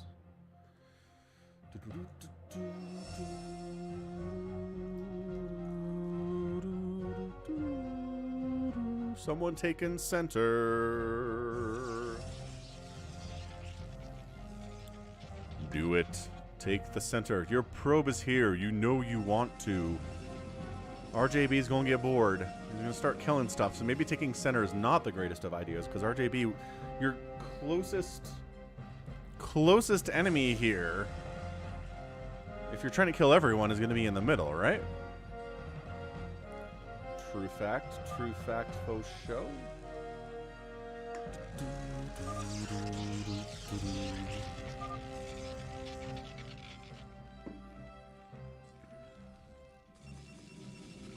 No, Blue just build a Nexus. I have a Marine, says Dave C. Of course you have a Marine.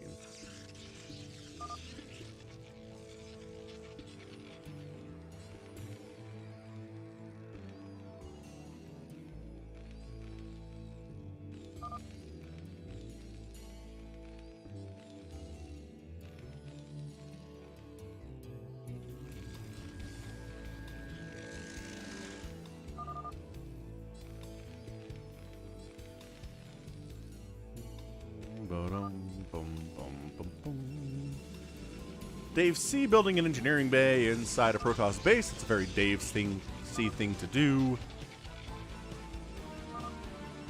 I'm innocent and I don't lie, says Slicky Fats. I'm not sure if that's entirely true.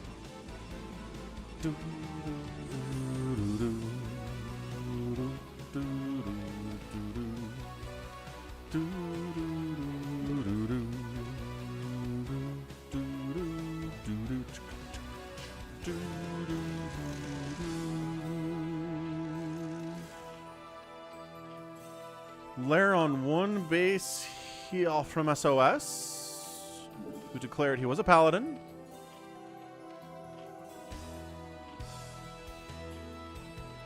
As well as Slicky Fats. No one else did? Interesting.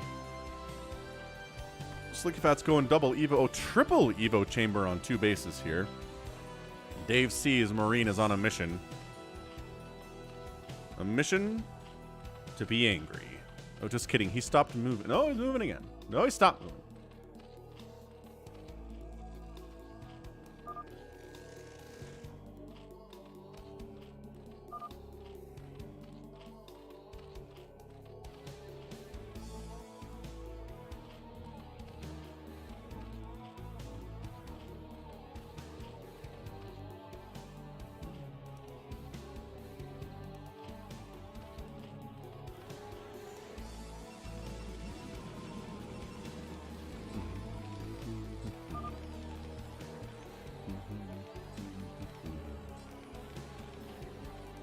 Slicky Fats declares he is a paladin, so of course he is rich. Excellent call there, too. Hydro Ling out here from SOS on one base. I'm in a cult throwing out a no for reasons. Oh, for the gas.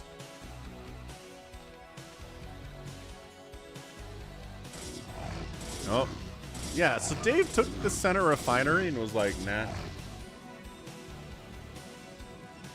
I'm not going to use it. And then Lucky Owl says, you know what? I'm not going to use it either, but this thing's burning down. So if Dave C wants to keep it alive, it needs to repair. Obviously. Let's see. Double Stargate coming in from Blue up top, who declared Paladin. Did he really? Did Lucky Owl also declare Paladin? Ah, he did. Okay, so Lucky Owl said Paladin. Slicky Fats said Paladin. SOS said Paladin. These players here. Marine patrolling back and forth across the way.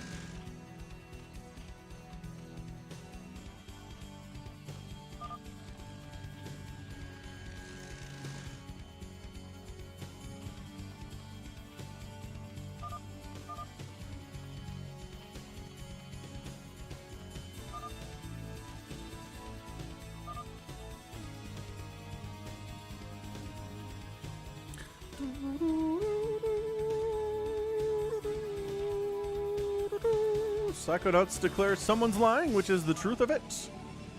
Slicky Fats is the trolliest of the three people that have declared Paladin, so I'm going to say probably Slicky Fats happening here.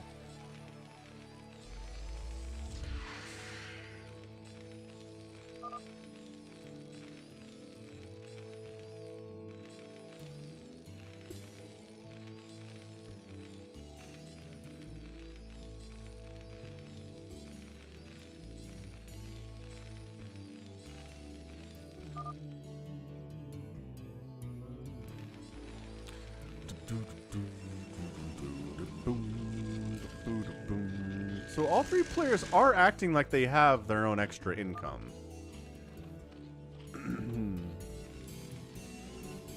And Lucky Owl's going for the Scouts too. So 2 games in a row we get Scout play. Didn't work for Toy Cop in game 1. We'll see if it works for our guy Lucky Owl in game 2 here. Quite possibly. RJP waiting for gas is fun for your gas heavy comp here.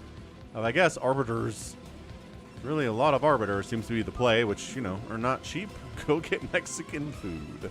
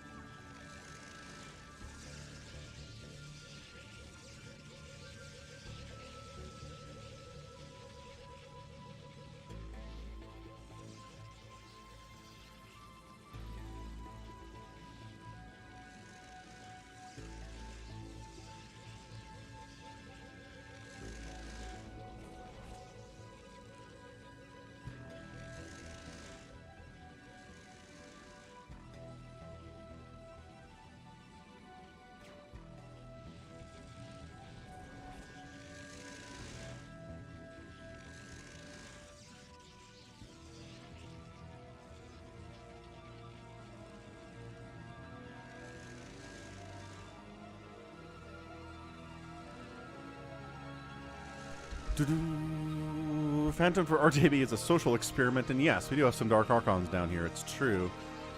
Scouting Marine has not harmed anyone. I mean, Patrolling Marine has not harmed anyone, so he hasn't seen anything that is suspicious. Worthy of murdering here. Slicky Fats has got a lot of hatcheries, man.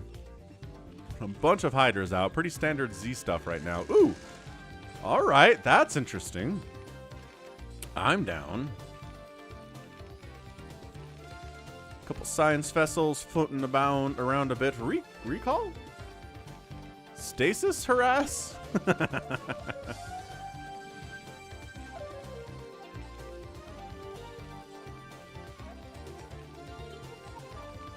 Just kind of holding his RJB. Not doing much. He's going High Templar and Dragoons and Arbiters, which, yeah, is really gas-heavy stuff here. Super gas-heavy stuff. So here's the thing. Oh, got the recall. Whoa, killing Versivo. People always talk about this, but it's very... Dave just irradiated an Arbiter. I helped you.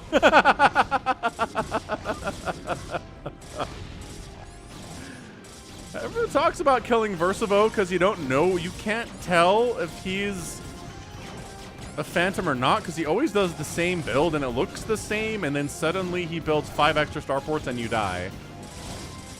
Good stasis on the BCs.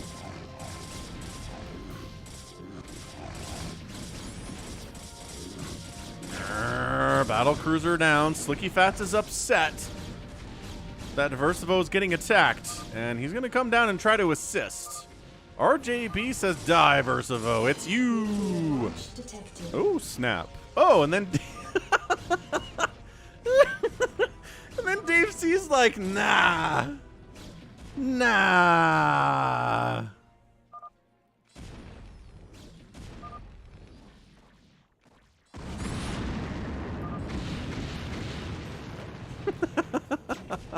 He nukes Versivo. Are you kidding me right now?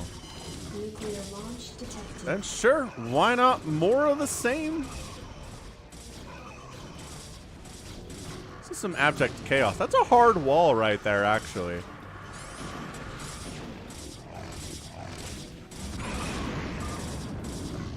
Not bad, not bad. Not bad at all. Alright. So Versivo's dead. We'll see what he is once he leaves. RGB says he's brown? Question mark?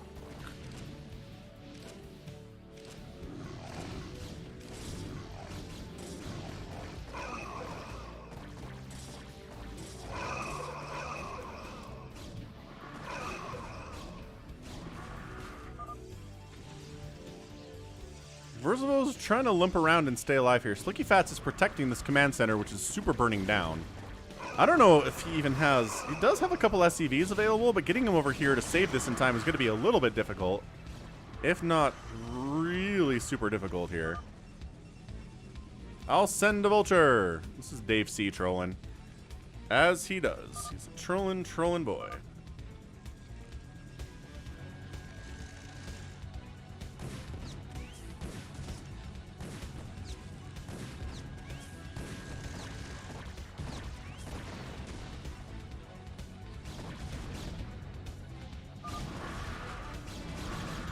Gotta find out if it's yellow or not, says Ghost Monkey, because he is dead. It's true. It's a true fact. As Slicky Fats decided to go after RJB because it is RJB, says Can I Play Please. Whoa! As he recalls right on Can I Play Please's face and murders all of his stuff. It isn't him, says Dave C. RJB kind of unprovokedly going directly after Can I Play Please in a way that I am concerned about.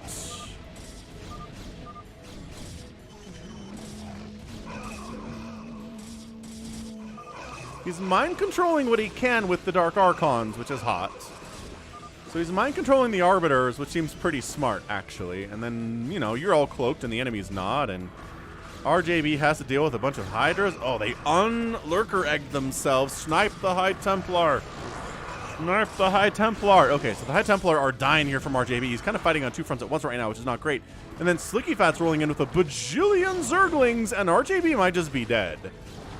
Like, RJB against a bajillion Zerglings that do have 2-2 upgrades.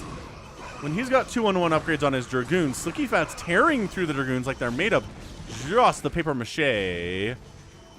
Can I Play Please could probably just mind control these as well. Yeah, he's got enough energy for a bunch of mind control here, but not interested in doing it. And RJB taps out GG. And is he a Phantom? Bam! Dead. RJB was a Phantom. Holy Schenectadies. Alright, so the remaining Phantom has got to be either Lucky or Slicky Fats or SOS at this point in the game. RJB believes it was one of these two, which is fair. Slicky Fats or SOS, I think that's a reasonable thing to assume. Because he says, killed by my fellow Phantom, and these two were the ones who were doing it. So, Can I Play Please is going to be able to rebuild a little bit, which will be nice for Team Slayers if he is a Slayer. Because Can I Play Please is just that strong.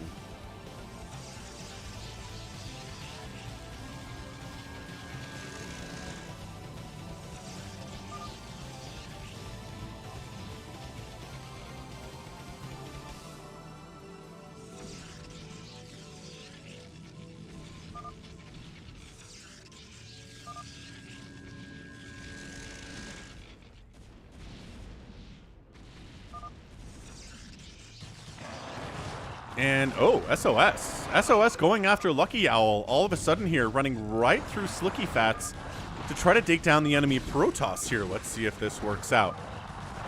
I'm a paladin, says Lucky Owl. Everyone kill Teal, says Slicky Fats. Slicky Fats is feeling it. And then... yeah, okay. So SOS is going super hard here. He's lost his Phantom teammate. He needs to deal with Slicky Fats, who has a ton of Ultralisks. Everyone kill Teal, says Slicky Fats. And that might be what we need to see here. Can I play, please, is staying out of it? Oh! Okay, yeah. So definitely, this is SOS. Nice Plague. SOS deciding that he is the Phantom. He's going to murder everybody in the world. He only has 1/1 upgrades, which is honestly not super hot at all. Not even a little bit. And yeah, defending against the incoming never-ending Hydra Swarm is not easy, but if you have Storm, it's a little bit easier. Maybe a little Maelstrom? Heck yes. The Maelstrom animation is so pretty. And then the Storm combo. Ah, so many Hydras are dying to the Storm combo. Looks like Holding is Slicky Fats top left here. And then counterattacking. And, oh, a Nidus play here from our dude Ghost Monkey. And to SOS too. SOS is in a lot of trouble here. I mean, you weren't wrong, RJB. It sure seems like Slicky Fats is one of our guys. Double recall across the sky. What does it mean? Ooh, get a little Maelstrom on Overlords, and then the Storm combo onto Overlords. Ah. Oh, the Maelstrom is so hot too. And yeah, I think Slicky's dead, so he lulls and GG's out, and I think it was our guy. I think Slicky Fats, or SOS rather, recognizes he's the Phantom. Done. Everybody else kills him. Done. Out. Woo! That was a lot faster than the other game. Holy smokes. So RJB gets sniffed out early and destroyed. And SOS decided not to help him. And then revealed himself almost instantly and got killed. So that was interesting. 19-minute game there.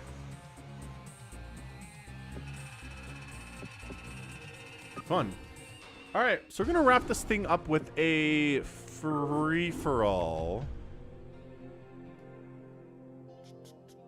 Yeah, I got time for a free-for-all. Let's do... I don't want team free-for-all, though. You know what? I don't want a turbo either, actually. Let's go...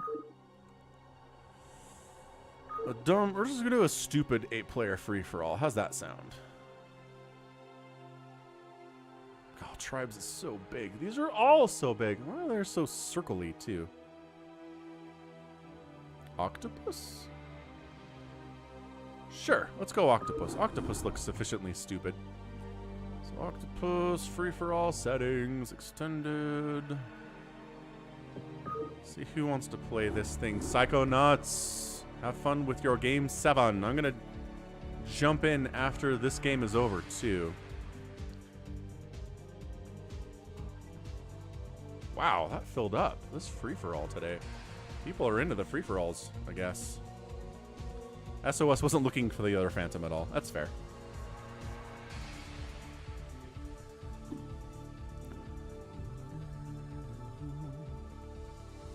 Do you hear me says he loves Octopus. Okay, fair.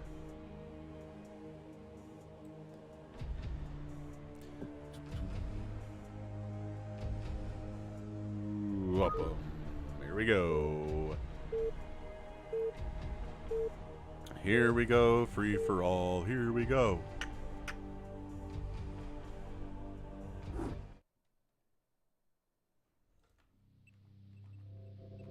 All right. Free for all on Octopus. A weird map if ever there was one. So player 1 is Dead Infested playing Dazergs. We also have Lucky Owl playing Protoss. We've got a... Ooh, this is smart. Do you hear me playing gray on this map? It's going to be very hard to see. We also have a purple Ultra Super Noob playing Protoss here. Got ourselves a pink Terran player, Danny Daniel. Got Avkatinis. Very happy about this free-for-all choice. Avkatinis is happy about any free-for-all pretty much. We've got Yimmy, who makes it into this game. I'm glad to see him. He's been trying to get in for the last couple. And then we have a baby T-Rex down south playing the Protoss. So it's going to be Zerg... how much Zerg representation? 1 Zerg representation? 1 Zerg representation here from Dead Infested. He's got to do his best to represent the Zergs, for sure. And Dave C did get Versivo, even though he was on my team. He was trying to get nukes out, but... So, Dave C had conflicting priorities here. One was be teams teammates with Versabo, and the next objective was making nukes, and then he ended up having to use nukes on Versabo. So conflicting priorities are conflicting, it turns out. And he did irradiate an arbiter. I saw that. Interesting life choice for sure there.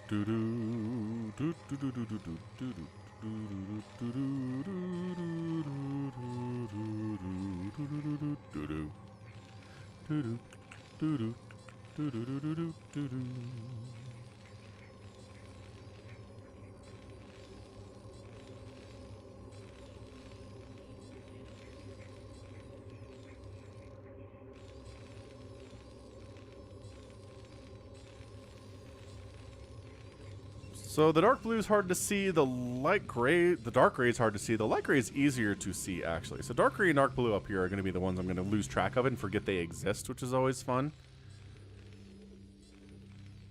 And yeah, Avcatinus is just good at free-for-alls because he's very patient. He's very capable of getting out battle cruisers, using ghosts, using tanks. Just kind of hold a certain corner of the map if you can. Oh, is this all high ground behind these bases too? Dude, tank drops and like Hydra drops up here would be disgustingly good. It is definitely a weird map. This is Octopus, Eric. Is it islandy? My drone is stuck. No, it's not. It's right here. It's fine. Oh, is this one stuck? Nope. Is this one? Nope. Is he looking for a second base? I'd be looking for a second base pretty quickly.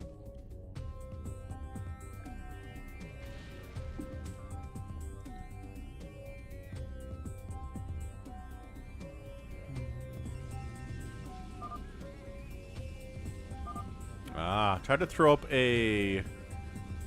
Interesting. A high ground bunker here. Got shut down.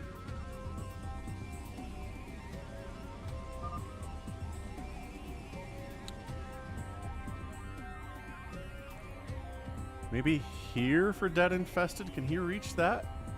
Yeah, your second base is going to be far away on this map. It does suck that way for sure.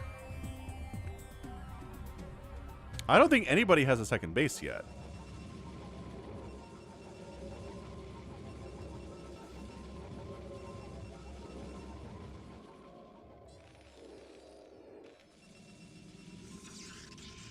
Yeah, everybody is sending workers around trying to find stuff. I wonder if the second base is only available if you can drop. If you can get to this low ground section of the map. I wonder if all... Oh my gosh, can you just walk... Oh, no. There's a ramp here. So you get to the low ground, but that's where this dude is. Yeah, I don't know. I think all the second bases are on low ground that you need to drop down to. Because no one's taken a second base yet. So Zerg's disadvantaged here. I'm sorry, Dead Infested. I really did not mean to do that to you.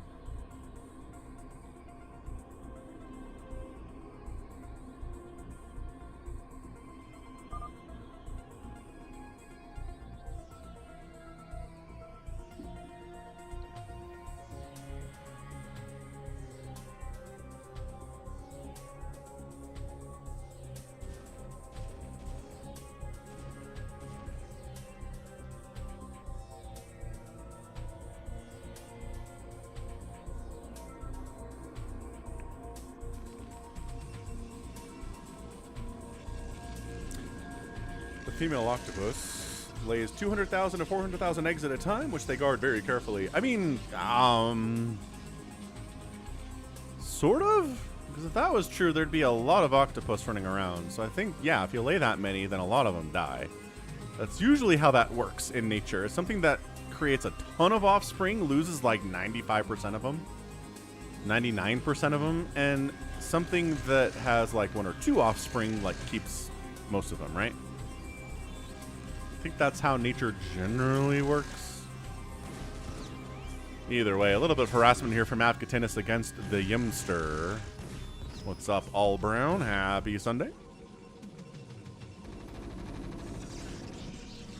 I don't think anyone has a second... Oh, no. We figured it out, a second base. Baby T-Rex did it. But I'm pretty sure he had to drop down here. I don't know that he has a shuttle. If he does, it is elsewhere at the moment. Oh, there it is. Okay, yeah. So to get a second base, you got to drop. That's it. We figured that out.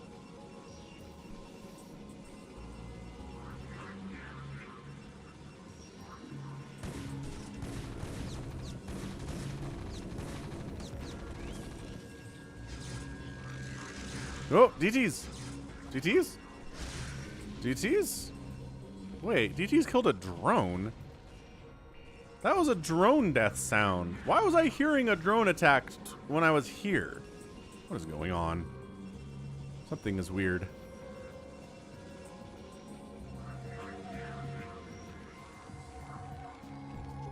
So, I mean, massive advantage here. Second base for Baby T-Rex already. Second base coming in from Yimmy now. Our guy Dead Infested has managed to get a second base starting up too here at 7 minutes. So yeah, that's the trick of expansions being dropped. But single your first base, you can send units to attack somebody else's first base without having to drop. So very interesting map design for sure. Very weird. Maybe not that great, but hey.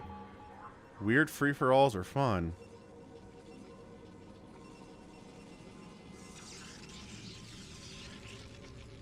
Turrets up here. Danny Daniel turtling a little bit. Has got his own second base rolling. So it's like 2 tiers on this map. Tier 1 is where the first bases are, and Tier 2 is where all the expansions are. Very weird. I like it a lot. No, Ted. This is a free-for-all.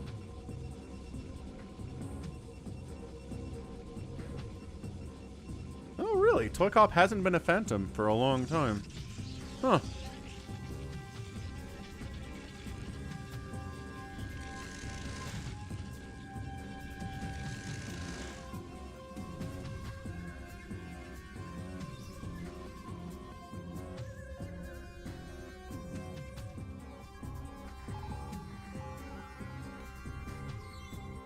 Lucky Owl finally managed to get his second base up. Fantastic. Spider-Mine's getting laid all over the place. Second base is up for Danny Daniel. And yeah, Ultra Super Noob taking his top right base as well here. So I think everybody has 2 bases now. It took us a while to get there, but everybody's on the 2-base play. So yeah, your ability to take a quick 3 bases is actually pretty difficult. Afgatinis has a second base now. Oh wait, hold on, no. Yimmy doesn't have a second base yet.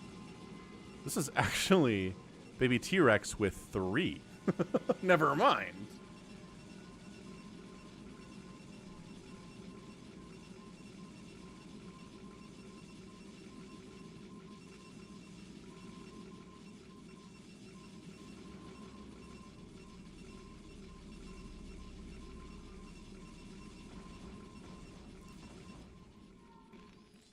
Wraith attacks. I'm hearing Wraith doing stuff. Uh-oh. The high ground tank pressure has arrived for Yimmy. Afgatinis wants blood. He's going to be able to get it. Dog with a blog is back. What's up, Dog with a blog? Tell us about your blog.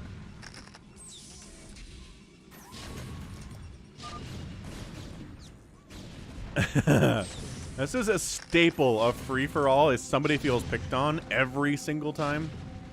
It's the nature of free-for-all, man. Someone's gonna feel picked on, and it's probably just gonna be you, I guess.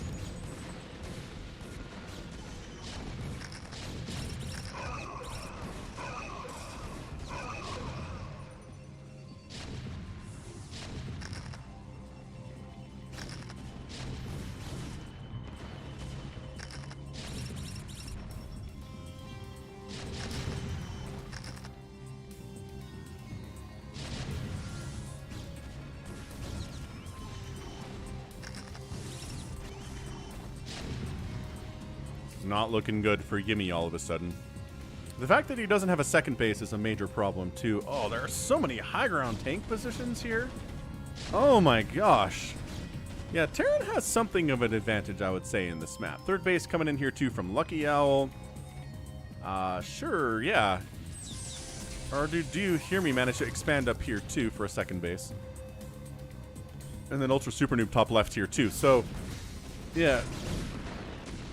This is a drop-heavy map, even though it's not... I mean, it is an island map, except that you can reach your enemies over ground from your main, and all the expansions are kind of on islands. This is weird, man. Octopus is a strange map. I like it a lot. Give me strange maps for free-for-alls all day. What I liked about Turbo the most. Some spawn broodlings getting tossed down on some of these zealots. I like that a lot, actually. Oh, these lings are causing problems. All of a sudden, Lucky Owl kind of backed into a corner. If he can get through... These guys need to be attacking something, though. Yeah, so those lings get cleaned up. These lings are on this high ground position, which you can get to, but they don't do much up here, I guess. Wonder if that's just bad pathing. Small rivers of separation.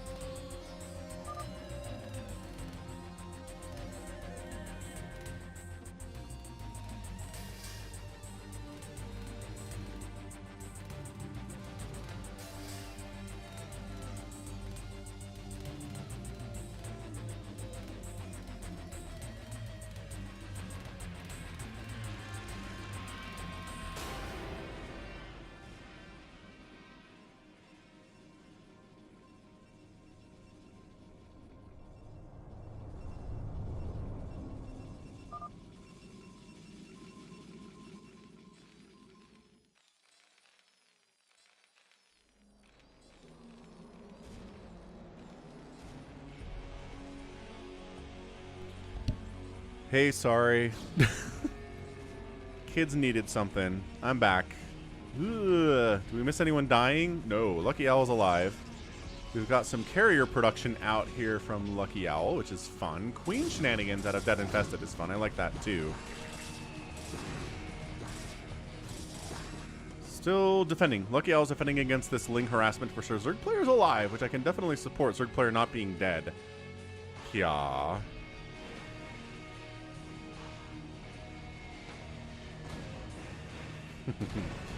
And carriers are here, so oh, it's Ling Ultra against carrier, though. That's not good.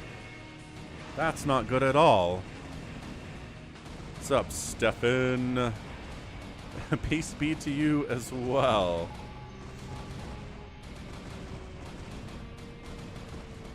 And yeah, I'm divorced. So I was married when I had kids, and then we got divorced, and now we have split custody, and the kids just got picked up by their mom for her week. So that was what was going on. Ling counterattack because he can't handle the carriers. I think he's making Scourge, or no, he doesn't have a Spire. Does he not have a Spire? He's trying to do this thing with Spores. Dead's in a lot of trouble all of a sudden, y'all.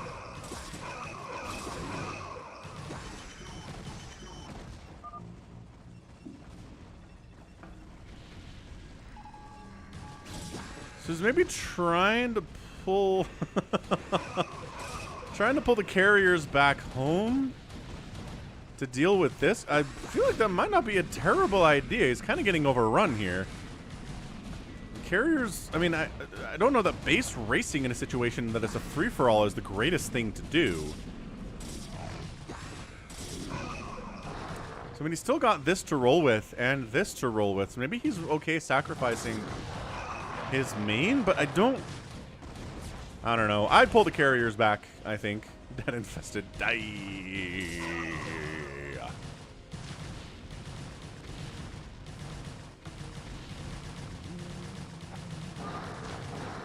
Yimmy taps out. He just got slow pushed by Avcatinus forever and ever and is dead now on one base. So that's not going to work out for him in the long run, and he knows it, and it's cool. Dying to Avcatinus in a free-for-all is really not a huge shame. These Lings have got 2-2 and Adrenal. Killing, I mean, I don't know. Spores up to try to deal with this. Yeah, so Dead Infested is going Spores. Oh, no. And then he just lost his second base to an attack from Baby T-Rex, who is kind of economically killing it right now in a way that maybe more than anybody else. I see you, Drop. Let's do this thing. Straight up dropping here on Do You Hear Me's base.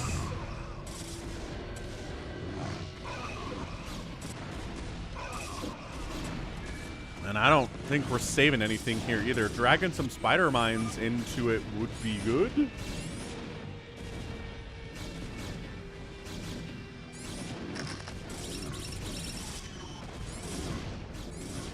Dead Infested throws a WTF? I don't know what he's WTFing, but like, yeah. I mean, Lucky Owl has 2 other bases to fall back to. This is a weird place to expand.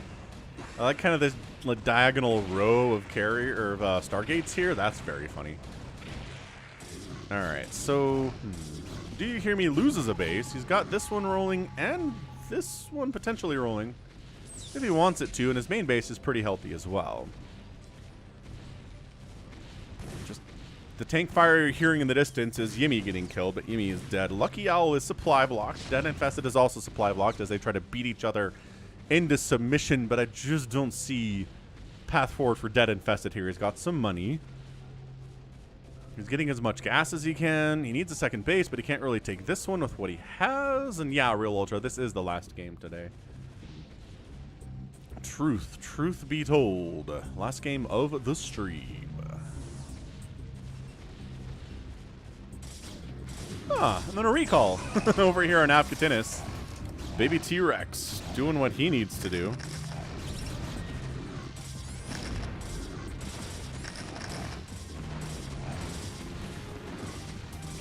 Avcatinus has some BCs out because he always has BCs in free-for-alls, especially if they're like standard, like not turbo free-for-alls. He really likes his BCs in the situation.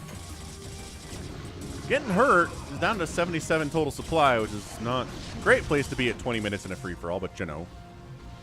Don't you know? Ah, sorry about that, Real Ultra, but happy birthday? Hope it's gonna be a good birthday otherwise.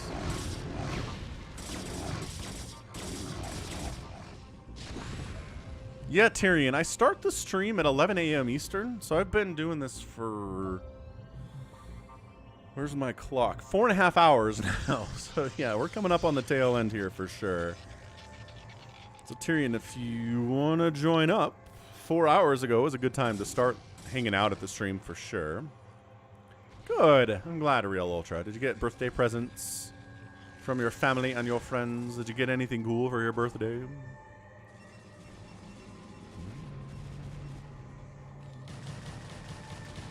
Dead Infested being an agent of chaos, as he always loves to be.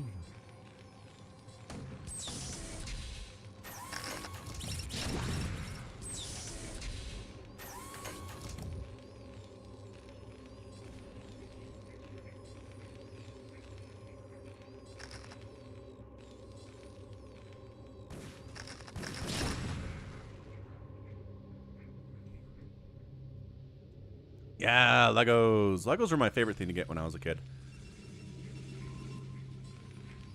Don't do birthday parties and stuff. Is that because you're a Jehovah's Witness? I feel like the only kids who don't get birthdays are J-dubs. Because they don't believe in celebrating holidays and stuff.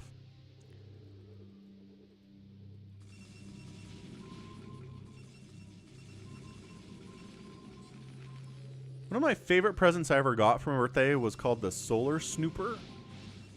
It was from, God, was it Space Police? I'm trying to remember the grouping it was given under Lego, but it was a ginormous like space rover with big wheels, and it had like 2 parts that were connected.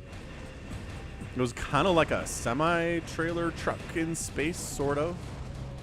You'd capture bad guys and put them in this little holding cell that it had, and it was all neon green and shiny green and stuff. It was neat. I really liked that a lot. That was one of my favorite birthday Lego gifts when I was a kid.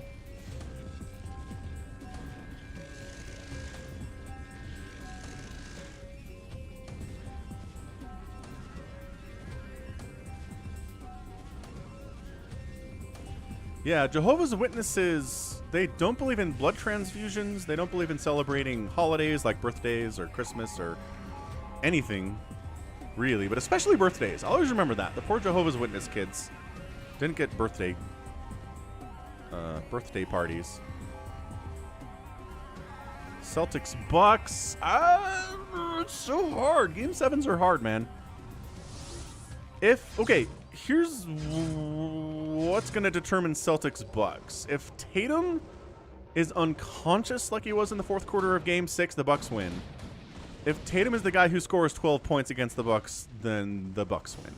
I think it's a Tatum-centered game. If he has a great game, that's it. Celtics move on. If he has a bad game, then the Bucks win.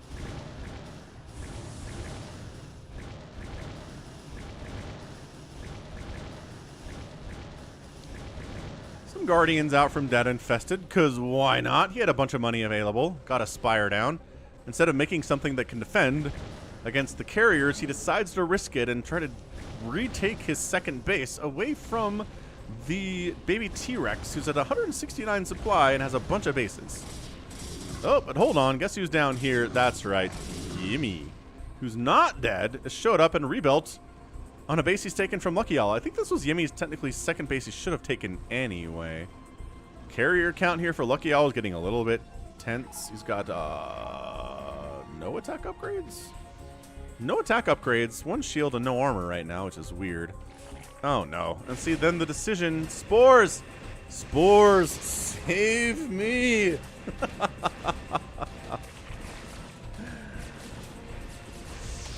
Gah, got a single Devour. Just kidding. Had a Devour. I couldn't say there was a Devour out before it died. This carrier count is way too high for these Spores to handle. And look, Spores are never going to kill carriers anyway. They hurt them. They kind of kill interceptors a little bit. Yimmy wants to be left alone. Dead Infested wishes to be left alone as well.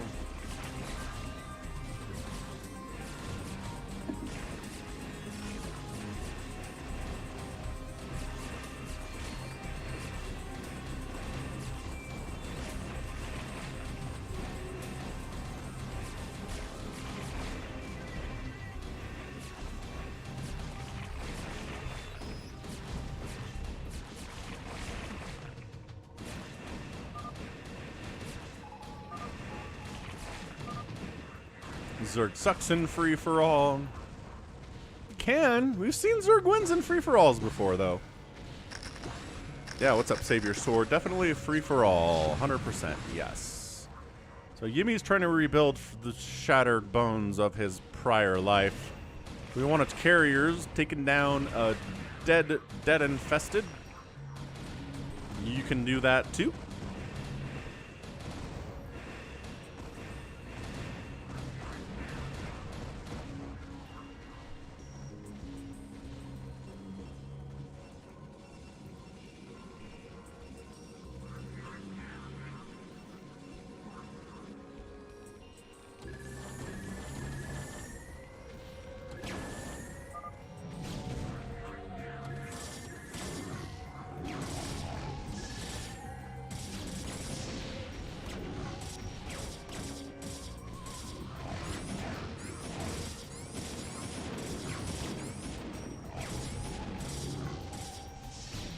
Mind control battle cruisers. Nice. I love this Dark Archon play we're seeing out of baby T-Rex on the recall. So he takes the battle cruiser away, forces insta-kill, forces Avcatinus to kill his own BCs.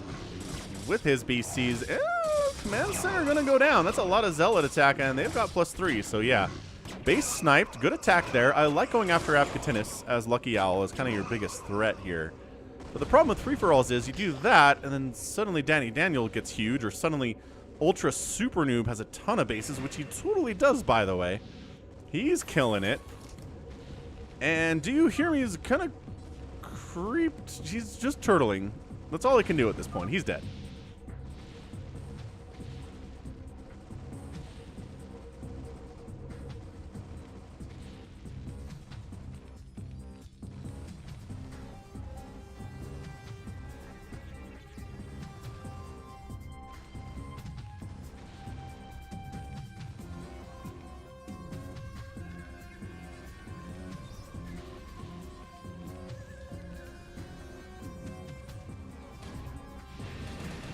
Carrier group of Ultra Super Noob is pretty darn impressive. We might get some insane carrier versus carrier stuff here.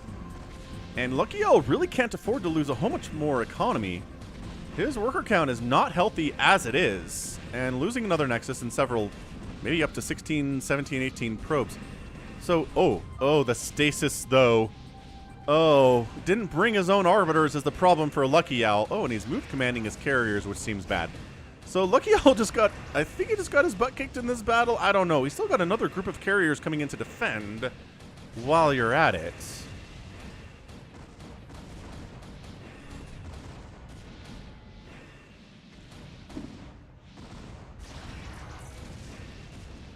Yeah, so Lucky Owl just gets stasis into the ground, and if while he's stasis, this gets wiped out, he's in trouble.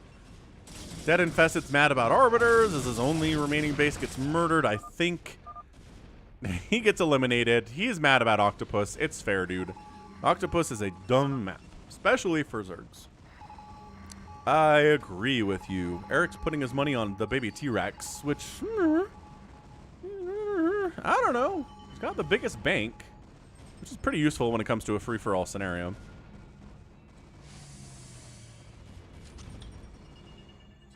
Yeah, always bring Arbiters with your carrier fleet. Oh, he's got his Arbiters now.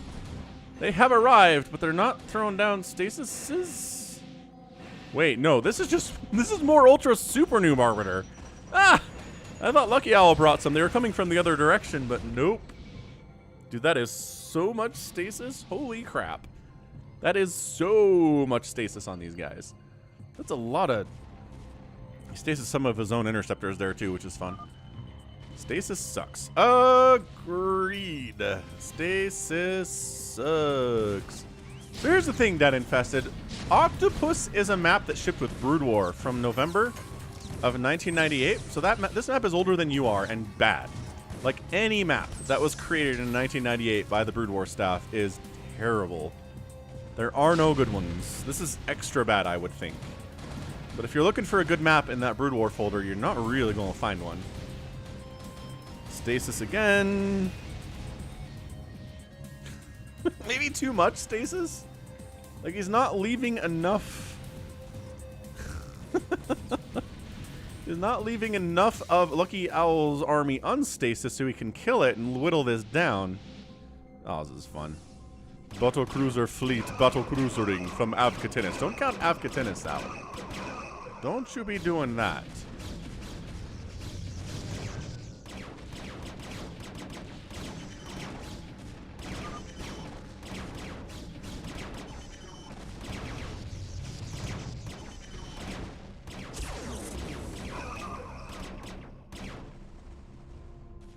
Yimmy gets discovered. He was trying to claw his way back from the dead, but it's not happening at all, actually. Carrier battle. Okay, I think this time Ultra Super News just going to wipe out Lucky Owl's army entirely, and there it goes. He's down to 58 supply. Can I see your vision before I go, says Yimmy?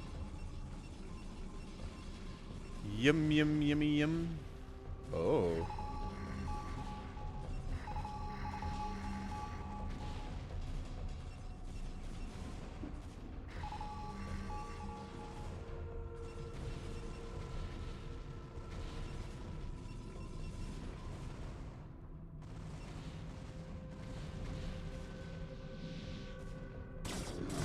Bit of a recall over here from Baby T-Rex going after the Apodinus again. Killing production and stuff. Yeah, Tyrion, exactly. Yep, appalling map design is usually how this works. From the old maps. I choose maps that have appalling map design. I don't choose well-balanced maps for these free-for-alls because they take forever. I mean, this one's already 30 minutes in, so like I kind of... It didn't really work out for me as well. Danny Daniel, I think, is just chilling. How many?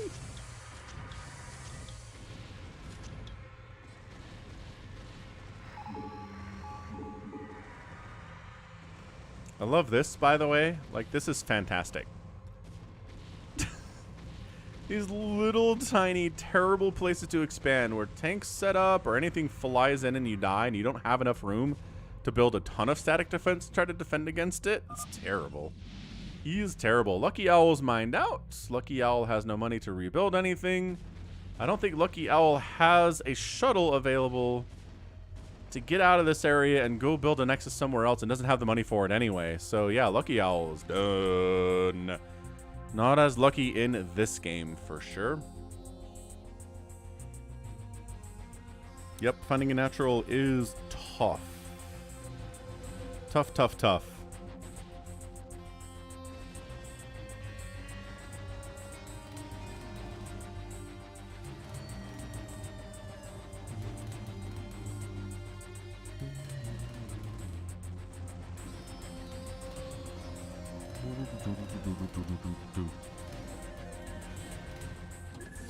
Ah, okay. Trying to make a push into Missile Turret City up north here is Ultra Super Noob. Do you hear me wants to die? He doesn't have an army. He's got 3 vultures and a tank. Wait, 2 tanks and another vulture. Ultra Super Noob's like, alright, so if we get in here with ground units, we should be able to win because this is all turrets all the time. I think. So he's trying for it.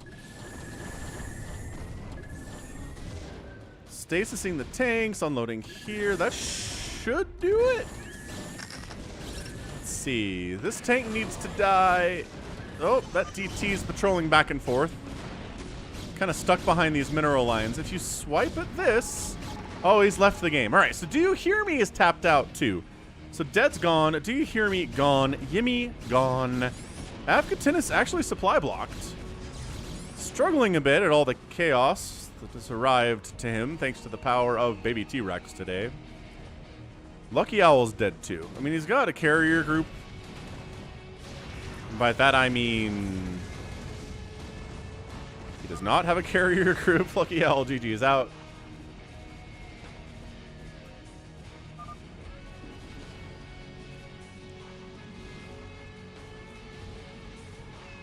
Alright, so Lucky's gone. So Dead's gone. Lucky's gone. Hear Me is gone. Yimmy's gone. Who's nuking?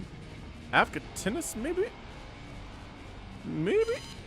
Aww. Or P. Oh, this is it. This is our nukes. Yep. Nice. Connection. Secondary one coming.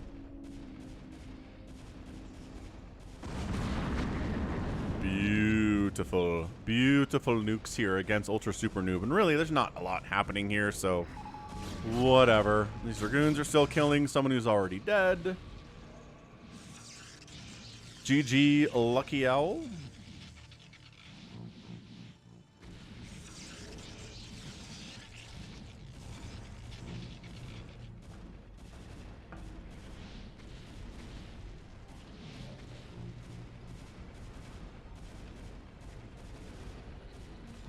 Is it just this? I hate it when there's an inconsequential battle happening somewhere else and you can hear it. But then, like, it's distracting and you think there's a battle happening, but there's not. It's just someone clearing out dead space, or like a Protoss killing his own buildings to make, like, room to get out of his base, you know? So what do we got? 4 left? 4 left. It's time for a poll. Let's go. Time for a poll. Time for a poll. Time for a poll. Hey, hey, hey, hey.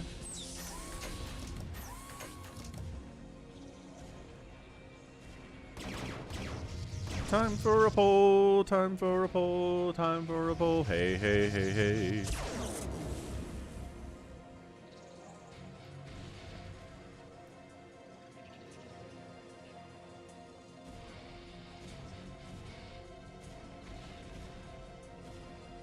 Stasis a problem, obviously. A bit of an attempt to attack top right here against Ultra Super Noob, where a lot of his tech is. Stasis, alright, but not permanent. Ah, it's true. Muslims are not huge into birthdays either. Good point. Then he recalls in and saves his butt.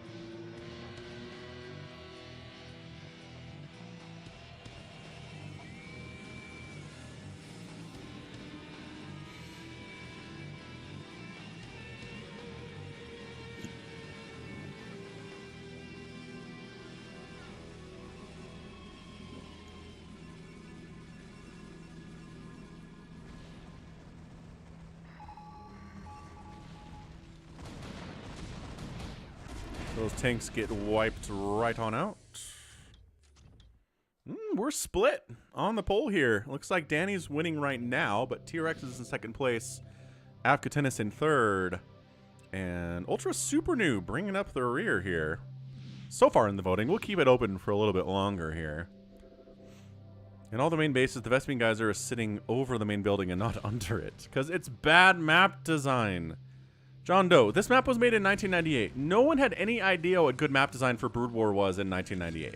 Not a single person. Nobody. So that's why it's bad.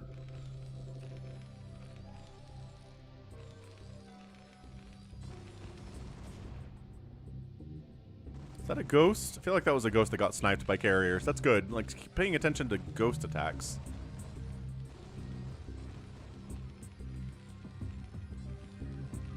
This map is carrier favored. Maybe it is.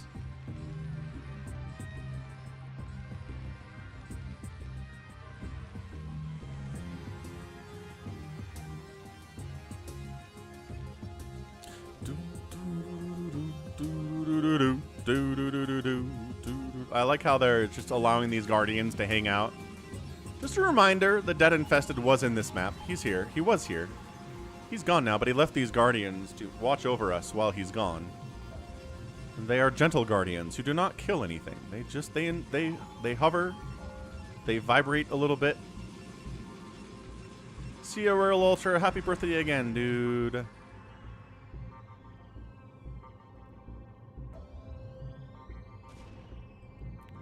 Usually defensive matrixed science vessel has plans. This EMP...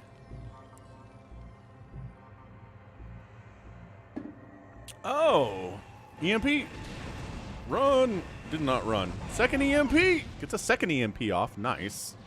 So none of these carriers have any shields whatsoever.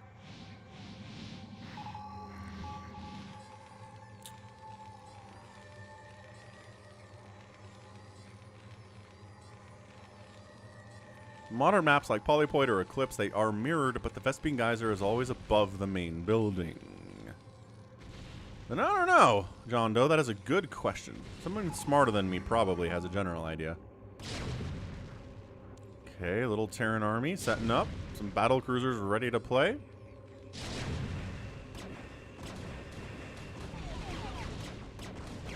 Afghatinis. Battle cruisers pretty good against carriers cost for cost.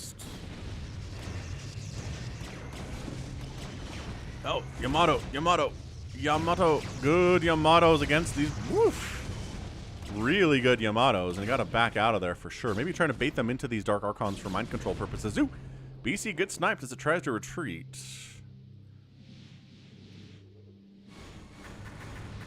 Observer sniped. Observer sniped. There's more observers, though. Ultra Super Doom is not dumb. He's going to have like 8 observers. Okay, maybe 3. 3 observers. Another EMP. Science vessel pays for that EMP with its life. Yamato taking down a Dark Archon, because that's a pretty good target for that, actually. I support it for sure.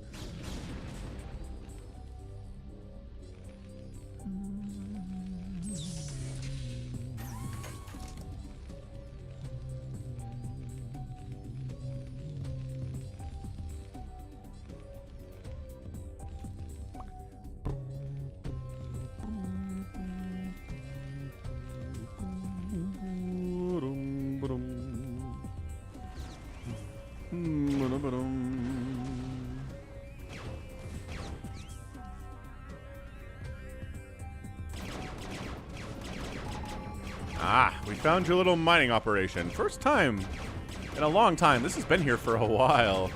Yeah, that geyser's depleted, so that obviously displays how long it's existed for sure.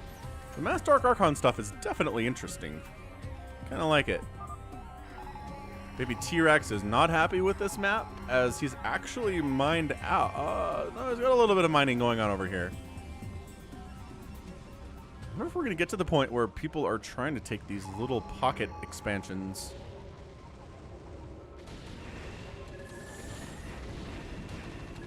Making a push here on Danny is Ultra Super Noob. I'm surprised Ultra Super Noob only got 8% of the vote.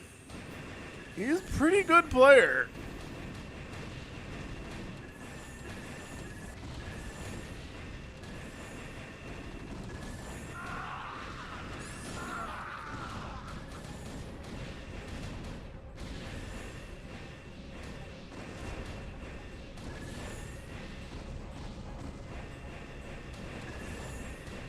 Yeah, pushing your carriers into all of the missile turrets in the world is just not something you want to do.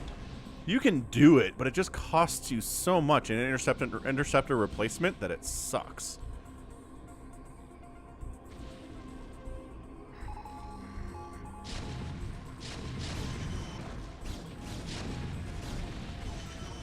Making a bit of a push here on a semi-small tank line of the Afghatinis.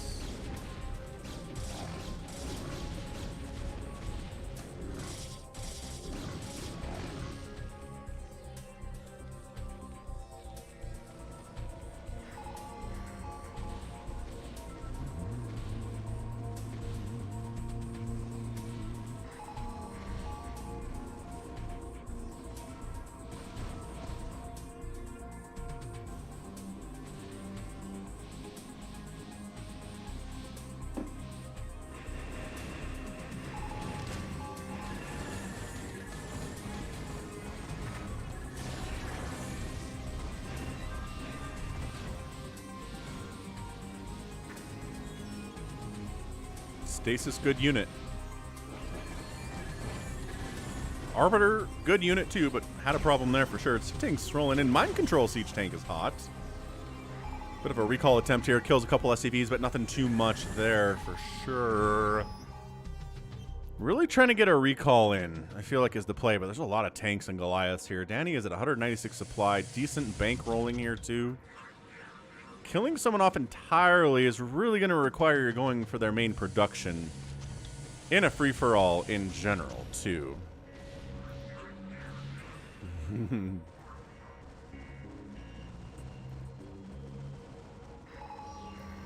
We going? Danny Daniel maybe overextending a little bit here. Got some Guardians on that high ground.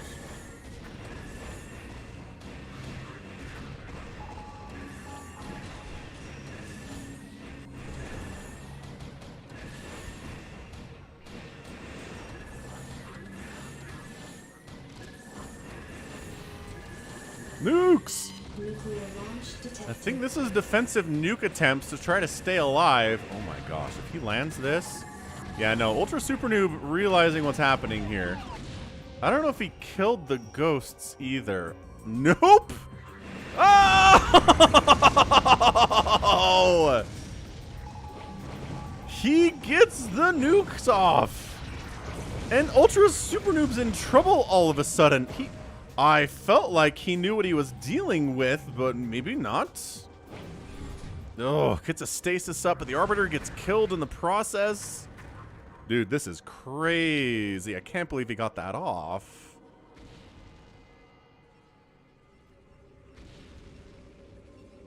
Fantastic nuke. I mean, that was great. Danny Daniel making some stuff happen here today. What is... There's one tank. I'm close. Oh, it's this guy. This mind-controlled siege tank. It's casually killing stuff.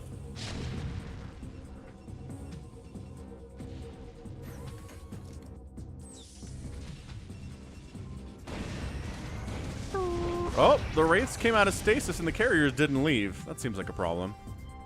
I guess that carrier was in stasis too, so it couldn't. Never mind. Never mind. Really didn't have a choice there other than to be defended by incoming support units from his own army.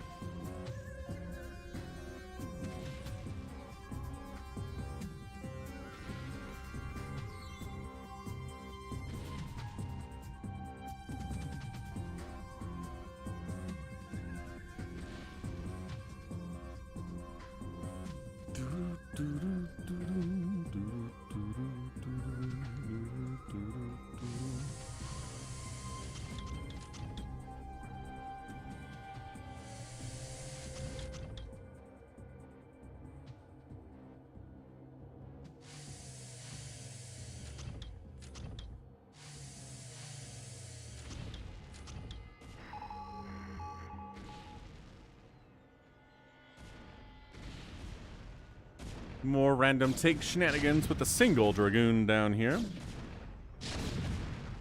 All right, John Doe, have a great day. Thanks for hanging out. Thanks for playing with us. A lot of fun to have you here, as usual. Get some good sleep. I like the Yamato on the single probe. I mean, sure, why not? You maxed out on energy? Yeah, might as well. Don't see a reason not to do that. T-Rex, I think, is hunting. Everyone's hunting for income right now, and it's just not anywhere to be found, honestly. Like, the best option is here and these little guys, right?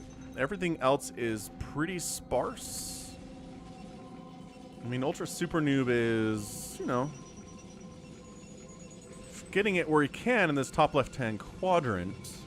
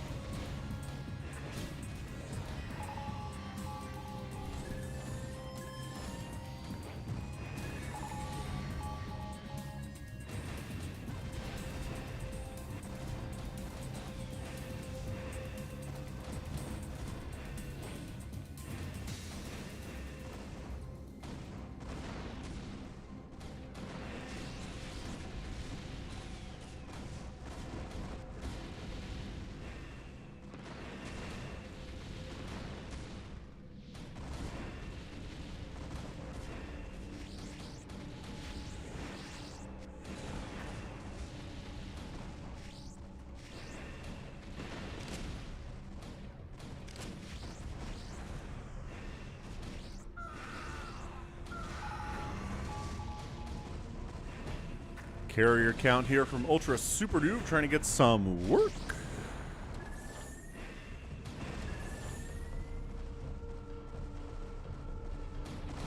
Stasising every single carrier that Afghatinus has here is not good. He doesn't have a lot of gas to replace these. He's outnumbered. If he can individually target... Oh, I don't know. He's going to take a lot of carriers with him, but his battle cruisers are dying too fast. Afghatinus. No, offensive GG. He's got more battle cruisers coming in. The Valkyries are doing some work here too. The Interceptors are a little bit scattered as to what they're attacking. Dude, is Afghatinus gonna win this battle? Stasis one of them. Nuclear launch detected. Oh, dude, and he went. No, Afghatinus loses a ton. Another, okay. No. Ultra Super Noob, come on.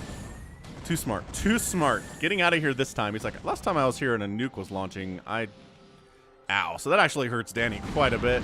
He doesn't have a ton. And then Ultra Super Noob comes back in for the attack.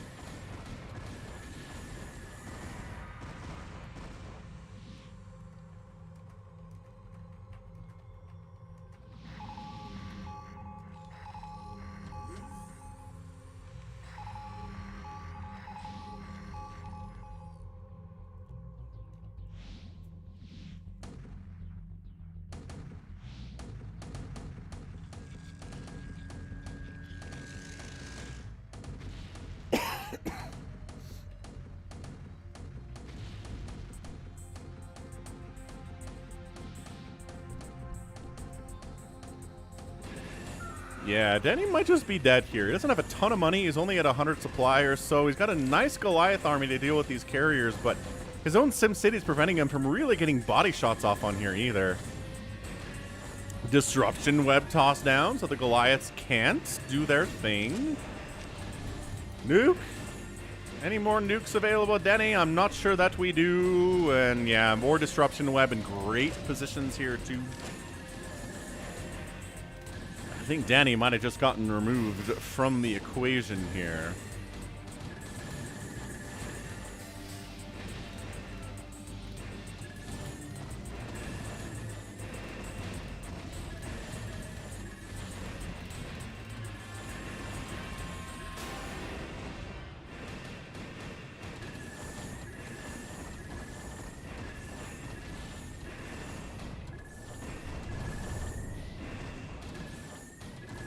Yeah, so Danny's down to 900 minerals and 700 gas, about 78 supply here. He's kind of been on his own Danny Island for some time. Doing his best with what he has, being very patient with what he has here too. Baby T-Rex with the bye friend. He's down to 100 supply, or 150 supply and 180 minerals. Never a great combination, actually. Where is his army? Oh, interesting. Okay, the tech switch. Afghatinus has more money available.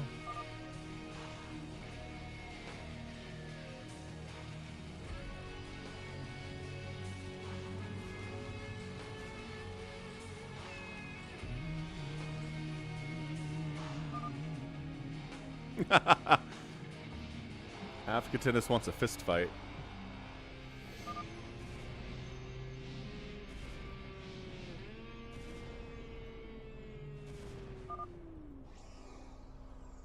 Afghatinus and baby T-Rex have some bad blood.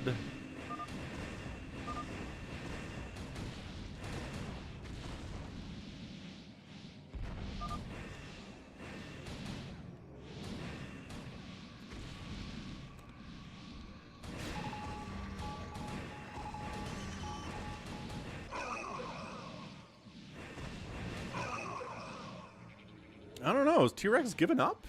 Got a decent amount of supply here. I mean, the bank's bigger, and EMPs are a concern here.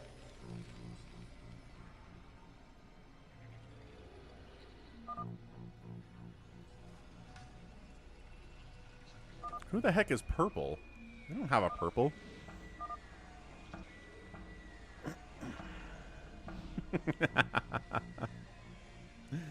The tough guy talk is real.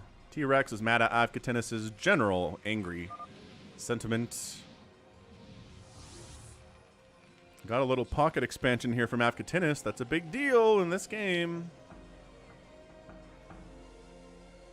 The biggest bank of the day does belong to Ultra Super Noob, though, so he's concerning.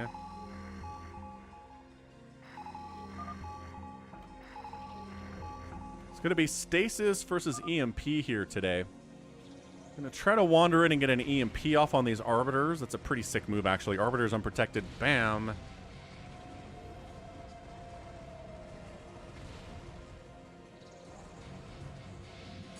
Oh, and Ultra Super Noob backstabbing Avcatinus while he's away, forcing him to kind of pull back. Oh, yeah, he's pulling back to try to deal with this new threat. Because that was his income. That's it. He doesn't have any more minerals or Vespine gas to harvest from at all. EMP gets tossed, but loses... Ow. Loses a Science Vessel. Beautiful concave. And also Super Noob's like, let's not attack into a concave here. Oh, free Science Vessel there, too. Sniping anything you can in a free-for-all this stage of the game is going to be really, really important. Taking his own base, which I don't know if he can defend it or not. Yeah, kind of... Some of Yamato's connecting. Some of the Terran armies faster than the BCs, obviously, so they're outstripping, out-kicking their coverage here a little bit. Oh, do they not have speed? Dude, baby T-Rex, you can't have not speed scouts in this situation, though.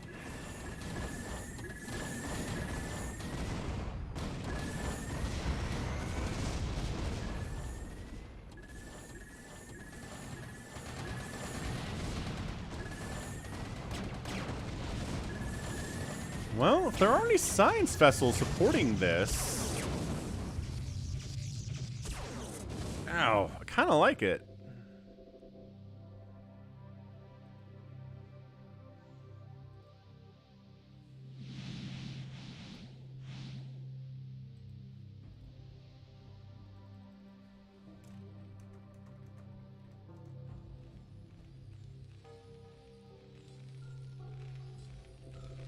I mean, I'd argue that Terran's pretty hard to deal with in the late game free-for-all as well. We've seen Avcatinus be very hard to break in free-for-all positions.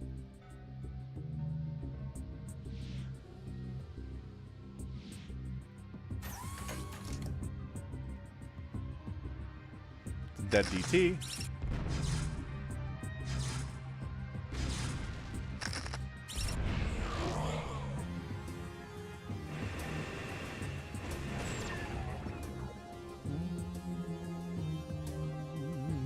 Step it away for a second.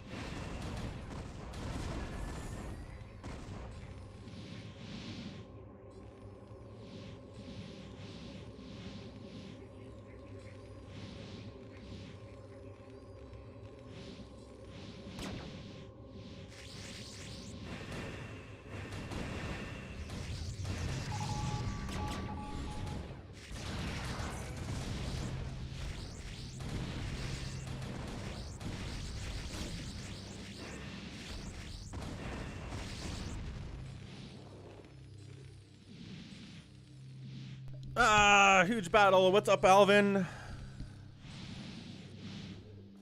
Uh-oh. Did I miss Afghatinus getting handled? I might have missed it, but I assume it was Ultra Super Noob's doing. Largely, anyway. Unless the carrier... You know what? Nuclear launch Might have missed detected. baby T-Rex doing something too here. So where are we? Oh, okay. Alright, I'm down.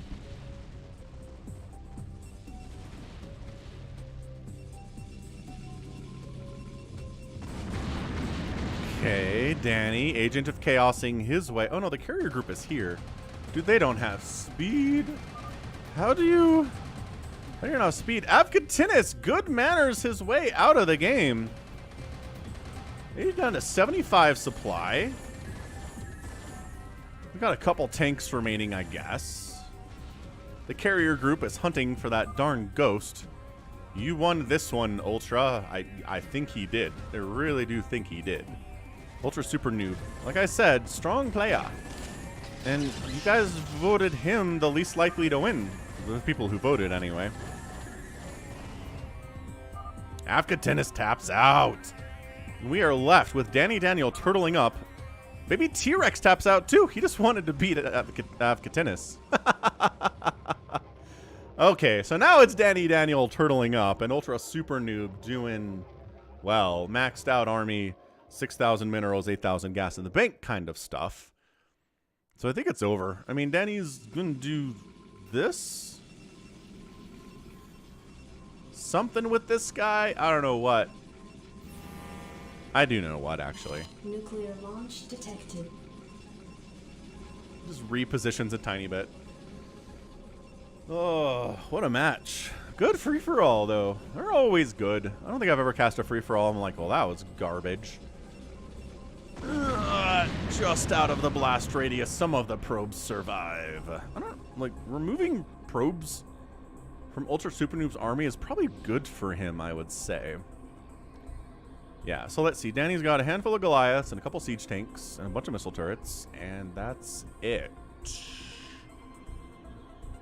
So, I mean, I don't know. Man, if you put Flash in Danny Daniel's place, I don't know that Flash could win from this position. I really don't. Did you bet Falcon Bucks on this, Tyrion? You must be a Twitch viewer, Tyrion.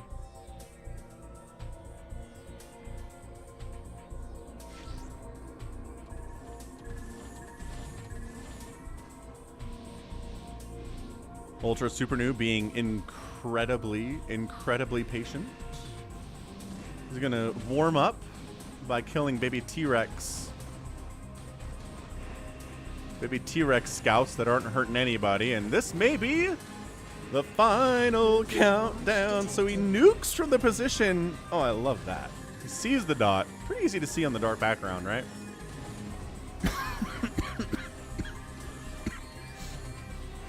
Pulls back, allows the nuke to land. I think the ghost that launched it died. I heard a ghost death sound, I guess. So, like, some of these interceptors are messing around with Afghatinus dead stuff. We don't need to see that. We don't need that at all. Why do you run? Oh. Nukes, I guess. All right, Danny's down to 60 supply. I was gonna nuke your units. Accurate sentiment, but I think all his nuke silos are gone. He doesn't have any nuke silos left. I'm not sure if he has any ghosts remaining either.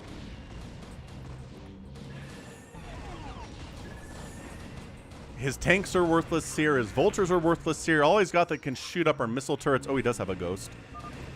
GG, Ultra Super Noob. It's a defensive GG, but like it's definitely a GG. Danny Daniel cannot defend against this under any circumstances. Eric's colorblind, so he can never see the dot, so be sure to nuke Eric if you're ever playing against him on ladder. Unfair advantage. You expanded too many bases. You got lucky, maybe, says Danny Daniel. Dude, it's Ultra Super Noob. He's a great player. He's super great. GG! GG. Well done.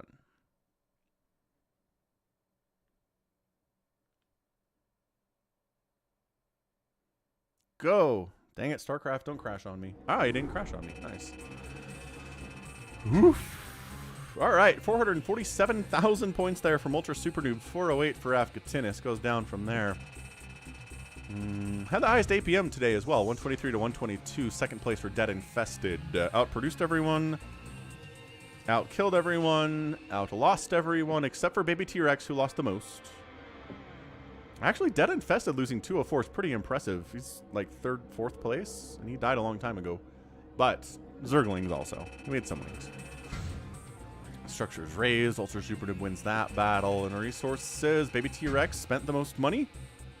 Mined the most. Yep, mined the most gas and minerals, and spent the most. And just struggled a lot against Abkatinis, which is fair. All right, GG. Well done, and that's going to be it for me today. So this has been Falcon Paladin coming at you with yet another edition of the StarCraft Brood War Sunday stream. Thanks so much to Nick T for the very generous super chats. Thanks to Corey Lee for the super chat. And for remembering up Tuna on Toast for 3 months. So yeah, thanks everybody. Love you all. Hope you're having a great Sunday and a great week, or a great Monday. You might be in Monday already. So anyway, be back next Sunday, same time. Send me your replays to falconpaladin@gmail.com with the subject of Brood War. And we'll catch you next time. Love you all. Stay safe, stay healthy, and above all, take care of yourselves. Goodbye.